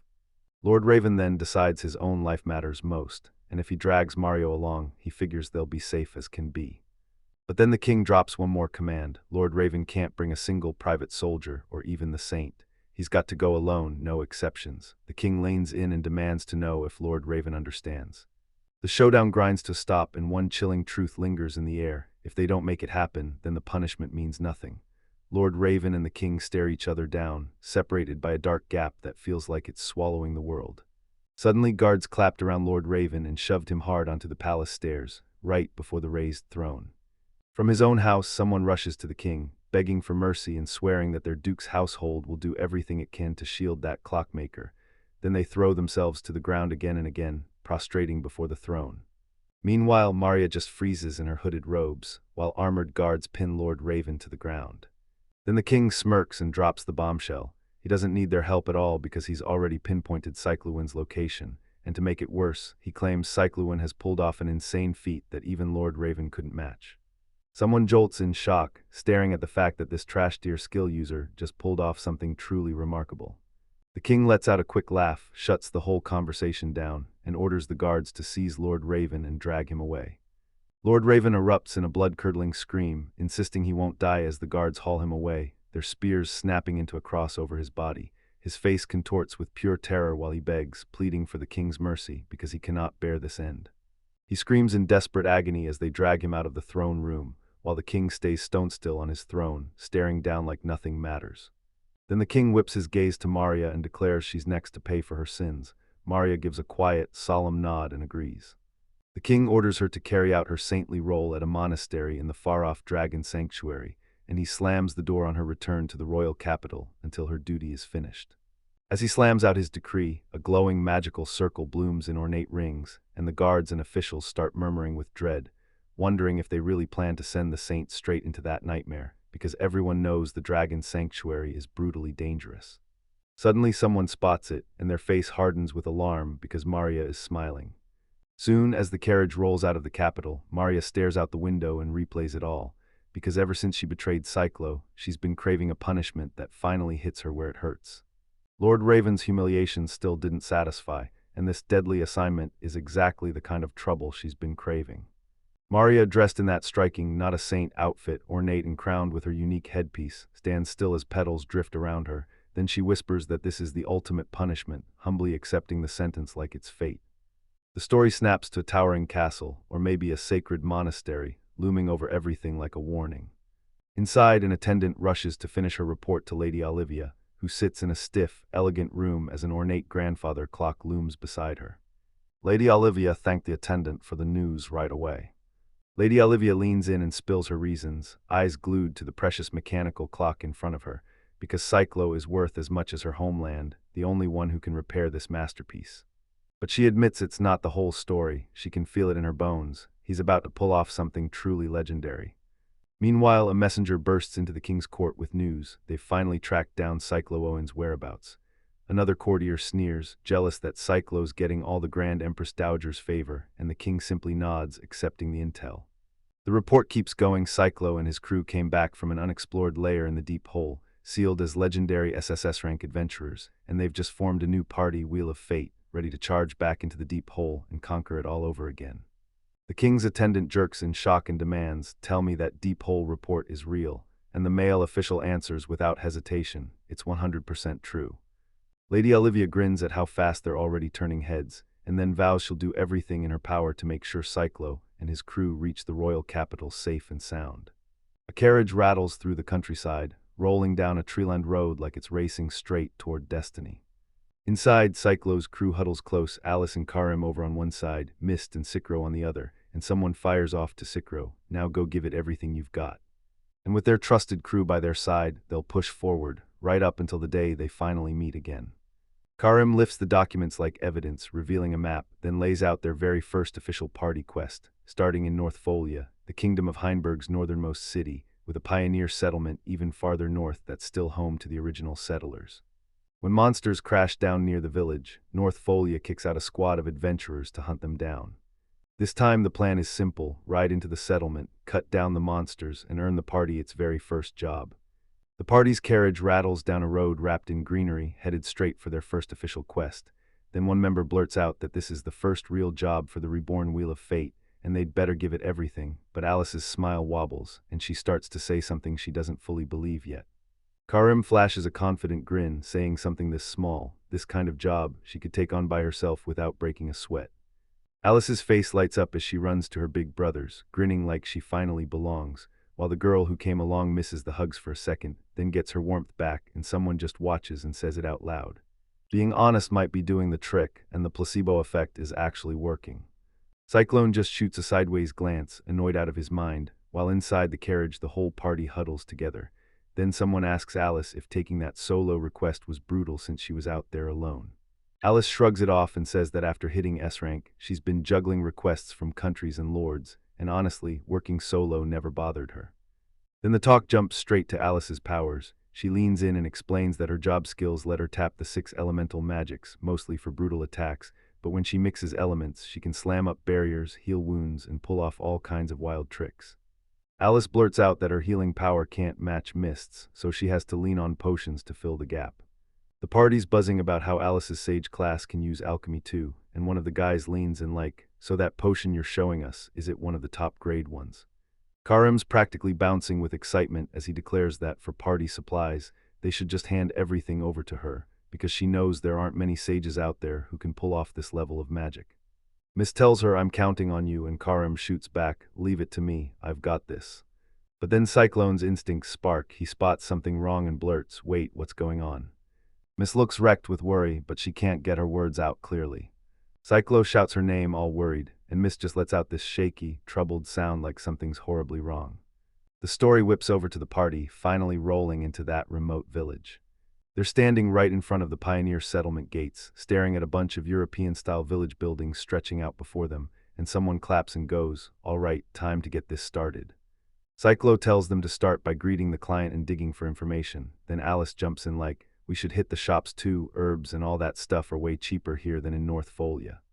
Cyclo nods, agrees, and hands that job to Alice. Alice takes it without hesitation. Meanwhile, Miss still hangs in the background, visibly worried, while Alice fires up and tells her master they'll give it everything, starting with what they can do right now. Karim even admits she's starting to feel useless, because these two keep proving just how reliable they are. Cyclone tells them, "I'm counting on you," then vows he'll ride out to see Karim and the village chief.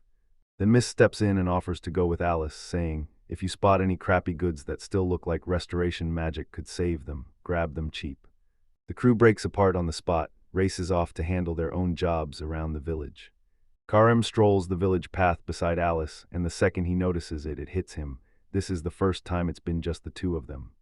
Meanwhile, Mist lingers in the shadows, her face twisted with worry as she watches from behind. Karim keeps his eyes locked on Alice, convinced she's got the same vibe as her master. Then Alice snaps back nervously as Mist calls her out. Alice gratefully thanked Mist for mending her big brother's broken heart, but Mist only looked down and admitted that was all she could manage. Then, after they trekked together for a while, Mist turned to Alice and asked if she'd noticed anything weird about her job skill. Karim tells Mist with total confidence not to underestimate the great sage, because she can practically see asterisk the mana flowing. She tells him that Mist's skill doesn't look bad at all. Alice shuts her eyes and tells Mist, "It's only because my big brother trusts you." Alice's eyes start to tear up at those kind words, and the Mist suddenly whispers her name, right when Karim panics and blurts out that she shouldn't cry, because it makes it look like she said something mean. She snaps at them to get moving, and they immediately break into a run toward the village buildings. At the client's place, a man dressed to the nines greeted the adventurers with a sharp bow, then thanked them for trekking all that way. The party huddles around a table while someone lays out the grim details. An allegedly demonic dog has been acting weird in the nearby forest. The client swears they're up against a hellhound and lays out the whole terrifying situation. Then the scene flips to a monstrous hellhound looming over dead bodies beneath the moon, and the client keeps talking. Hellhounds started showing up in packs, and now they're hunting right near the village. His clenched hands betray his panic as he tells the group, "Everyone's terrified, those creatures might invade the village itself." Someone nods and accepts it, then Karim steps up and takes control. They push the party to start in the forest, scour every tree and track down what's causing it, and the crew immediately agrees to the plan. The village client shows up and says there's a vacant house on the outskirts they can crash in, and that the party will be under his watch for the next few days. Karim turns to Mischi and calls it a lifesaver. And just like that, the party marches toward their lodging, cutting across a stone bridge over a rushing river, with dense forest standing guard on both sides. Karim and Miss stroll side by side down the path, walking in perfect sync. Ms. leans in and asks Karim if she can maybe trust her a tiny bit more than before. She can't shake the thought that Cyclo lifted a gun at her on a day that felt just like today.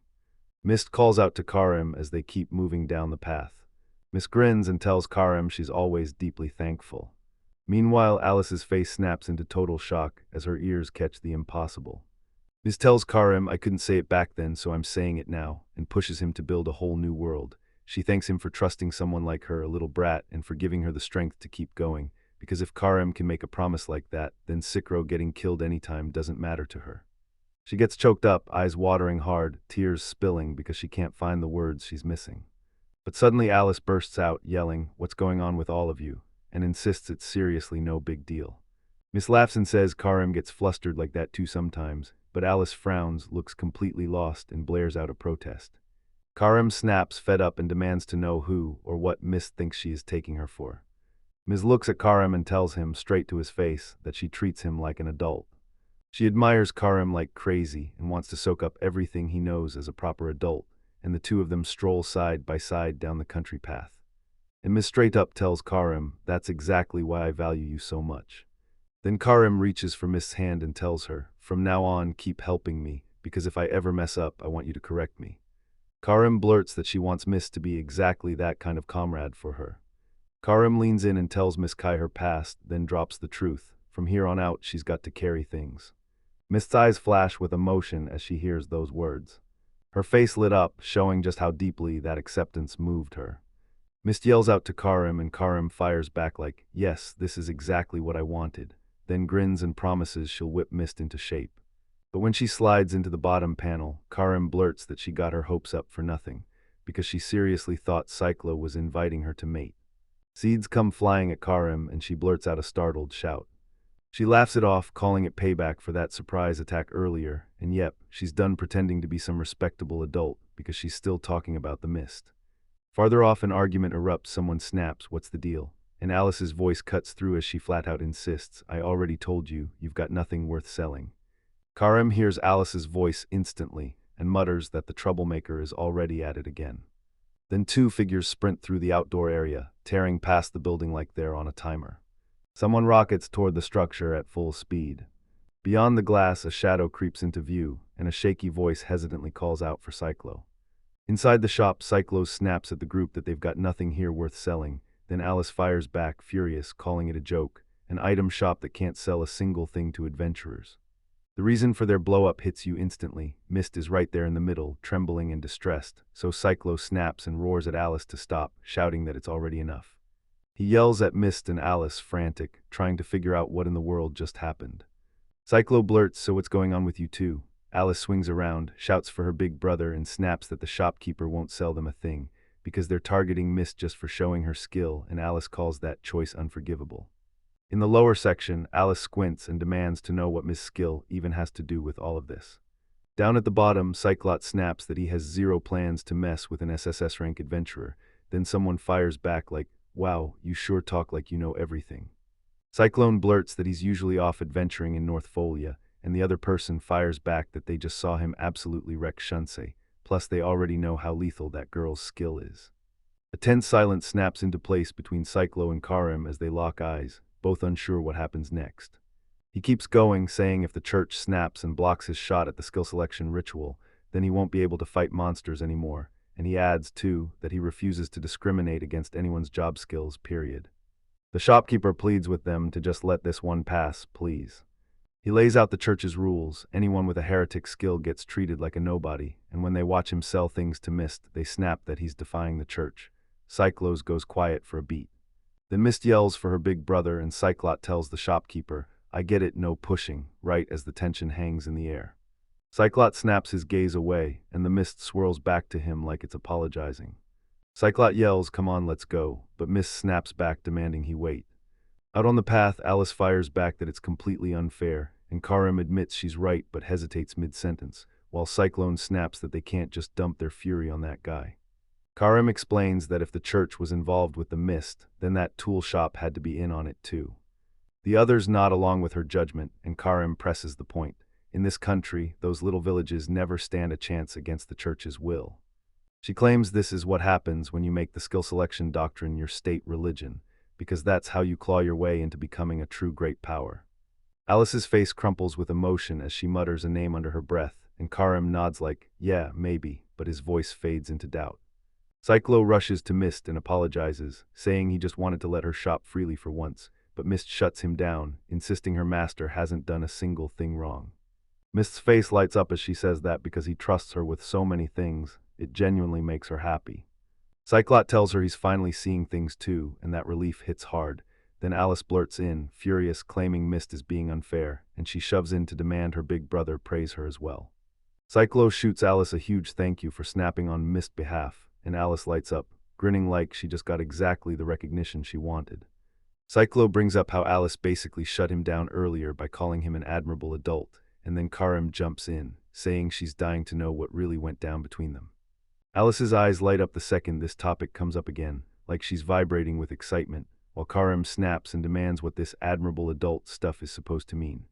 Alice cuts in that she's curious too, completely worked up, but Cyclo tries to dodge it, saying it's only something meant to stay between the two of them.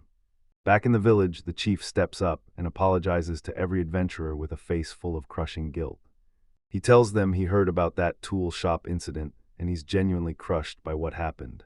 The chief leans in and tells them straight up, out here, they can't survive a day without the church's help. Then he thanks them for understanding the whole mess.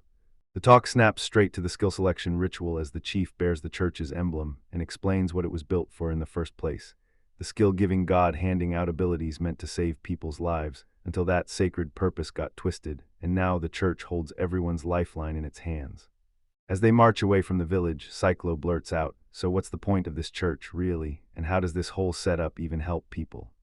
Out of nowhere, a voice yells from behind Cyclo-kun. Right as he turns, the call hits him like a punch. Cyclone spun around, totally baffled. Then a woman stared up at him and asked, straight out, if he really was Cyclone. He snaps to attention, spots Miranda, and blurts out in shock that it's his sister. Then Miranda grins and welcomes him home like nothing ever happened. The story shifts into a crumbling wooden building that looks like it's barely hanging on. Inside, Cyclo grills Miranda, demanding to know why she's here, while Karim steps in, tells the chief she's got this, and you can tell Cyclo's on edge about the whole thing. Miranda finally spills the truth about what happened after Cyclo was shipped to North Folia. She got played by a man, dragged into captivity, and then tortured with non-stop brutality. She blurts out that the man was Bijan Bajik of the guard. He flashed back to himself, falsely accusing Shakiro as the serial rapist, then daring him to go ahead and call other officers. After a while, Miranda realized the pain and agony had vanished from her body, like her suffering finally went silent. Cyclo snaps the name in her head, realizes who she's talking to, and his smile drops, darkness flooding his face. Miranda keeps talking, then drops the bombshell that before she even realized it, this village had already sold her as a sex slave. Karim recoils at the brutal truth, her face crumpling with pure distress, while Mist stands there, visibly shaken to her core. Cyclops' face hardens with fury, and he boils over. A flashback slams us into Miranda getting pinned down, someone barking at her to hold it together, and in her head she admits the truth. She blew it back then because her emotions took the wheel. Back in the present, Miranda grabs Sekiro-kun's attention and pleads for a favor, hands clasped so tightly it screams desperation, saying it's the only thing she can do for Sister Miranda right now. Miranda crumples to the ground, her voice cracking as she begs Cyclo to punish her. Miranda's voice cracks with panic as she grabs Sekiro and insists he could never, ever forgive her, and when the others hear that, they go rigid in shock with someone blurting, "What are you even talking about? Forgiveness is impossible." Miranda's gaze snaps into the panel with pure, unhinged fire. She even tells Cyclo she'll take any kind of violence, practically begging him to buy her. She keeps begging again and again, and as the Cyclo watches her, his worry swells, because it hits him that she's slipping off the edge of reality for good. Meanwhile, Karim quietly nods and agrees to what Alice is asking, speaking with calm, steady certainty. Cyclone drops into a crouch beside Miranda, and when he flicks his power on, the clockwork mechanism clicks into view. He murmurs an apology to Myra, then turns back just in time to see Miranda crumple to the ground, unconscious. Cyclostates will stay knocked out through the night and won't wake up until tomorrow morning. Outside the building, someone rushes up to thank both Karim and Alice, and Cyclone chimes in that he even healed their injuries too. Then this girl points it out and asks, "So who's the master?" The nearby figure is revealed to be someone they used to know back when they lived in the royal capital. Cut to an elderly mayor, chatting with Cyclo. Turns out he's been quietly taking care of Alice and Cyclo since they were kids. Back in the days they all called the capital home. Then the mayor starts to crumble, begging for mercy like his life depends on it, and he even asks, "If I hand back the full completion reward this time, will Cyclo hand over my sister Miranda?" He snaps that if she ever vanished, the village would be left without a single young defender. Then he swears that it's because of her that the village watch stays alive and keeps holding the line right here. The ruins around them scream one thing, emptiness, and Karim can't stay quiet, but the voice shuts him down fast. The mayor's word isn't true. Karim yanks out a quest document and tells the village mayor straight up, North Folia has a shop that traffics former adventure female slaves. If the job's cleared, the reward is enough to buy 10 women like that. The elderly mayor pauses, eyes narrowing, then tells Cyclo, "I know the guy, I'll introduce you." Later, Karim tells them how female adventurers often get trapped as debt slaves just to pay back what they owe, and the village mayor's face falls. He wants to know what she really means. Then the village mayor weighs the proposal, and after thinking long-term, he admits it might actually be a pretty smart move, so he tells them he'll go talk it over with everyone in the village. Meanwhile, Cyclo rolls down the village street beside Karim, keeping him right within arm's reach. He blurts out an apology, claiming it all happened because he made every call by himself. Then someone fires back, but will they actually go along with it? But Alice, Mist, and Karim light up. Alice calls Cyclone their leader, and they all slam their heads together, promising to back him no matter what. Cyclo quietly thanks them, like the words matter more than he can say. The camera swings to a window where Miranda lies unconscious in bed, and Cyclone clenches his jaw. This time, he's going to save her. He stares at Miranda's sleeping face and vows, with his comrades at his side, that this time, he's saving her no matter what. After their training ends, the whole party cheers like they just leveled up, and Cyclos leans in to say they should grab food as soon as they hit town. Then Alice lights up and blurts out that she wants meat, right as someone praises them for how strong they were today. Then someone turns to Mist and asks, "So, what are you hungry for?" Mist lifted one of Cyclo's energy cubes toward her master, beaming like it was the sweetest, most mind-blowing thing ever. But then Cyclone and Alice lock eyes, and the shock hits them at once, because they finally see what it means. Alice and Karim jerk in shock, pointing at the energy cubes and shouting that they're made from Cyclo's life energy.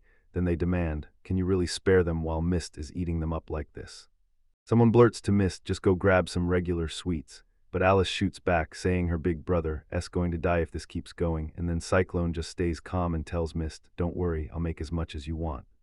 What? The scene jumps straight to a tabletop stacked with a jaw-dropping pile of energy cubes, straight from their cyclo-producing process. Then the next episode kicks off with Cyclo buzzing with adrenaline. He's ready to move out, hunt down the monsters, and rip into the mystery behind the Hellhound problem. Karim stops mid-thought and clocks that the Cyclone is. Meanwhile, Alice is sprawled in bed, still stuck in her witch hat, groaning that she's way too sleepy, and it's ridiculously early, while the narration underlines the brutal contrast between her eager brother and her pure laziness. Someone snaps at them to get going already, voice dripping with pure exasperation. Then Miranda spots Cyclo as he's about to vanish out the door, and she blurts, "Wait, are you already leaving?" She swears she'll catch him, but the moment she barrels to the doorway, he's already vanished.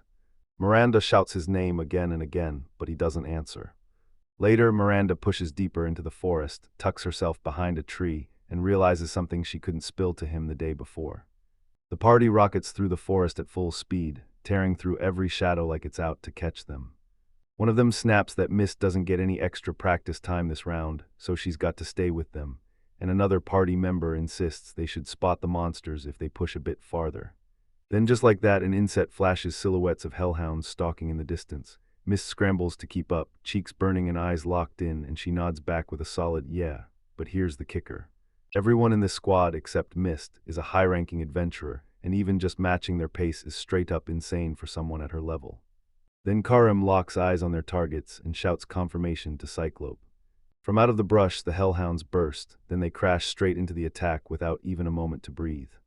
Demonic dogs barrel forward in a tight, coordinated swarm, snarling and snapping as they lunge at the party with pure, vicious intent. Karim snaps into motion with explosive speed. She swears the first move decides everything, then slices through multiple hellhounds in one brutal, earth-shaking strike. Her blade sliced through the pack before they could even line up their attack, dropping several demonic creatures in an instant. Hellhounds keep spilling in, and the fight never lets up. Karim barrels forward in the assault while the others stay right behind her, covering her every move. Then a voice screams for Karim to get out of the combat zone, and Karim snaps into action. He hears it, acknowledges the warning, and yanks himself away from the fight. Alice steps into the spotlight, her giant witch hat roaring with every breath of wind as she barks her spell to smash the enemy to pieces. A brutal spell called air pressure detonates across the battlefield, unleashing a crushing wave that slams the last hellhounds down with unstoppable force. The air pressure blast slams the hellhound hard into the dirt, and Alice stares at the wreckage like, "Yeah, that fits." Meanwhile, Miss is totally swamped with panic, and Alice leans in, demanding to know what's wrong. Miss says the truth hits hard, those masters are way too strong to even touch. But Alice just flashes a grin and reminds her, "Come on, we're S-rank adventurers." They stare at the fallen creatures, and one person blurts out that a mutation this weird should be nearly impossible. Alice cuts in that she's great at chemical analysis for exactly this kind of case. Karim agrees, hellhounds don't develop like this at all compared to the normal ones, and then someone wonders if it's all an artificial setup. Alice can't sit still. She's thrilled to test reactions on the corpse and start cooking up potions. Karim stares at her work and realizes the sage's skill is downright terrifying. Alice digs into a hellhound corpse for her test, and it snaps into a reaction that freaks her out. Suddenly, the hellhound corpse begins to transform in the most disturbing way imaginable. Someone gets creeped out by it, and that's when Alice calls.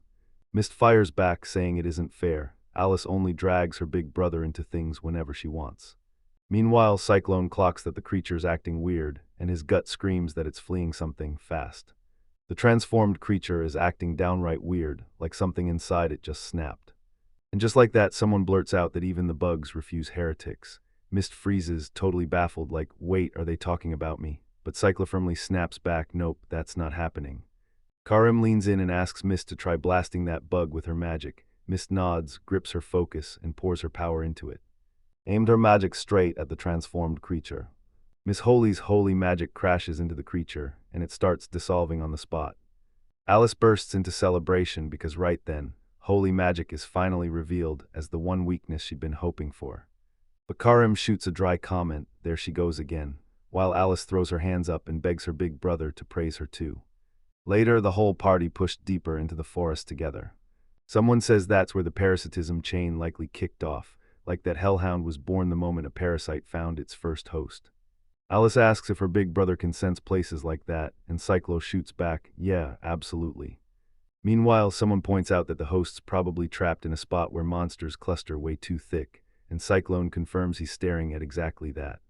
Karim slides up and asks how it's going, then fires off, "Did you find it?" And the second the answer lands, he brings up the Cyclo's potential. Karim admits that, yeah, he plays the fool all the time, but deep down, he's got the mind of a true sage. The group pushes on and the Cyclo keeps flashing, like it's telling them the finish line is just around the corner. Suddenly, the party sees a wrapped hellhound creature blast through the air from the impact, and Mist and Alice stare on, faces tight with worry. Someone drops a comment like, "Are you kidding me? It's happening again, this is insane." Then the sky tears open as a monstrous, multi-headed hellhound explodes into a wave of destruction. Skeletal canine heads burst out from its wrecked core, and the blast slams into the earth hard enough to carve a massive crater. Alice leans in and guesses the monsters and parasites might be coexisting in symbiosis, but someone shoots back that the big plant monster is the real culprit. Then another person asks straight up if that giant thing is actually pumping out the parasites. Alice finally admits it, she still has no clue where the parasites first came from. They finally admit the truth. For some reason they can only feed off hellhounds, then once they grow too huge, something drags them back here to get eaten by the plant as straight-up nutrients. Alice takes it in, then fires back. "So once we wipe out that giant hellhound plant, are we really done with this nightmare?" Cyclo leans in and confirms it. "Yeah, that's exactly right." Karim rockets forward and hurls a full-power strike at the giant plant, screaming at it to take her blow. Her weapon crashes into the creature and boom, huge, white, fluffy blasts erupt on impact. Meanwhile, the mists hung back from the sidelines, and the comments screamed that trying to take it down all by itself won't get the job done. Someone tells Cyclo to lock in on wiping out the monsters first, and another voice chimes in that even Karim is struggling to pull it off with nothing but a sword. Cyclo just smiles like he's already won and whispers that he's got a secret trick too, then leans in and goes straight for the fluffy white plant matter. Suddenly, the cyclosword bursts into a swarm of razor-sharp chain blades. And then boom, somebody spots it. The swords keep multiplying right before their eyes. Then Karim unleashes her own technique, screaming Konkanbu Crimson Flame Sword Dance, and rockets forward blade first. Karim and Alice hit in perfect sync, unleashing their coordinated assault side by side. Karim rockets through the sky, crimson flames roaring around her as she dives like a comet. Her blade flashed as she barreled straight into the massive plant creature, slicing through it in the blink of an eye. Flame and explosive force ripped straight through the battlefield as both fighters slammed their attacks forward. Karim watches the fight unfold and tells them, "I can see exactly where this is headed now." Alice shouts that they can't afford to lose either one, calling out to Mist as the tension spikes. Karim nods in and says, "Let's go together, same time." The whole crew strikes at once. Karim screams her technique like a war cry. Karim unleashes a flame pillar while Mist whips Holy Ryle from her spot, and the two blasts slam into the giant plant creature together, so brutal it rips right through it as the monster finally crumples, leaving Karim staring at the wreckage. She can't stop doubting she really beat it, then she spots something that tells her she's got a bigger problem. She seared the surface to the ground, yet it regenerated anyway. That creature's regeneration speed is straight up unreal. And Karim realizes at this speed, before she can even finish her next chant, it'll be completely restored right in front of them, with the plant monsters rapidly healing as they watch. Then Cyclo strides forward and announces it's finally time. He's about to unveil his secret weapon too. As he summons those colossal firearms out of thin air, clockwork mechanisms snap into place all around him, while Mist, Alice, and Karim stare in shock as the weapons finally take shape. Cyclo tells him it's basically a flamethrower because it burns pure high energy, so he can't fire it in tight, enclosed spaces. But for something this massive, it's shockingly perfect. He plants his feet, swings up a monstrous weapon, and lines up a clean shot at the giant plant creature looming right in front of him. Cyclone slams in his technique, screams flamberge, and the giant flamethrower erupts in a blazing torrent. A weapon screams to life, blasting a brutal wave of fire right into that giant plant creature, pure, overwhelming devastation. The monster gets swallowed whole by the explosion, blasted into brilliant flames while scorching heat roars all around it. Flames roar across the battlefield in a brutal tidal wave, swallowing everything ahead of them and boiling the whole ground into a sea of destruction. Smoke billows up into the sky over the forest, hanging in the air as the wreckage of the attacks finally settles. The fight finally wipes the plant creature clean off the map, and Cyclo says, "All we have to do now is collect the remains. Those will be our proof that we've brought it to heel." And the three girls instantly explode into cheers, celebrating his victory like it's the best day ever. Karim lights up and praises his work. Alice scoots in and hugs him while calling him awesome, and Mist grins and says he's always amazing. But one of the party members yells, "You're still right in the middle of this fight." The small familiar just smirks and says, "I already dealt with them while Cyclo was busy torching the enemies." Cyclone's face flickers with resolve as he whips his gaze to his crew and shouts for everyone to listen. He decides it's time to track down every straggler, and the whole crew erupts with excitement.